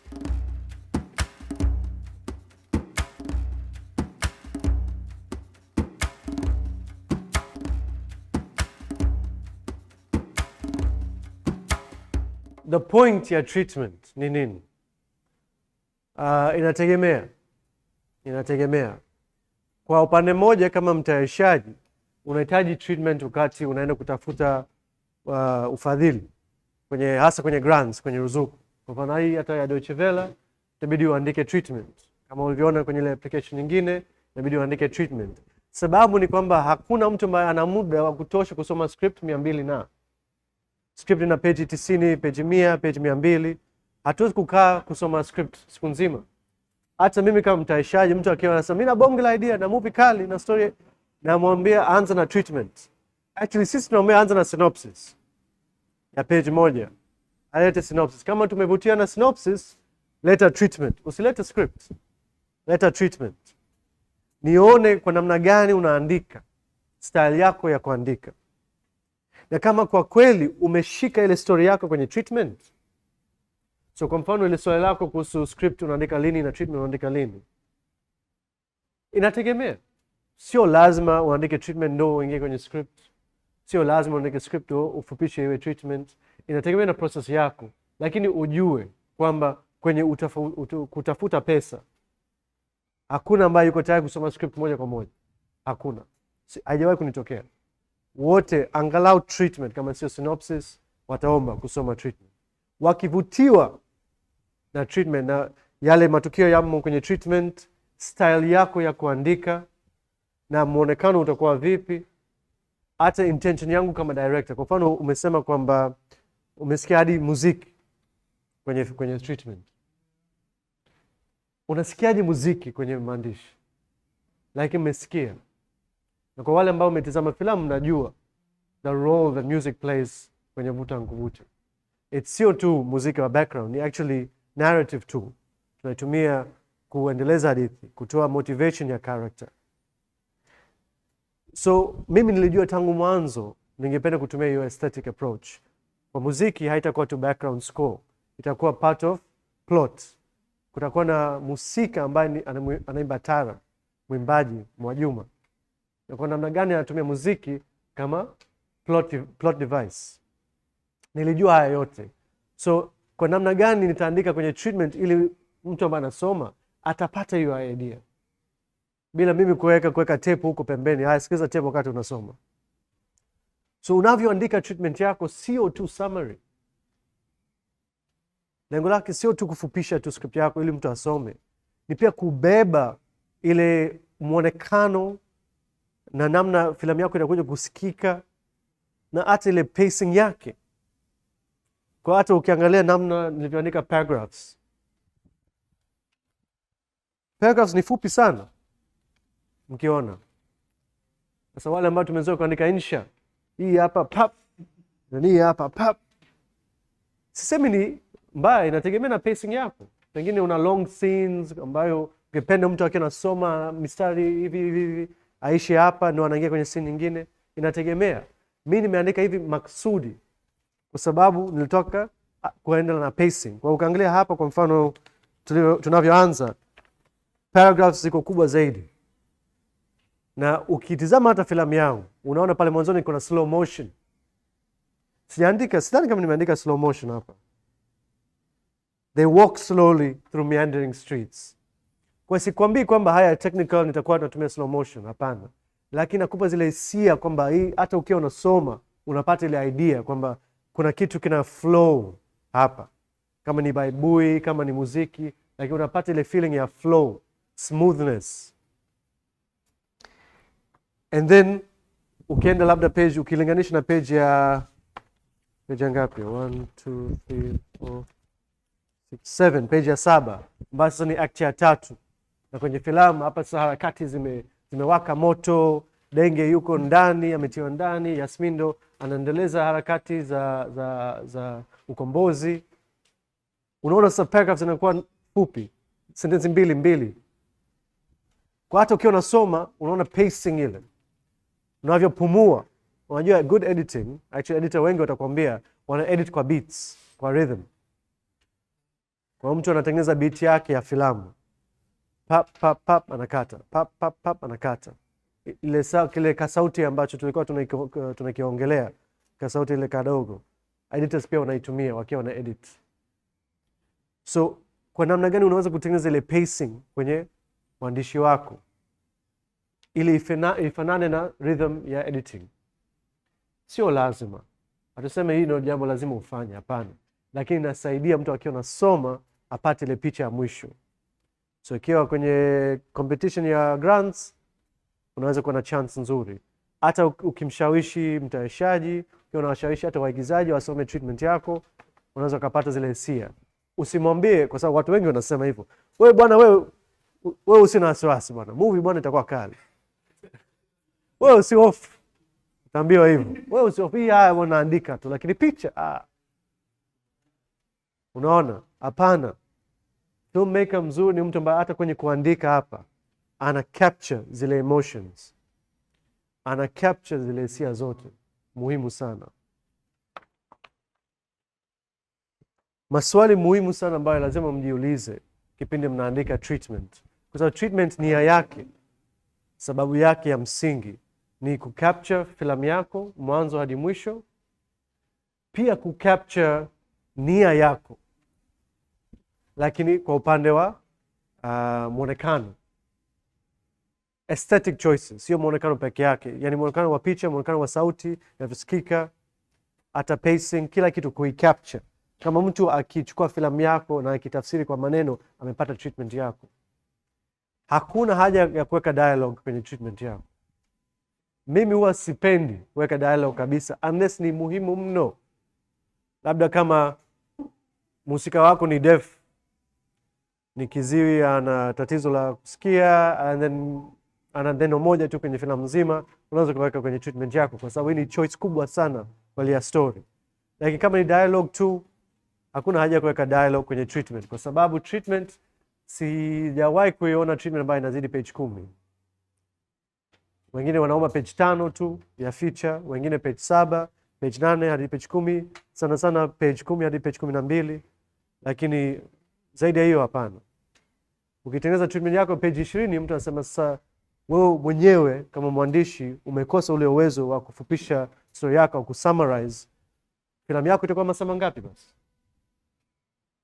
Maana dakika 90 sio dakika nyingi ujue kwenye filamu. Kwa hiyo cha kwanza kujiuliza kwenye treatment yako ni mhusika mkuu ni nani? Kwa hapa mliposoma, mhusika mkuu alikuwa nani?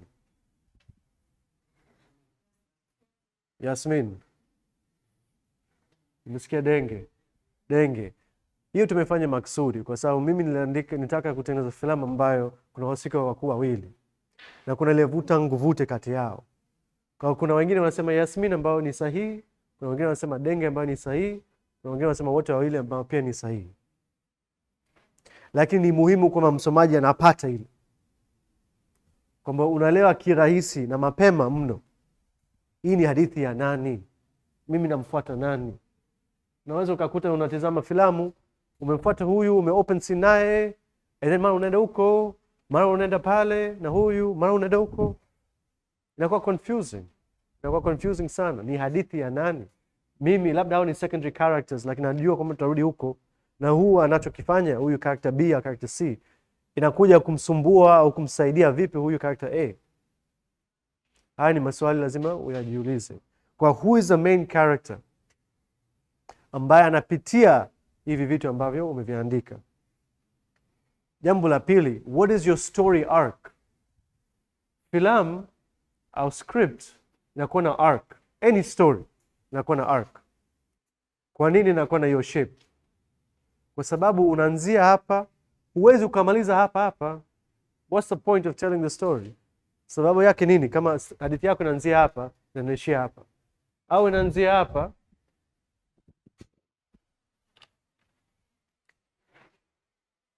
alafu inaishia hapa, hiyo hadithi imededi, haijachangamka, hakuna kufurahi, hakuna majonzi, hakuna kuhuzunika, hakuna kucheka, hakuna chochote, imededi. Kwa hapo naweza kusema story labda ni boring, hakuna vivutio vyote, hakuna nothing ambayo kitu ambacho natamani itokee kwa mhusika. Sisi tunataka character akianzia hapa anapitia yale majuu chini, tunataka arc kwenye character, awe amebadilika siku zote, na watu watakuuliza na wewe lazima ujiulize, character yako ametransform, amebadilika? Tulivyoanza naye mhusika mkuu amebaki kwa hapa? Kama amebaki pale pale, kwa nini umenieleza kuhusu hadithi yake? What was the point? Hakuna kitu ambacho kimebadilika. labda mawazo yake yamebadilika, labda muonekano wake umebadilika, kuna kitu kwenye maisha yake kimebadilika kwa namna kubwa, ndio maana umeamua kutusimulia hadithi yake. So how does your character transform? Ni swali ambayo lazima ujiulize na ujue, na inasaidia kuiona kwenye treatment. Yasmini anavyoanza, tunampeleka wapi? Anapeleka kuenda kuolewa. Ana ukimya, aongei sana. Alafu mwishoni ukisimaliza treatment unakuta yeye ndo anaendesha ukombozi wa nchi. Alipoanza na tunavyomaliza naye ni sehemu mbili tofauti. Denge anavyoanza vurugu, anarusha vipeperushi, anabandika si vipeperushi huko, anapambana ukoloni, maneno mengi. Tunavyomaliza hana hata maneno, amechoka, amepigwa na wakoloni, yuko kwenye boti, Chande rafiki yake ndio anamsaidia. Umeona alivyobadilika. Hizi transformations ni sababu ya kutizama filamu. What is your story arc? Describe the beginning, the middle and the end. Mwanzoni, katikati na mwishoni. Jamani, hakuna ambaye atakuibia script yako. Ni idea yako. Nani anakuja kukuibia? Tunaogopa. Sasa mimi nilianza kusikia watu wanavyokuwa na hofu hadi mnaogopa watu wengine au nyinyi mnasikia aibu kushare script yenu? Mimi nadhani ilikuwa aibu. Watu wanasikia aibu kushare. Wanasema mnaniibia story. Hapana, mimi nitakuibia story vipi? Yaani nianze changamoto zote za kueleza filamu na story yako? Sipo nifanye story yangu. Kumbe watu wanasikia aibu. Aibu sio jambo baya. Tunaanzia, wengine tuna experience. Kweli unaweza kusikia labda aibu kushare, labda hujafanya vizuri. Lakini sio lazima ushare script. Unaweza kuandika ka treatment kadogo. Umtumie mtu, at least zile ideas zinakuja huko mbeleni. Unaelewa mhusika mkuu anavyo transform. Sio lazima hadi umtumie mtu script. Mimi sipokee script ujue. Unaweza kunitumia mara 100 mimi sipokee. Na sitafungua attachment. Kwa sababu nikisoma mara moja ni ngumu sana kusoma tena. Ukisema nakuja kuletea draft nyingine. Bora kama kweli ukitaka feedback kutoka kwangu, nitumie treatment. Nitakwambia feedback yote. Ukiona draft yako ya 10 ile ambayo unaamini yani hapa ndo nimemaliza, nitumie ile script. Kwa sababu hapa ushajipush sana, umejaribu kila kitu, ndo unanipa draft ambayo mimi kweli sasa naweza kutoa mchango mwingine. Sio yale kwamba transformation iko hapa. Kitu ambacho hata jirani angekuambia. Yaani bwana huyu character kabaki vile vile. Hata mwenzako huko ambaye hajawahi kusoma hata filamu nakwambia. So msiwe na haraka kushare kitu, treatment ama script. Hadi nyie mnakuwa tayari, labda mwenzako, labda colleague, unashare naye, anakuambia yale ambayo yako obvious sana, ni ngumu kwetu kuona. Pia muhimu sana kujua emotional development ya character. Tukiongea kuhusu transformation, kuna vitu vinabadilika, labda alikuwa anaishi kwenye nyumba ya kifahari sasa hivi, nyumba ya umaskini whatever, lakini emotional development yake ikoje? Labda alivyokuwa anaishi huko kwenye nyumba ya kifahari, alikuwa hayuko happy. Yaani hayuko depressed, mtanziko wa mawazo, msongamano wa mawazo etc. Kumbe akiingia huko kwenye tuseme nyumba ya kiumaskini whatever, nyumba ya kawaida, ndio anakuwa ana furaha zaidi, labda amepata mapenzi huko whatever. Anything. Lakini yale yote matukio ambayo tunayaweka kwenye script, kuna emotional development pia. Na hiyo ndo subtext ambayo tunatafuta kama watazamaji. Yeye amebadilika vipi kisaikolojia? Sio tu physical. Ukiona filamu ambayo ina transformation lakini kila kitu ni physical, utasema unatuonesha tu. Yaani unatuambia kila kitu. Lakini huko kisaikolojia amebadilika vipi?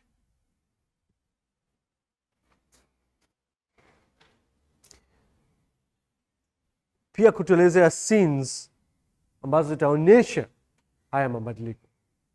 Kwa pamoja na kuonesha mabadiliko kwa ujumla, lakini kuna zile scenes muhimu kabisa lazima tuzijue, tuzione ili kuona kwamba ile spark imembadilisha mtu. Haya ndio muhimu sana na unaweza kutumia muda mwingi pale kuliko kwenye vitu vingine. Usituambie yale kwa sababu tu ili mradi, hapana. Unatumia yale ambayo ni muhimu sana sisi kuelewa mhusika. Na of course jambo muhimu sana ni kiini cha filamu. yani ile hoja ya msingi ya filamu yako ni ipi. Kama wewe bado hulijui, maana yake wewe bado script yako yani ni mapema sana, na inabidi urudi nyuma hapa. What do you want to say? Hoja yako ya msingi kwenye script yako ni ipi,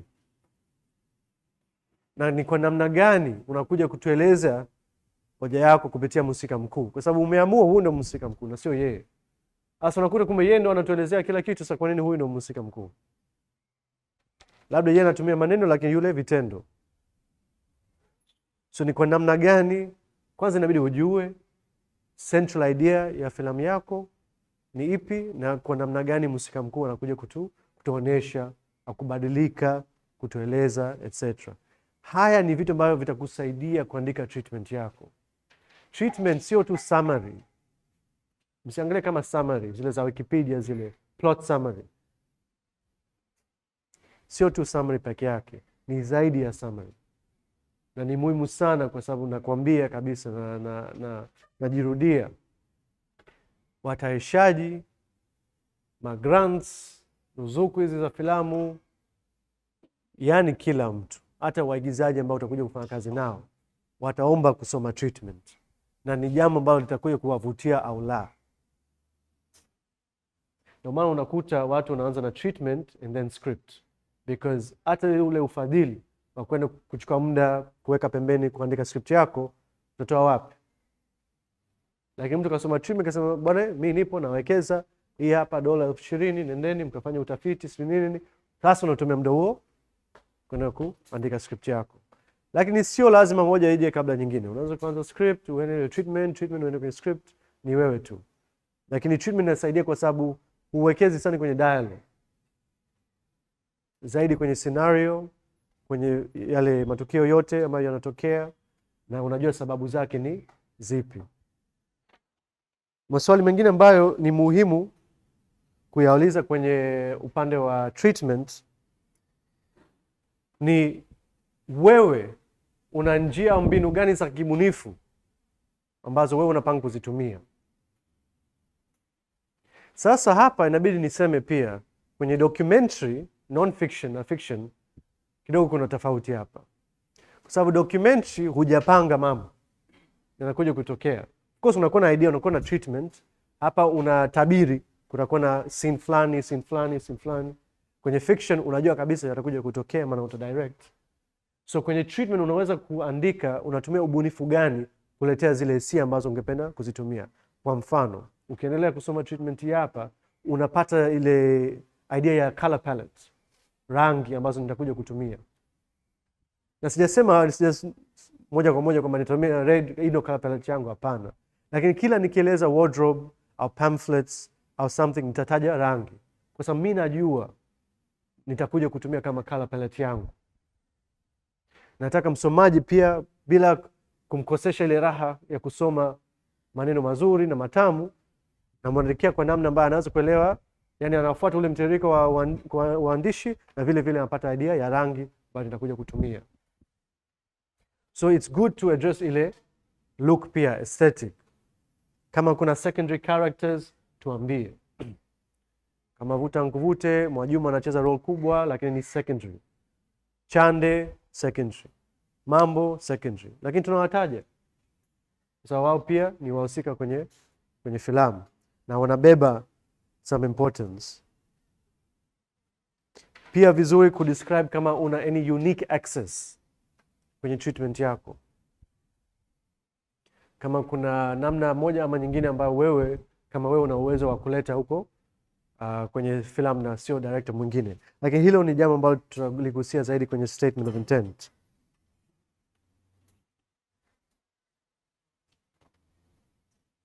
Kuna swali kuhusu treatment?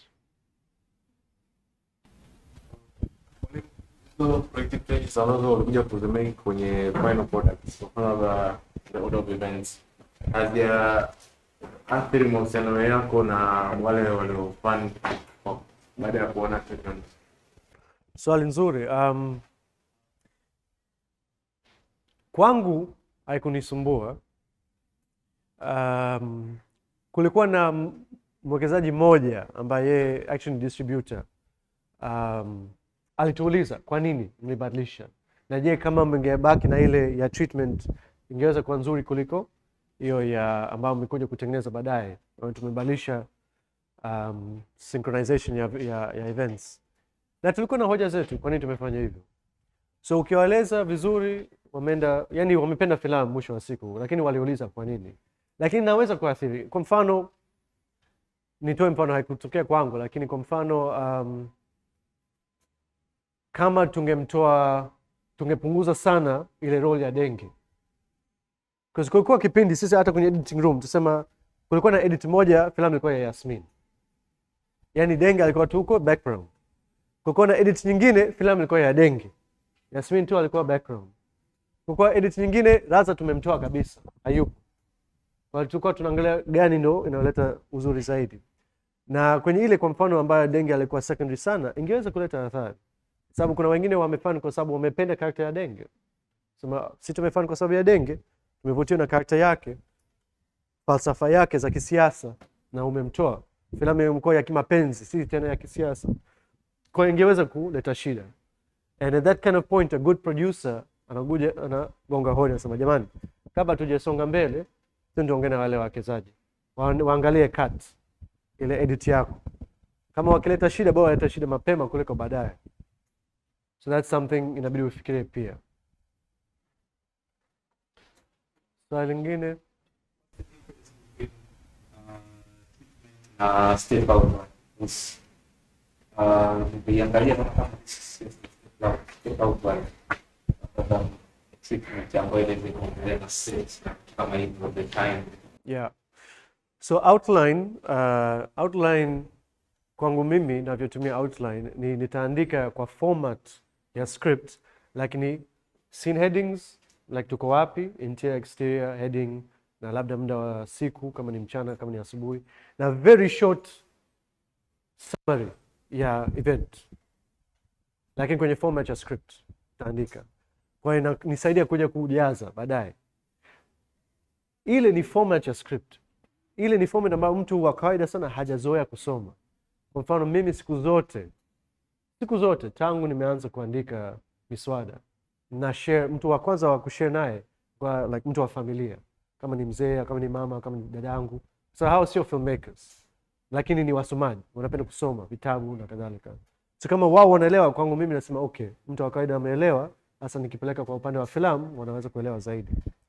So mwanzoni ilikuwa ngumu kwao nikiwa hapa kama kwenye format ya script. So mtu anasoma interior, alafu naingia, alafu exterior, hakuna flow kama riwaya, kama zile za kawaida, unaona.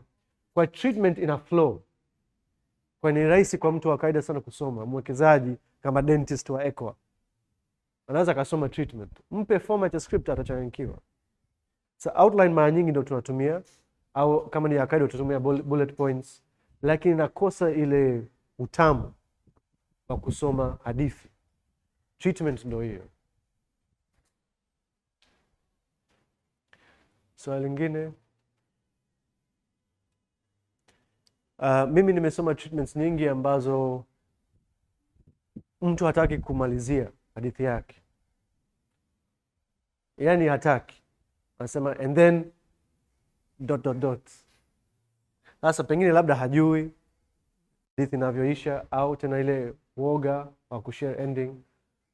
Lakini ni muhimu sana, kwa sababu kiukweli imekosesha watu wengi grounds. Kuto kutuambia kwamba ending ikoje haikusaidii. Mimi nataka kujua. Kama nitawekeza pesa kwenye filamu yako, mimi nijue filamu inavyoisha. Right? So muhimu sana kuandika yote, mwanzo, katikati na mwisho.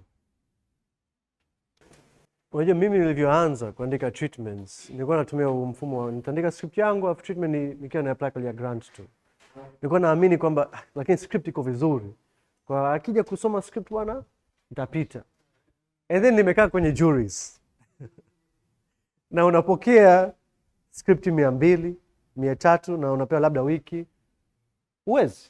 Hauwezi kusoma script 300 ndani ya wiki. Ndio maana unakuta na wao wanakuambia wewe usina wasiwasi, wewe usomi script 300. Kuna ile jury ya kwanza watachambua zile synopsis. Zile ambazo zimepita watakuja kuchambua jury ya pili, zile treatments. Sisi zitapita, mimi nakuja kupokea labda 5 au 4. Kwa baada ya kukaa kwenye upande wa jury nikasema kuja kusoma script ndio huko mwishoni. Kwa hata treatment yangu inabidi iwe nzuri. Synopsis yangu inabidi iwe nzuri. Kwa sababu hata mimi treatment nilikuwa naandika tu plot events. Hapa itatokea, the end. Hakuna ule mvuto. Kama ukisikia unasoma unataka kuendelea. Ni just plot events. Hata simulezi character, nia zake, motivation yake, hamna chochote. Huyu Tambo atafanya hivi. Unaona? But then ukweli ni kwamba hata kama script yako ni nzuri, mtu kuja kusoma script ya feature film ya page 100 inachukua masaa 2, 3, masaa 4 kusoma. Hasa rafiki yangu kukaa masaa 4 kusoma script moja sio rahisi siku hizi. Unaona? So maana yake ni kwamba hata treatment yako, ndio maana inaitwa treatment. Una treat filamu yako vipi? Kwa upande wa artistic, sound, picture, color. Wewe unaitendea vipi? Utafanya nini? Kwa ndio maana hata nilivyokuwa naandika hiyo nilijua ule ushairi ambao nitakuja kutumia kwenye filamu yangu, kwa upande wa cinematography, kwa upande wa lighting, ule ushairi inabidi niulete kupitia treatment yangu ninavyoandika. Jamani, mimi nimeapply kwa grants huko France, mimi siongea hata neno moja ya Kifaransa. Nimeapply kwa grants huko Doha, siongee Kiarabu. Hiyo inaonekana Mwarabu lakini sio Mwarabu. Siongee Kiarabu. Sawa. Na nyie pia mtaapply za Kiingereza, za Kifaransa, za Kirusi. Na ile ya France actually ni grant kubwa sana kwa wa Afrika. Inaitwa CNC Fund. Ni dunia nzima lakini wana fund at least one African film. Wanatoa dola, euro hadi 300,000 euro. Lakini wao kila kitu hadi biography yako kwenye Kifaransa. Na Kifaransa ile fasaha yani kabisa, hawataki ile ya kiolela, sio ya Kikongo. Wanataka Kifaransa chao kabisa. Ndio namna unavyochuja. Sasa unajua kama wewe hapa sio mtu wa kwao, itabidi ufanye kazi na mkalimani. Mtu ambaye anajua kutafsiri vizuri. Kwa utawekeza, maana kuna pesa hapa. Kuonyesha seriousness ambayo unafanya. Sisi tumefanya hivyo. Na WhatsApp na huyu mtu ambaye anaishi Hong Kong lakini anaongea Kifaransa safi kabisa. Na inabidi umlipe. Kwa ipo kwenye budget. Translation ipo kwenye budget. Kama lugha mama ni Kiswahili na unajua hii grant ni kwa Kiingereza, basi wewe andika ya Kiswahili ambayo inaleta hisia zote ambazo wewe ungependa kuzileta kwa uwezo wako, na unatumia lugha ambayo wewe unaujua. And then unamtafuta mtu ambao wapo wengi aje atafsiri, na sio kutafsiri kama Google Translate. Jamani, msitumie Google Translate. Serious, msitumie Google Translate. Kwa mtafuta mtu ambaye anatafsiri ule ushairi ambao unataka utoke. Na kama pia una uhakika kitu ambacho amekiandika, mlete mtu wa 3 asome ile ya Kiswahili, asome ile ya Kiingereza, afa aseme bwana hii imeendana 100 kwa 100 au 70 kwa 30 whatever. Hii yote ni kujiwekeza kwenye project yako. Tusisahau, sisi amesema tuko kazini jamani. Tuko kazini. Ukitaka kushinda hiyo grant, wekeza. Hatukushinda ile grant ya France na tumetumia €, huko kufanya translation. So what? Imetokea. Sawa, lakini tunajua sasa mfumo ukoje. Na ndio mfumo hali halisi yenyewe. So hata kwenye development funding, jamani, hiyo grant kwa Tanzania haijawahi kutokea. Yaani mwaka jana ndio ilikuwa mara ya kwanza, ndio mwaka huu.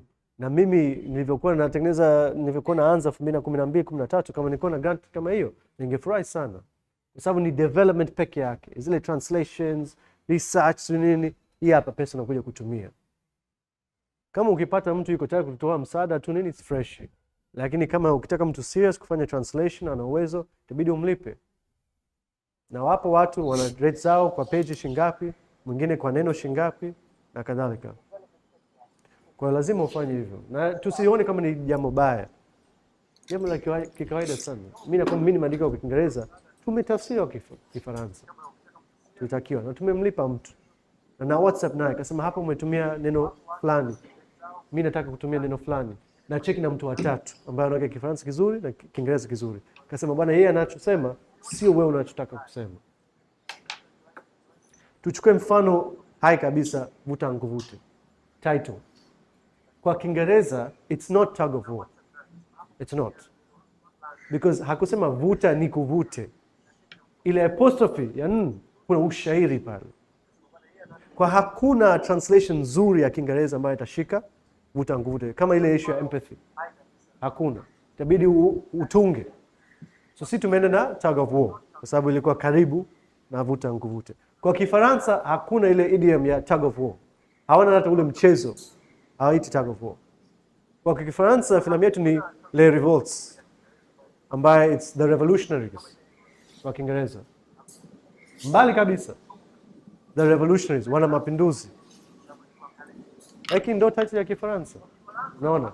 Kwa hiyo ilibidi sasa mimi nilumbane na yule mtu, kwanza nilikuwa nakataa kwamba sio, yani haendani kabisa, akasema hakuna neno kama tug of war kwenye Kifaransa. Wakanipa option 3 4, ndio tumeenda na hiyo revolutionaries. Kwenye Kireno kuna naitwa nini ile? Cabo de Guerra. Cabo de Guerra. Hiyo pia ni ina maana tofauti. Lakini ndio hali halisi ya lugha, sio? Muhimu ni wewe kama mwandishi wa mswada na mwongozaji, wewe umeridhika. Kama wewe umeridhika, unajua hii ndio application nzuri kuliko any other application ingeandika. Lakini unajua tunalalamika sana, nimeona wale Kiingereza, wale si nini. Jamani, si dunia yetu ndio hivyo. Watu wengine pia wanapitia shida. Kuna watu wanaongea Kireno tu, wa Brazil, hawaongei Kiingereza wala Kifaransa. Kuna wengine wanaongea Hispania. Kuna watu wengine wanaongea si lugha gani. Kwa hiyo tusiwe tunawatafuta vikwazo, tutafuta visuluhisho pia.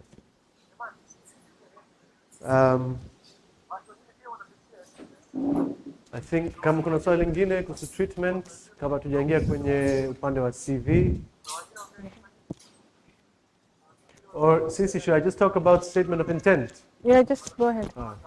So then, baada ya treatment, kuna jambo lingine linaitwa director's statement of intent. Wengine wanaita motivation. Wengine wanaita, what else do they call it? Does it called on visions? It's called something. Anyway, kunakuwa na maneno tofauti. Lakini point yake ni kwamba, afu ni kazi ya director. Ni wewe una nia gani na hiyo filamu? Intention yako ni nini? Kwa nini, afu ni maswali mawili kwa kweli, statement of intent. Kwa nini wewe? Kwa nini sasa? Tulivyoanza warsha ya leo, tulisema kwamba kila mtu hapa na wazo ya filamu yake. Na kila mtu hapa na movie kali. Ana story yake kali, nzuri sana. Lakini nitakuuliza, sawa, story nzuri, lakini why now? Kwa nini unataka kuniambia sasa hivi? Kwa nini niwekeze kwenye kazi yako wewe na sio huyu? Why you, why now? Inabidi utuambie. Kwa sababu siku zote utakuwa unashindana na mwenzako. Kila mtu atakueleza filamu kwenye grant. Watu wengi wameapply. Tulivyotoa grant mwaka jana tulipata applications 57. Naamini mwaka huu naweza kuwa hata 5. Maana umeona mwitikio wa application 500. Watu 500 wameapply kwenye hiyo application, kwenye hiyo workshop.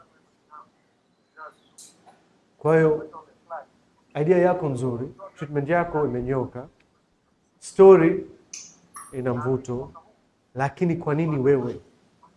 Na je, kwani wewe uweze ukasubiri labda mwakani tutengeneze yako hapo? Why now? Kwa nini sasa hivi tutengeneze kazi yako?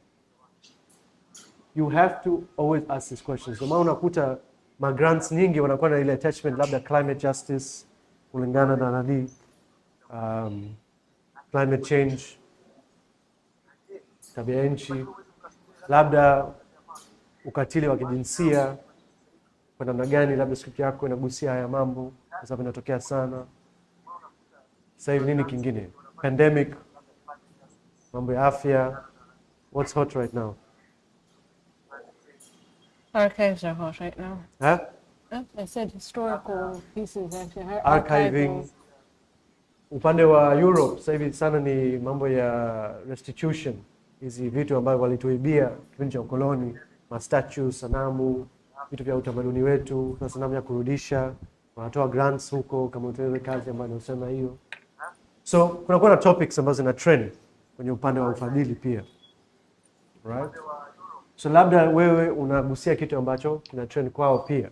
So unaweza kusema pale. So director statement yako mara nyingi ni page moja, sana sana page 2. Usio unaandika vitu vingi. Bwana mimi kuna watu wanaandika na nimesoma kabisa. Tena wanafunzi wangu. Wameandika bwana mimi ndo naweza. Yani bila mimi yani kazi haiendi yani. Asi ndo hoja gani? Mimi ndo na degree ndo maana. So what? Kwa sababu na degree. Why you, swali lake ni kwamba wewe unaleta nini kitu kipya huko kwenye your genre au your idea, your topic. Wewe una relationship gani na your topic? Kwenye statement of intent ya vuta nikuvute, mimi nachukulia Zanzibar kama nyumbani kabisa. Tangu utotoni naenda pale. Na nimevutia sana na historia. Mambo ya historia. Mimi sijawahi kukutana na babu na bibi. Kwa pande zote mbili. Sijawahi kukutana nao. Walifariki kabla nilizaliwa. Nasikia tu story. Bibi alikuwa anatembea pale mtaa wa Shangani, sisi tunasikia. Kile ninavyoenda napita ule mtaa. Kama umetazama filamu, Yasmin akiwa anatembea na amesema pale sema Roza Bungo, ni mtaa ule bibi yangu alikuwa anakaa. So I had this connection that I wanted to explore. Niliandika kwenye statement of intent yangu kwamba kuna kitu naona kina miss kwenye historia yangu. Mahusiano yangu mimi na bibi na babu. Nasikia tu hadithi, nataka ni explore hiyo kitu. Ndio maana mimi nataka kusimulia hadithi hii hapa. Unaona? Na mtu mwingine atakuwa na sababu nyingine. Mtu mwingine anasema mimi Mzanzibari, sawa, andika ile sababu. Kwa nini wewe unaamini? Alafu pamoja na kwa nini, ni kitu gani utakileta huko? Sasa mimi hapa nilikuwa nishafanya development pale. Nimekaa miaka 2. Nimetengeneza network. Nimekaa na wale watu ambao wamenipa ule uhalisia ambao ulikuwa unatokea kipindi kile. Nishapata rights kutoka Mkuke na Nyota. Kwa kwenye statement tena nasema nimenunua rights pia na mahusiano mazuri na wachapishaji na mahusiano mazuri na mwandishi na yeye mwenyewe amenipa baraka zake kwenda kufanya hiyo kazi. Unaandika kwenye statement of intent yako. Wewe una access gani? Wewe ushafungua milango ipi ambayo itakuja kukusaidia hii filamu kuja kutengenezwa? Kumbukeni wawekezaji pamoja na grants na wote wao wanataka kuona filamu imetengenezwa. Wao wanataka kuona mwisho wa siku filamu kweli imetengenezwa. Nikwambie ukweli jamani, yani ni jambo baya sana.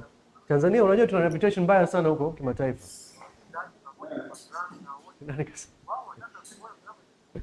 Tuna reputation mbaya sana kwenye mambo ya grants.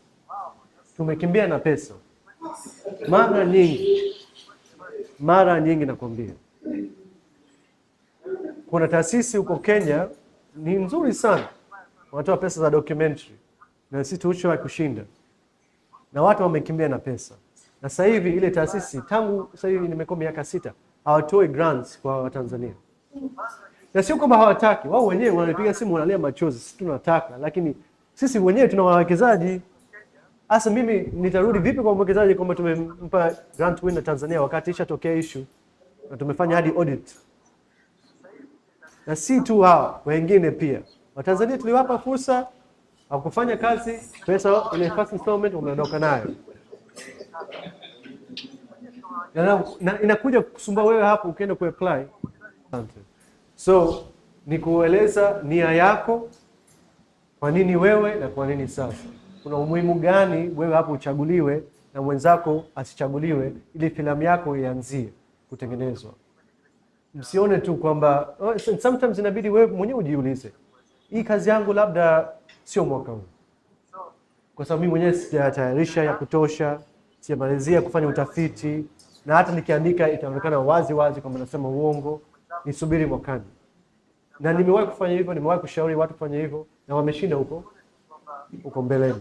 Kwa sababu wasomaji ambao wanakuja kusoma na kufanya utathmini wa kazi yako, wanajua unavyo hapa mtu anapiga fix.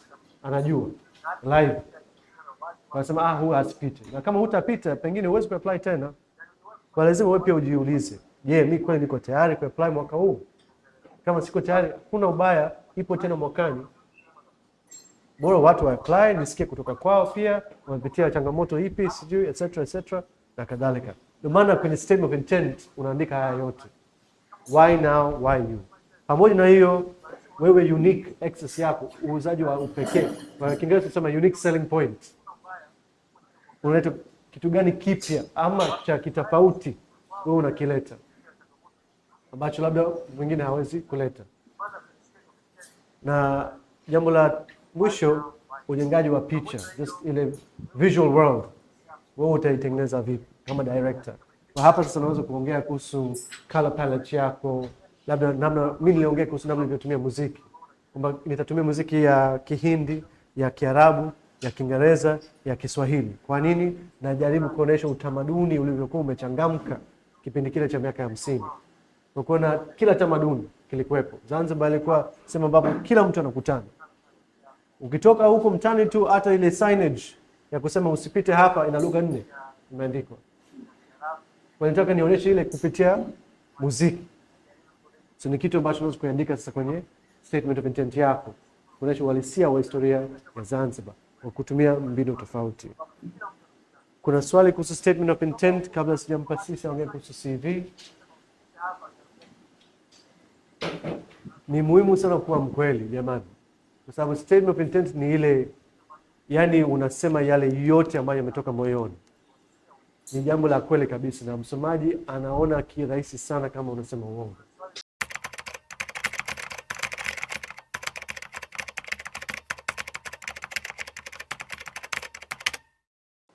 Uuzaji wa kipekee kama ile unique selling point imefanana na ile kwa nini wewe, kwamba wewe, kwa nini wewe kwanza, wewe kama msanii.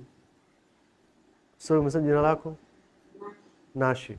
Kwa nini Nashi wewe unastahili kutengeneza hiyo kazi? Lakini vile vile wewe unaleta kitu gani kipya ama cha kitofauti ambacho hatujawahi kukiona, au ni kwa jicho jipya kabisa. Wewe ndio kitu gani unakileta? Sasa kwa nini wewe, kwa mfano kwenye mfano wangu ilikuwa ile mahusiano ya mimi na Zanzibar. Kwa nini mimi? Ile historia yangu ya kifamilia. Lakini mimi nilikuwa nakileta kitu tofauti kwa sababu haijawahi kutokea period drama kwenye Tanzania. Na mimi uzoefu wangu wa kutengeneza filamu Tanzania ninayo. Nimefanya kazi na waigizaji ambao hawajawahi kuigiza, na kipaji kama director kufanya kazi na wale non-professional actors. Nimeonyesha kwenye kazi zangu zilizopita. Na kipaji ya kufanya kazi kwenye location. Mimi sihitaji kutengeneza set. Mimi zaidi napenda kutumia location. Na sio kubadilisha sana. So that was my unique selling point. Uuzaji wa kipekee cha kwangu kwa kipaji changu. Kutumia sasa historia yangu kwenye career kuelezea hiyo. Hivi vitu vyote ni vya kushawishi yule ambaye anasoma aje akatoe support. Ndo yenyewe, jambo lenyewe.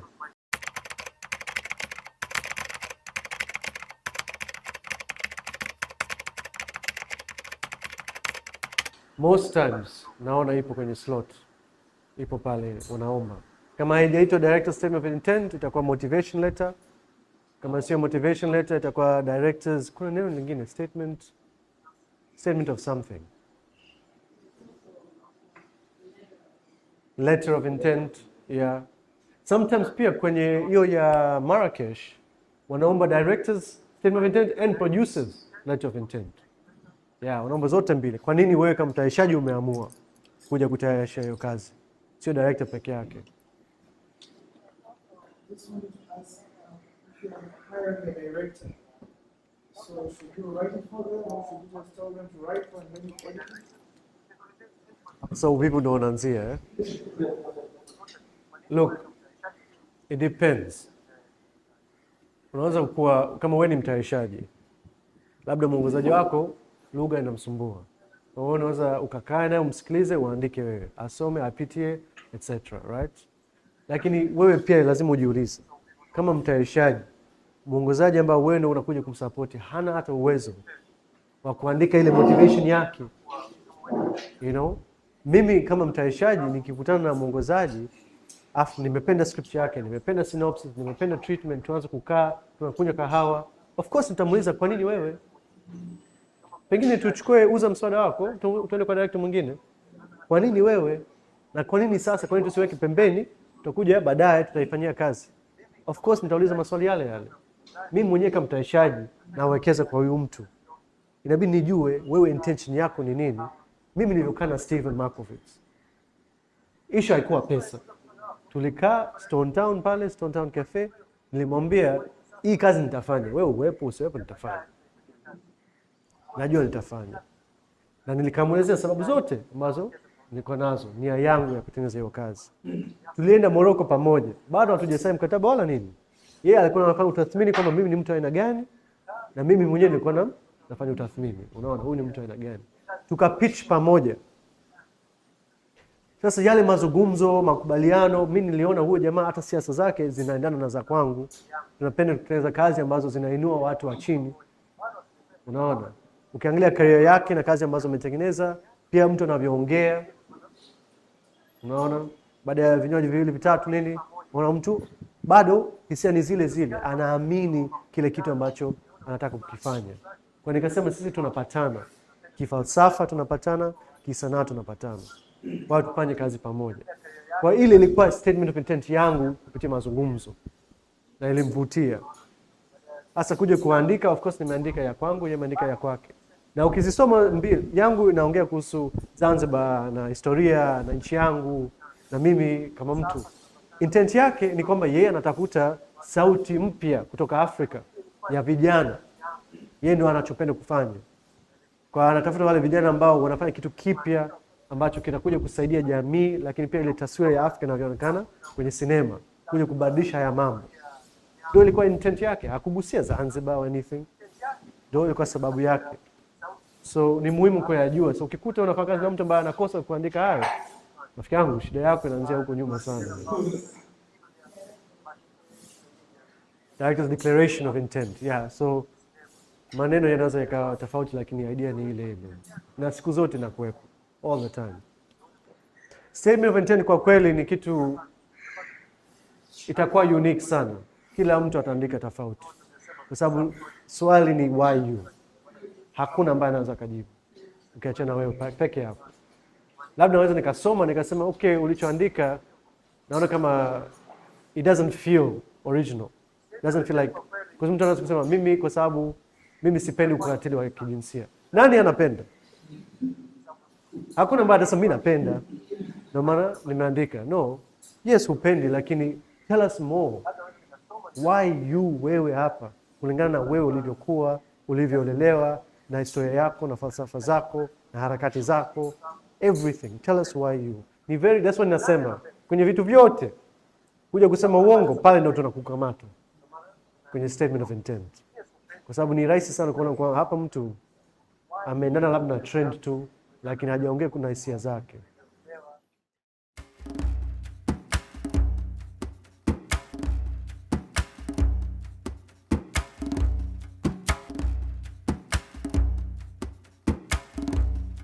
Mimi nitazungumzia tu kwa kifupi CV kwa sababu ni kitu ambacho pia mtahitaji kuisubmit.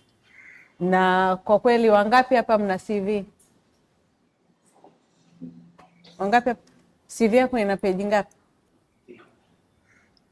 Mwingine? Ina page moja. Page 4. Okay. Sasa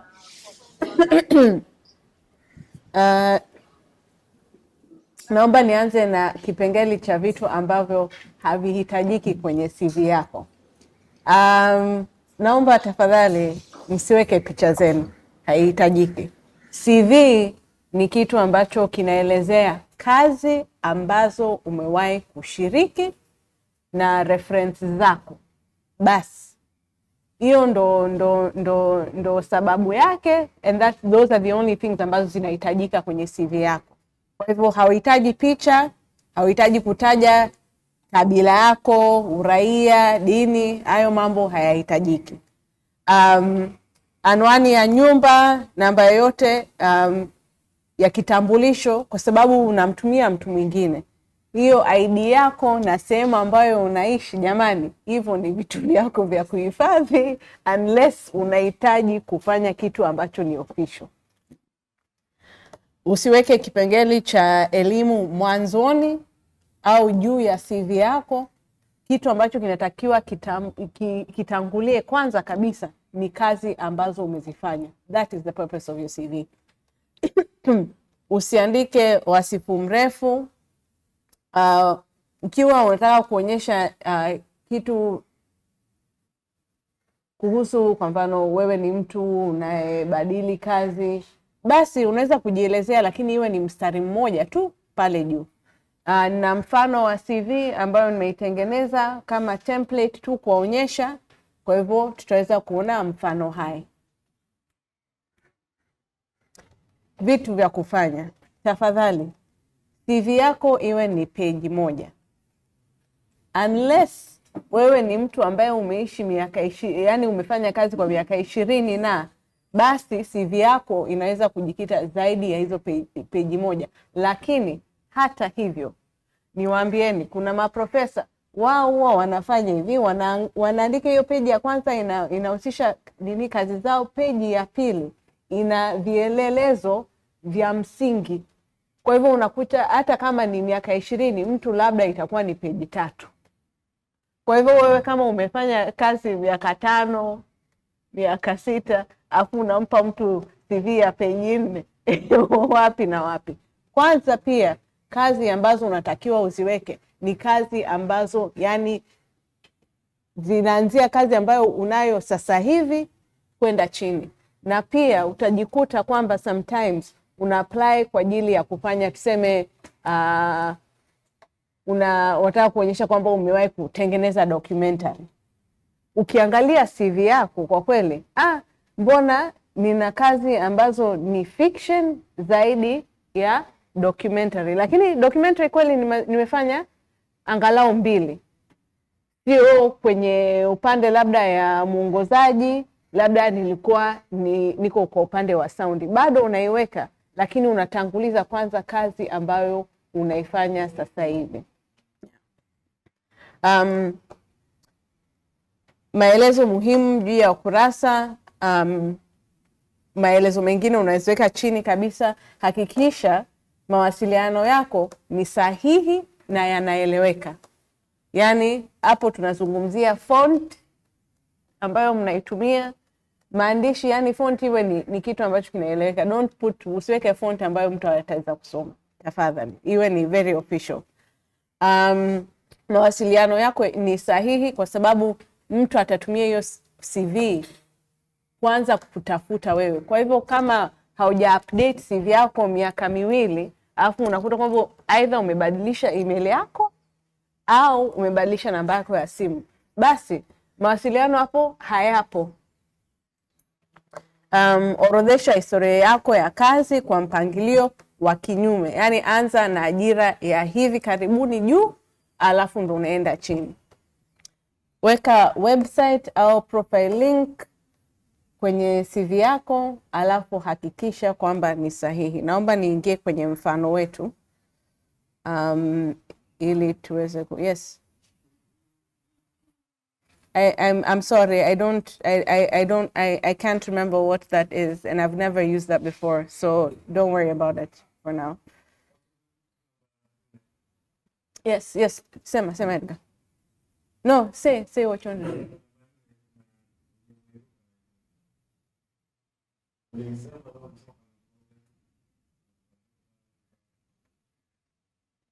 Namba 4.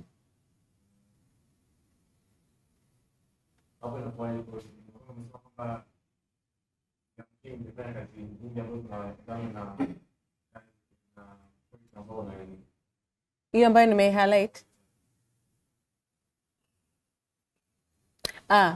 Yani ninavyosema hivyo, kama nilivyokuwa nashow huo mfano wa documentary. Kwa mfano, kama unaona kwamba hiyo tujikite katika kazi ambayo tunaifanya sasa hivi,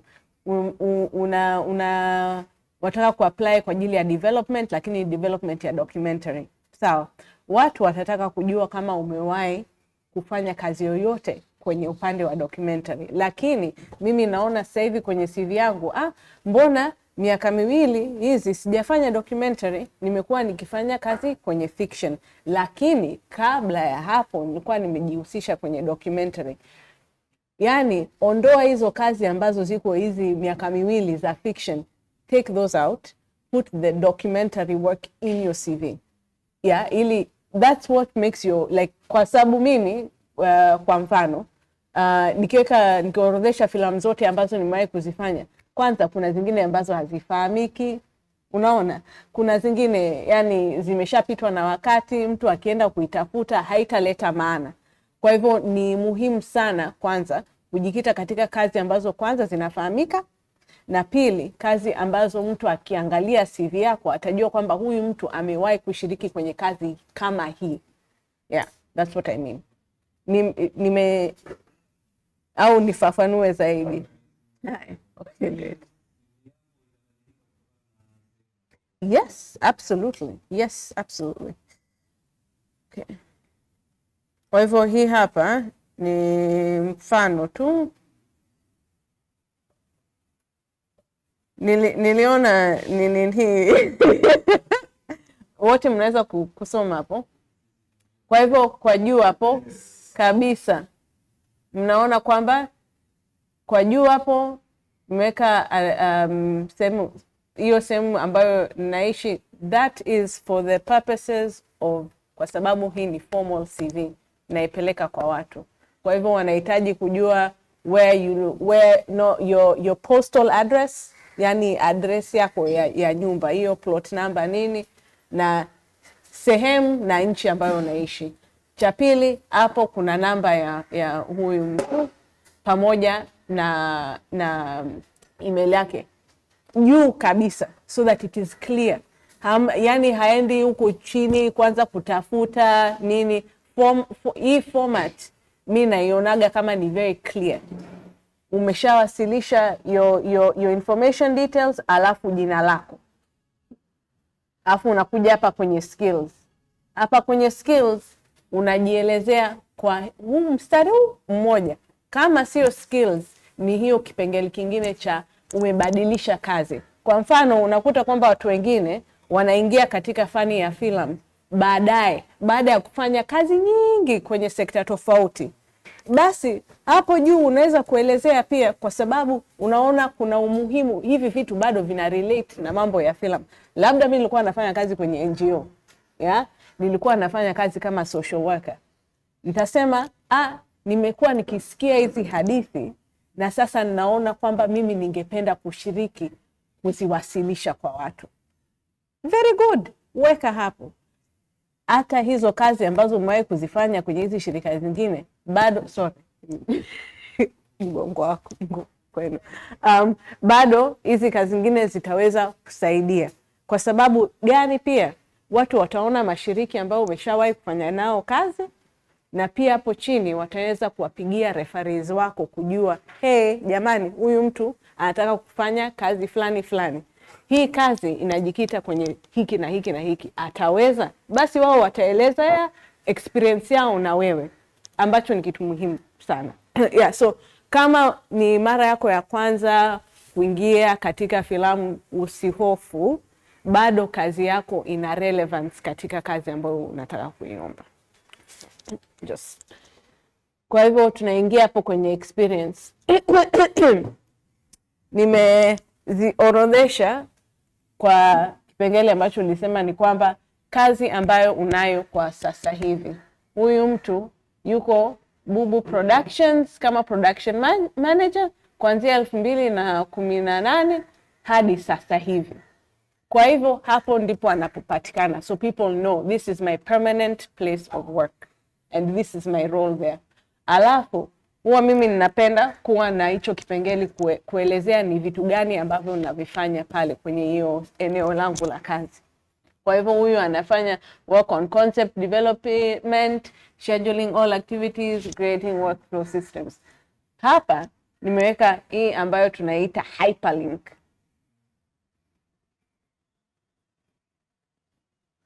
Hiyo hyperlink Nimeiweka hapo ili iwe ni rahisi kwa huyo mtu kwenda moja kwa moja kwenye website, tizama ni kazi zipi ambazo mimi nazo. It's very easy to do kwenye Word document, kwenye Google, whatever. Unaweza kutengeneza hyperlink ili irahisishe.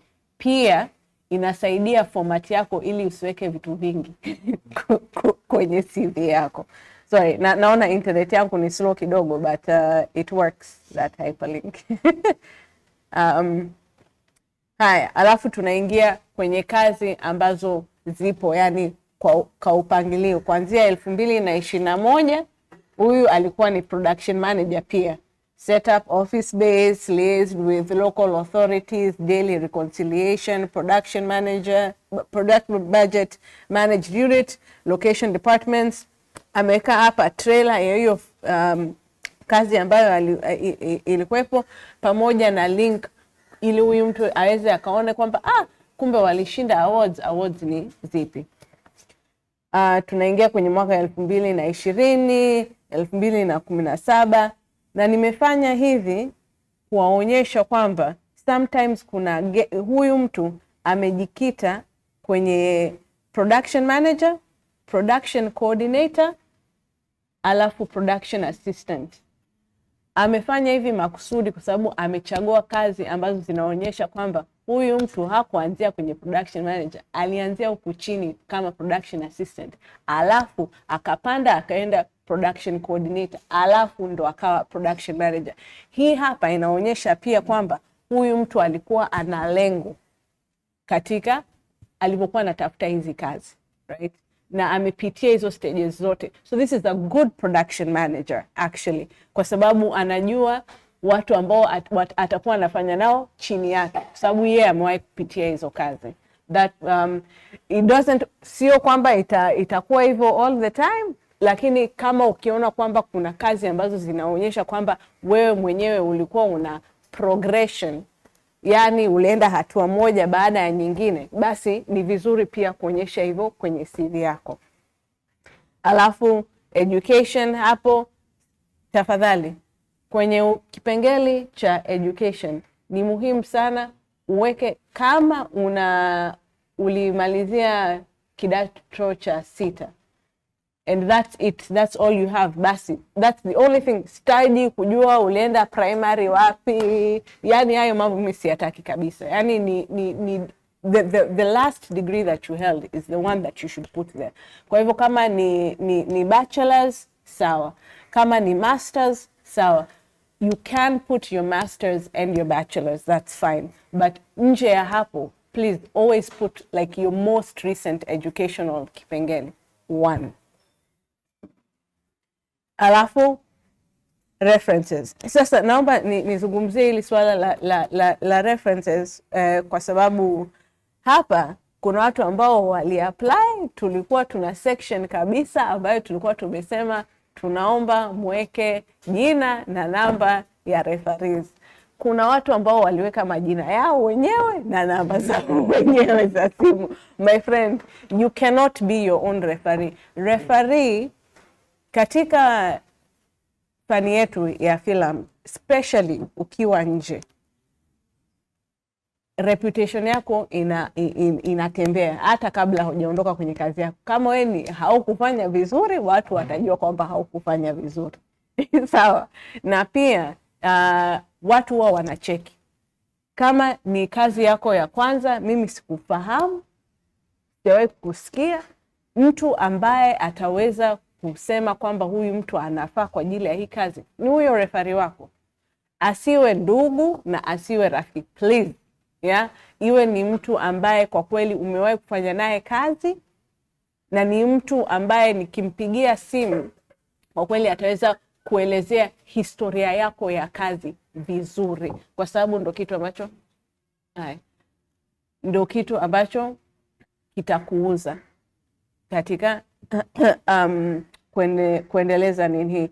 Also tafuta referees ambao umewahi kufanya nao kazi kwenye project kubwa au kwa muda mrefu. Hiyo inasaidia sana pia. Kama umewahi kushiriki kwenye hizi workshops au trainings, but this is important, ambazo zinafahamika. Right? Don't just put workshops na trainings ambazo umezifanya ili mradi uonyeshe kwamba umeparticipate. Kama unajua kwamba ni warsha ambazo ni competitive au they're the only workshop in your region, that's important. Outside of that, it is not necessary.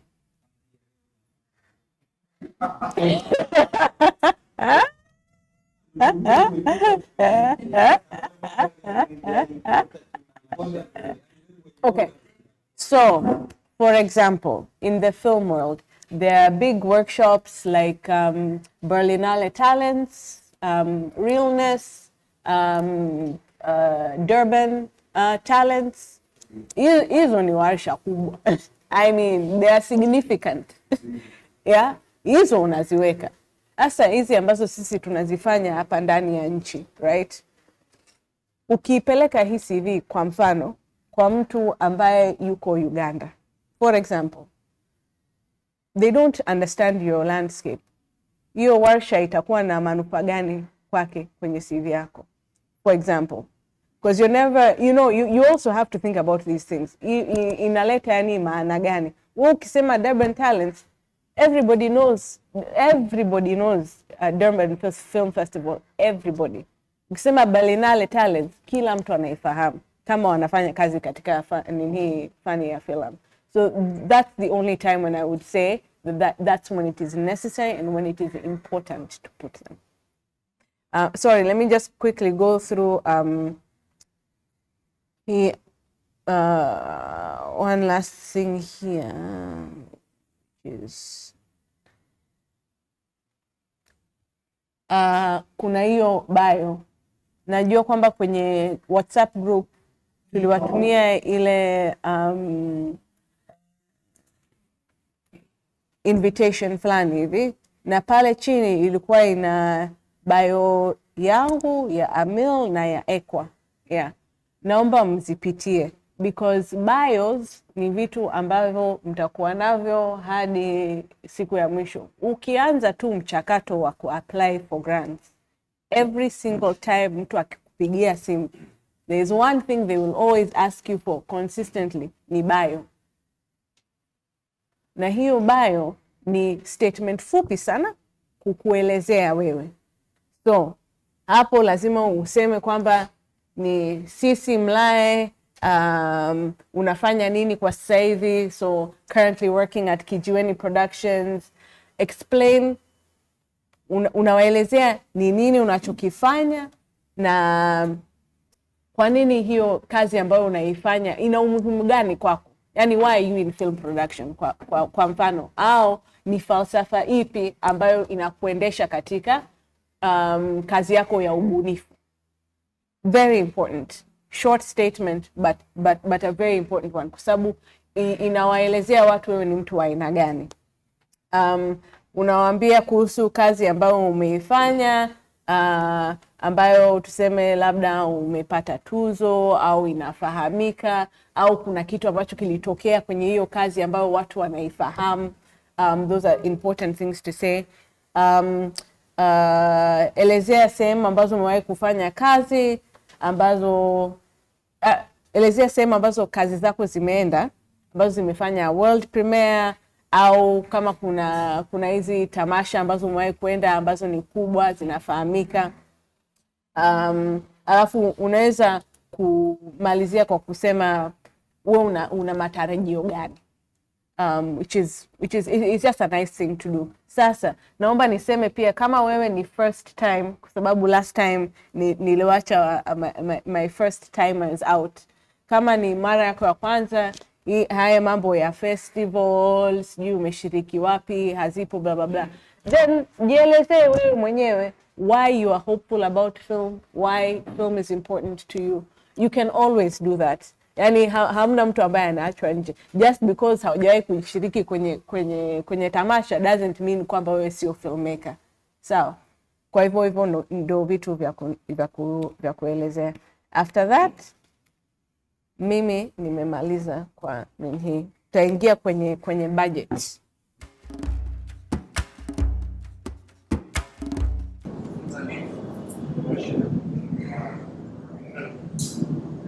mengi kusema kwamba usubaji. Ningependa kujifunza kuhusu usubaji. Ukiangalia wale ambao walikuwa na experience chini ya miaka 5, ningependa kujifunza kuhusu usubaji. Wale wana experience zaidi ya miaka 15, wangependa kujifunza kuhusu usubaji. So sisi wewe tukakaa tukashangaa kidogo. Sasa wewe una experience zaidi ya miaka 15 na unataka kujifunza kuhusu budget, kwa hadi sasa hivi ulikuwa unafanya nini? Kwa sababu huwezi kutengeneza filamu bila budget, sio? And then baada ya warsha ya kwanza, mwaka jana tulifanya warsha, and then baada ya warsha ya kwanza ile ambayo tulifanya kipindi cha ZIF, tuligundua kwamba unajua tuna complicate sana. Sisi filmmakers tuna complicate sana mambo ya budget. Kwanza kuna kutengeneza budget, alafu kuna kutafuta budget. Warsha ya leo kuanzia saa 3 asubuhi hadi sasa hivi ni kuhusu kutafuta budget. Sio tu kipengele hichi hapa. Hii hapa ni vitu ambavyo unaweza kuviandika, description, line items kwenye budget yako ambayo inaweza kueleweka kwenye application. Lakini hii haikwambii namna ya kutafuta budget. Kutafuta budget ni siku nzima tumeongelea. Kwa hata mkiwa mnaelezea kwenye warsha nyingine, kwa mfano, labda mimi nahitaji mafunzo kwenye nini. Ukisema budget, sisi tunavyoelewa sisi wakufunzi ni kwamba labda hujui kutumia Excel. Sio, umenielewa? Kwa sababu huwa tunauliza maswali ili pia tujue ni aina warsha aina gani tuje kufanya. Labda ni namna kutafuta udhamini au ufadhili au whatever. Sawa eh? Kwa mimi hapa sitatumia muda mwingi kuongelea kuhusu budget kwa sababu ni jambo la kirahisi sana. Unatengeneza format yako ambayo unapata kwenye mtandao Google. Ukiingia Google kuna formats chungu nzima, hizi ni za Sundance, za documentary. Wanatoa template za Excel. Unajaza tu kitu ambacho una description, number, kama ni flat maana yake ni kwamba ni makubaliano. Hakuna inaendana kwa unit, inaenda tu flat, tunakubali atatoa 50,000 kwa itakuwa 50,000. Price na total cost, right? Mara nyingi watu kama director na producer ni flat, kwa sababu producer hafanyi kazi kwa siku. Anaweza kufanya kazi siku 7 afu akae asifanye kazi, afu afanye kazi siku 7 afanye kazi usiku. Kwa ni ngumu sana kuanza kusema ni siku unamlipa kwa day rate. Na kukubaliana tu inakuwa flat rate. Vile vile na director. Lakini pengine kama unatengeneza proof of concept kama ule mfano wa asubuhi. Sasa hapo umemwajiri director photography aje shoot. Umetafuta location, inabidi ulipe. Mtafuta editor, unamlipa. So pale ndio unaweka kama rates kwa siku unachaji kiasi fulani, utamtumia kwa siku ngapi. Jambo la pili ni kuna vitu aina gani unaviandika kwenye budget. Kuna vile vya kawaida sana. Kujimudu wewe mwenyewe maisha yako, utaandika director nahitaji ngapi labda kwa mwezi, right? Kama kuna kodi ya ofisi, kipindi cha development unaweza kuandika. Kuna research, kama script yako inagusia research, naamini itagusia, lakini kwa mfano inabidi ufanye kusafiri. Mfano wavuta ni kwamba nilienda kuishi Zanzibar. Kwa hiyo nilikuwa na kodi ya nyumba, nilikuwa na usafiri wa kwenda Zanzibar kurudi. Yale mambo ya kikawaida sana kama umeme na nini nimeweka yote. Pamoja na hiyo kuingia nyaraka, kibali, kuandika kibali, kulipia kibali ya kwenda kwenye nyaraka. Yale mizunguko ya kila siku, tumekodisha gari na kadhalika. Yale yote nimeweka kwenye development. Hata vile vile labda una mipango ya kwenda kupitch sehemu nyingine. Sisi tulienda kupitch Marrakesh, Morocco. Kwa unaweza kuweka safari yako za ndege kwenda huko Morocco kujikimu pale, kwa sababu unafanya kazi ambayo itasaidia kwenye development yako. Unaweza kwa kama unaamini utaenda sehemu ili kufanya pitching, unaweka zile expenses kwenye development yako. Vile vile unaweza kuomba location permit. Kama unaenda kwenye museum, hata ukienda nadhani National Museum Tanzania ya Dar, ukienda hata educational ni 300,000. Ukitoa tu camera hata kupiga picha ni 300,000. Kama ni commercial 500,000. Kwa hiyo unahitaji hiyo pesa, msitoe mfukoni. Ndio vitu ambavyo tunaandika kwenye budget yetu. Kwa hapa natoa tu mifano, inategemea na project yako. Ukiangalia hii hapa, ukiachana hizo za staff, kwenye research umeandika vitabu. Ununua vitabu kwa sababu vitabu pia vina gharama na unavisoma ili ufanye research yako. Videos na screenings, research meetings with potential advisors. kama tuliongea kuhusu consultants, wanahistoria, kukaa nao kwa muda, story consultant, story editor, research travel, na hapa kwenye production na post production wanachomaanisha ni ile kama trailer au proof of concept. Jamani, msiandike kuhusu production yenu ya movie kwenye budget. Nakwambia kabisa itakuwa disqualified application yako. Application ni kuhusu development. Ukisema bwana mimi naenda kushuti siku 5 kwenye filamu yangu, hapa ndio unaku disqualify. Labda unafanya production ya proof of concept. Labda unafanya post production ya ile trailer au teaser. Kwa sababu ni kitu ambacho nakitumia kwenda kupitch. Inaeleweka. Lakini sasa mkianza kuandika makeup artist na sio nini ya filamu, hapa inakuwa shida. Kwa kama mnaandika kuhusu production, mueleze kabisa, utueleze ni production ya trailer au proof of concept au teaser au scene 2 snippet, whatever mtaka kuita, like mood board. Naenda kutengeneza mood board, naenda kuprint mood board au natengeneza visual mood board.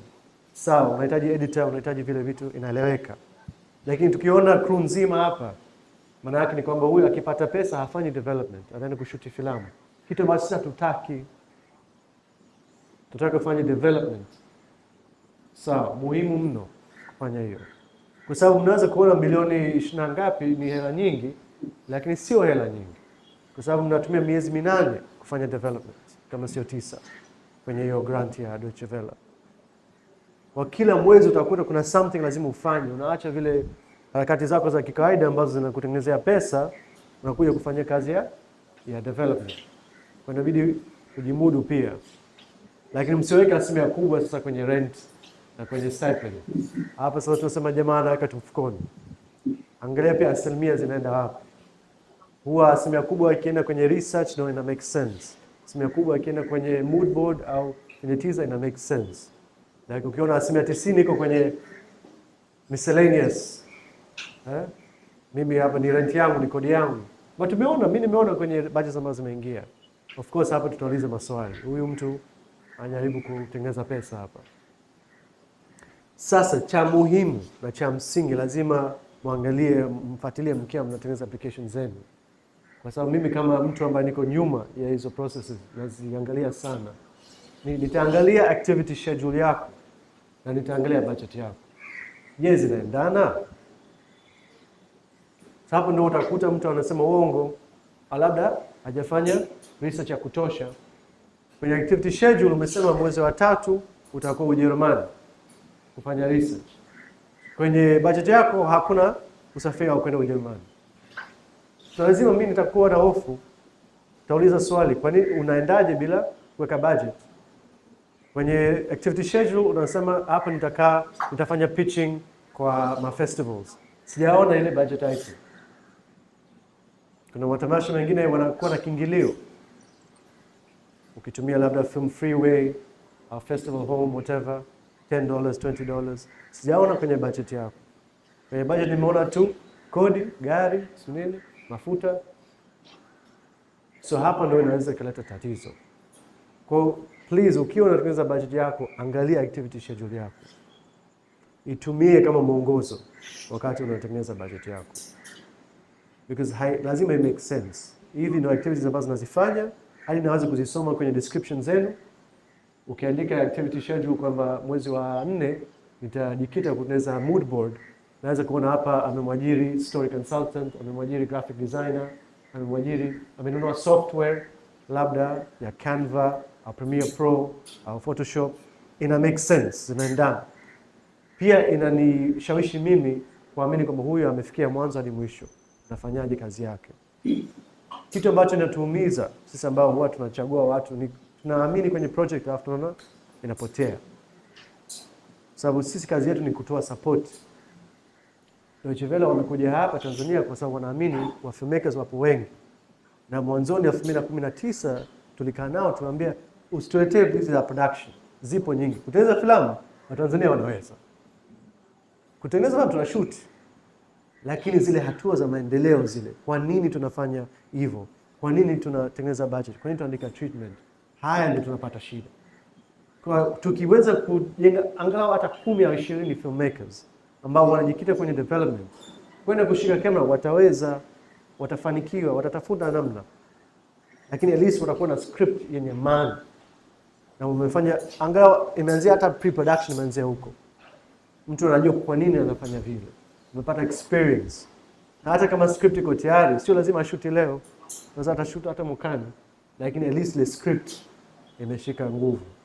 Kwa hiyo mimi hapa kwenye budget bora nisikie maswali zaidi kuliko mimi kuongea, kwa sababu kama nilivyosema, description, line items, vitu ambavyo unaviandika vinaendana na project yako. Kama ni animation project, of course unaweza kusema lazima tu test na animators. Unaweza kumwajiri animator atengeneze labda ya sekundi 30 au sekundi 40 ili ujue nani utakufanya kazi naye. So budget zinatofautiana, but it has to make sense na ratiba yako na hata statement yako. Kama umesema kwenye statement yako naenda Zanzibar, tuione kwenye budget yako. Kama unabaki hapa lakini unahitaji muda just kutoka huko kwenye familia, una majukumu mengi, wiki 2 unaenda hotelini, weka kwenye budget. Na ina make sense kwamba hii inaitwa retreat, a writer's retreat. Kwamba lazima utoke pale ufocus kwenye writing. So hapo ndo nadhani nipokee maswali zaidi labda kwenye budget. Hapo kwenye hiyo ujuzi kuna pesa. Kuna watu kama majini za naona kama hawana kazi kwenye pesa au labda. No, inategemea. Kwa mfano, japokuwa sikumbuki hii ni budget, hii ni ya Sundance, lakini hata ukiangalia bei.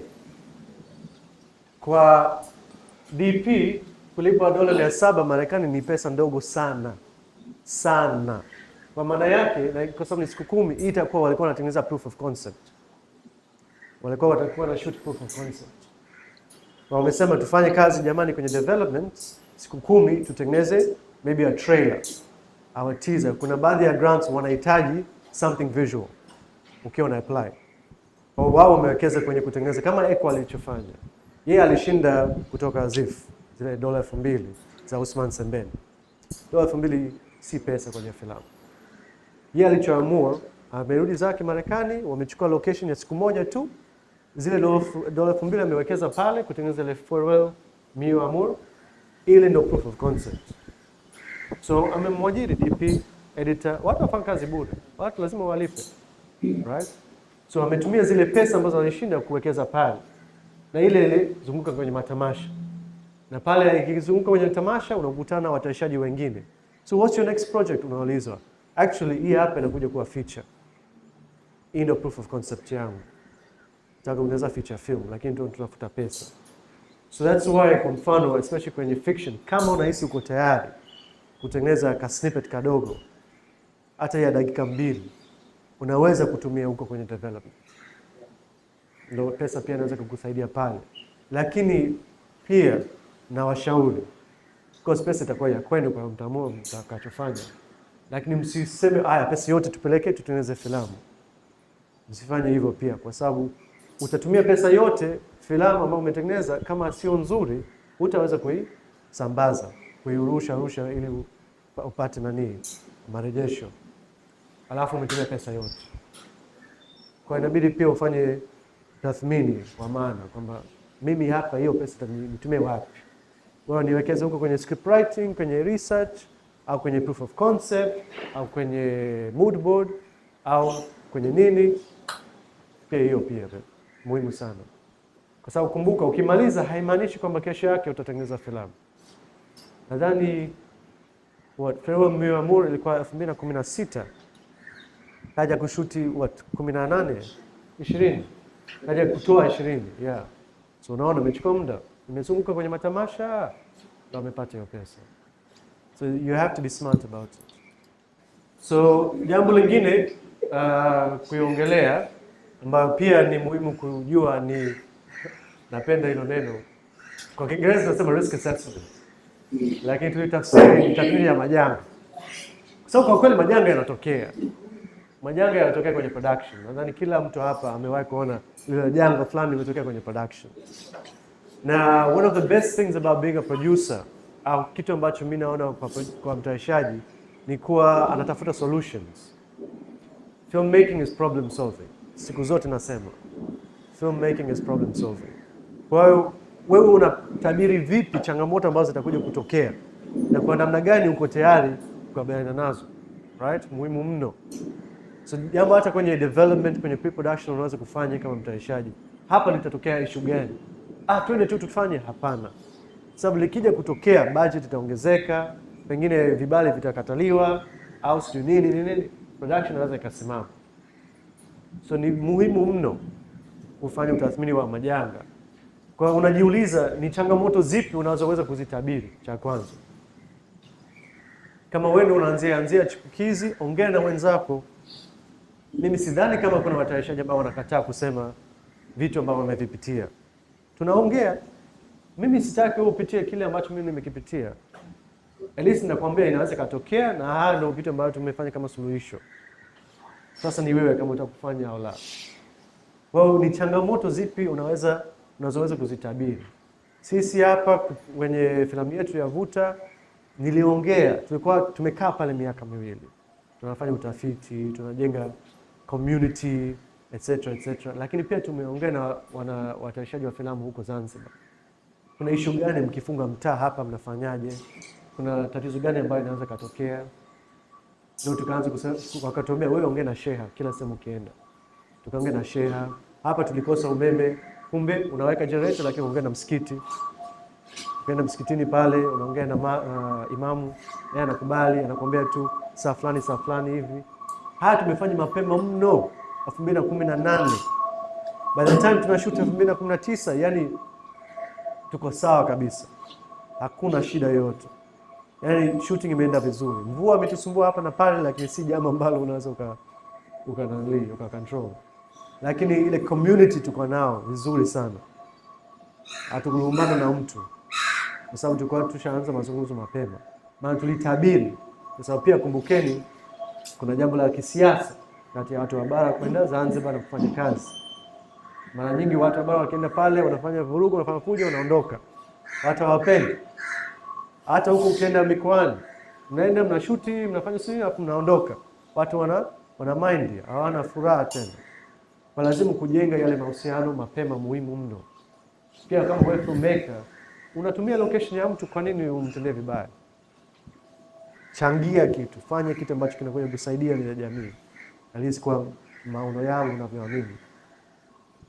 Na umepanga kuzitatua hizo changamoto.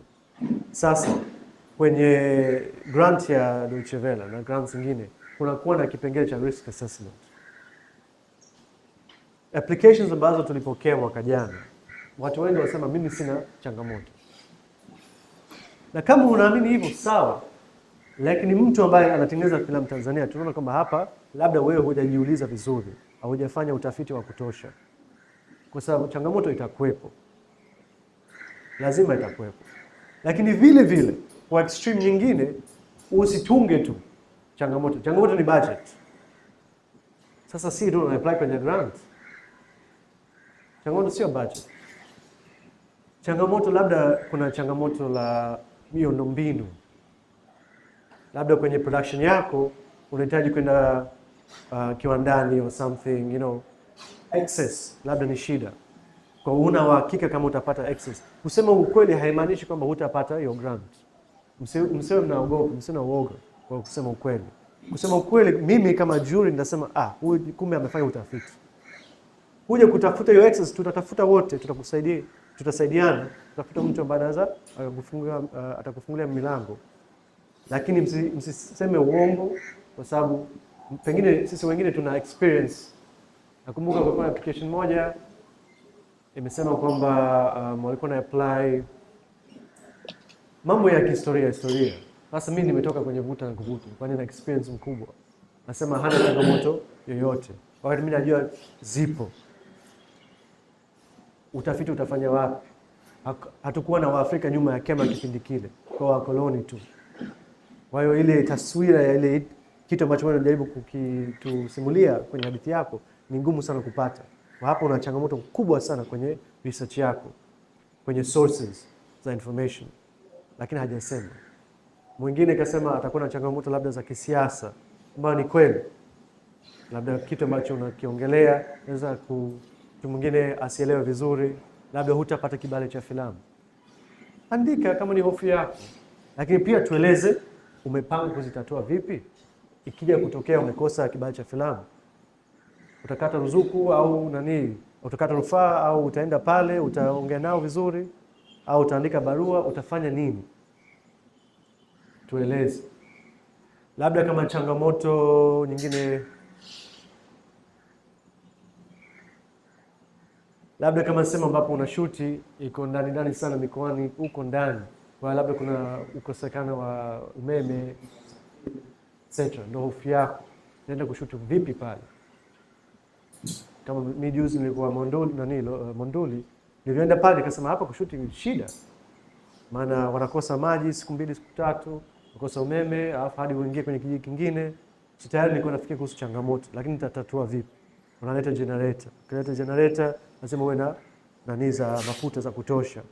Ukileta generator unakuwa na gari ya generator etc. Muhimu kuyafikia haya yote, kwa sababu pia inatueleza kwamba huyu kweli amefanya utathmini wa majanga. Na ikitokea sio kwamba pesa zitarudi kwetu au atakimbia na pesa, atatafuta namna ya kutafuta solution. Kwa ni jambo ambalo pia unaweza kuweka kwenye budget yako. Kwa mimi najua napoenda kushuti, napoenda kuishi, bali kufanya utafiti na research, hali nitakuwa nakosa umeme. Kwa hiyo inabidi invest kwenye generator kadogo hivi. Weka kwenye budget. Mimi nikisoma budget, mbona kaweka generator? Nitasoma huko kwenye risk assessment. So muhimu kuyaandika hayo.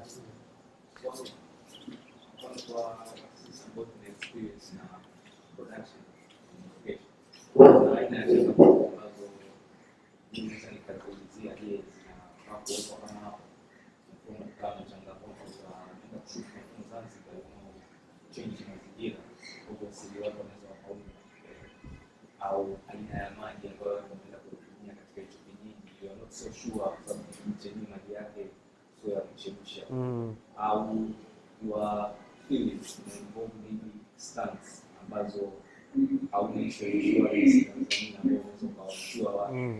Hizo ni aina ya changamoto ambazo frequently tunazo kwenye production. Je, ukiziweka kwenye eneo kama hilo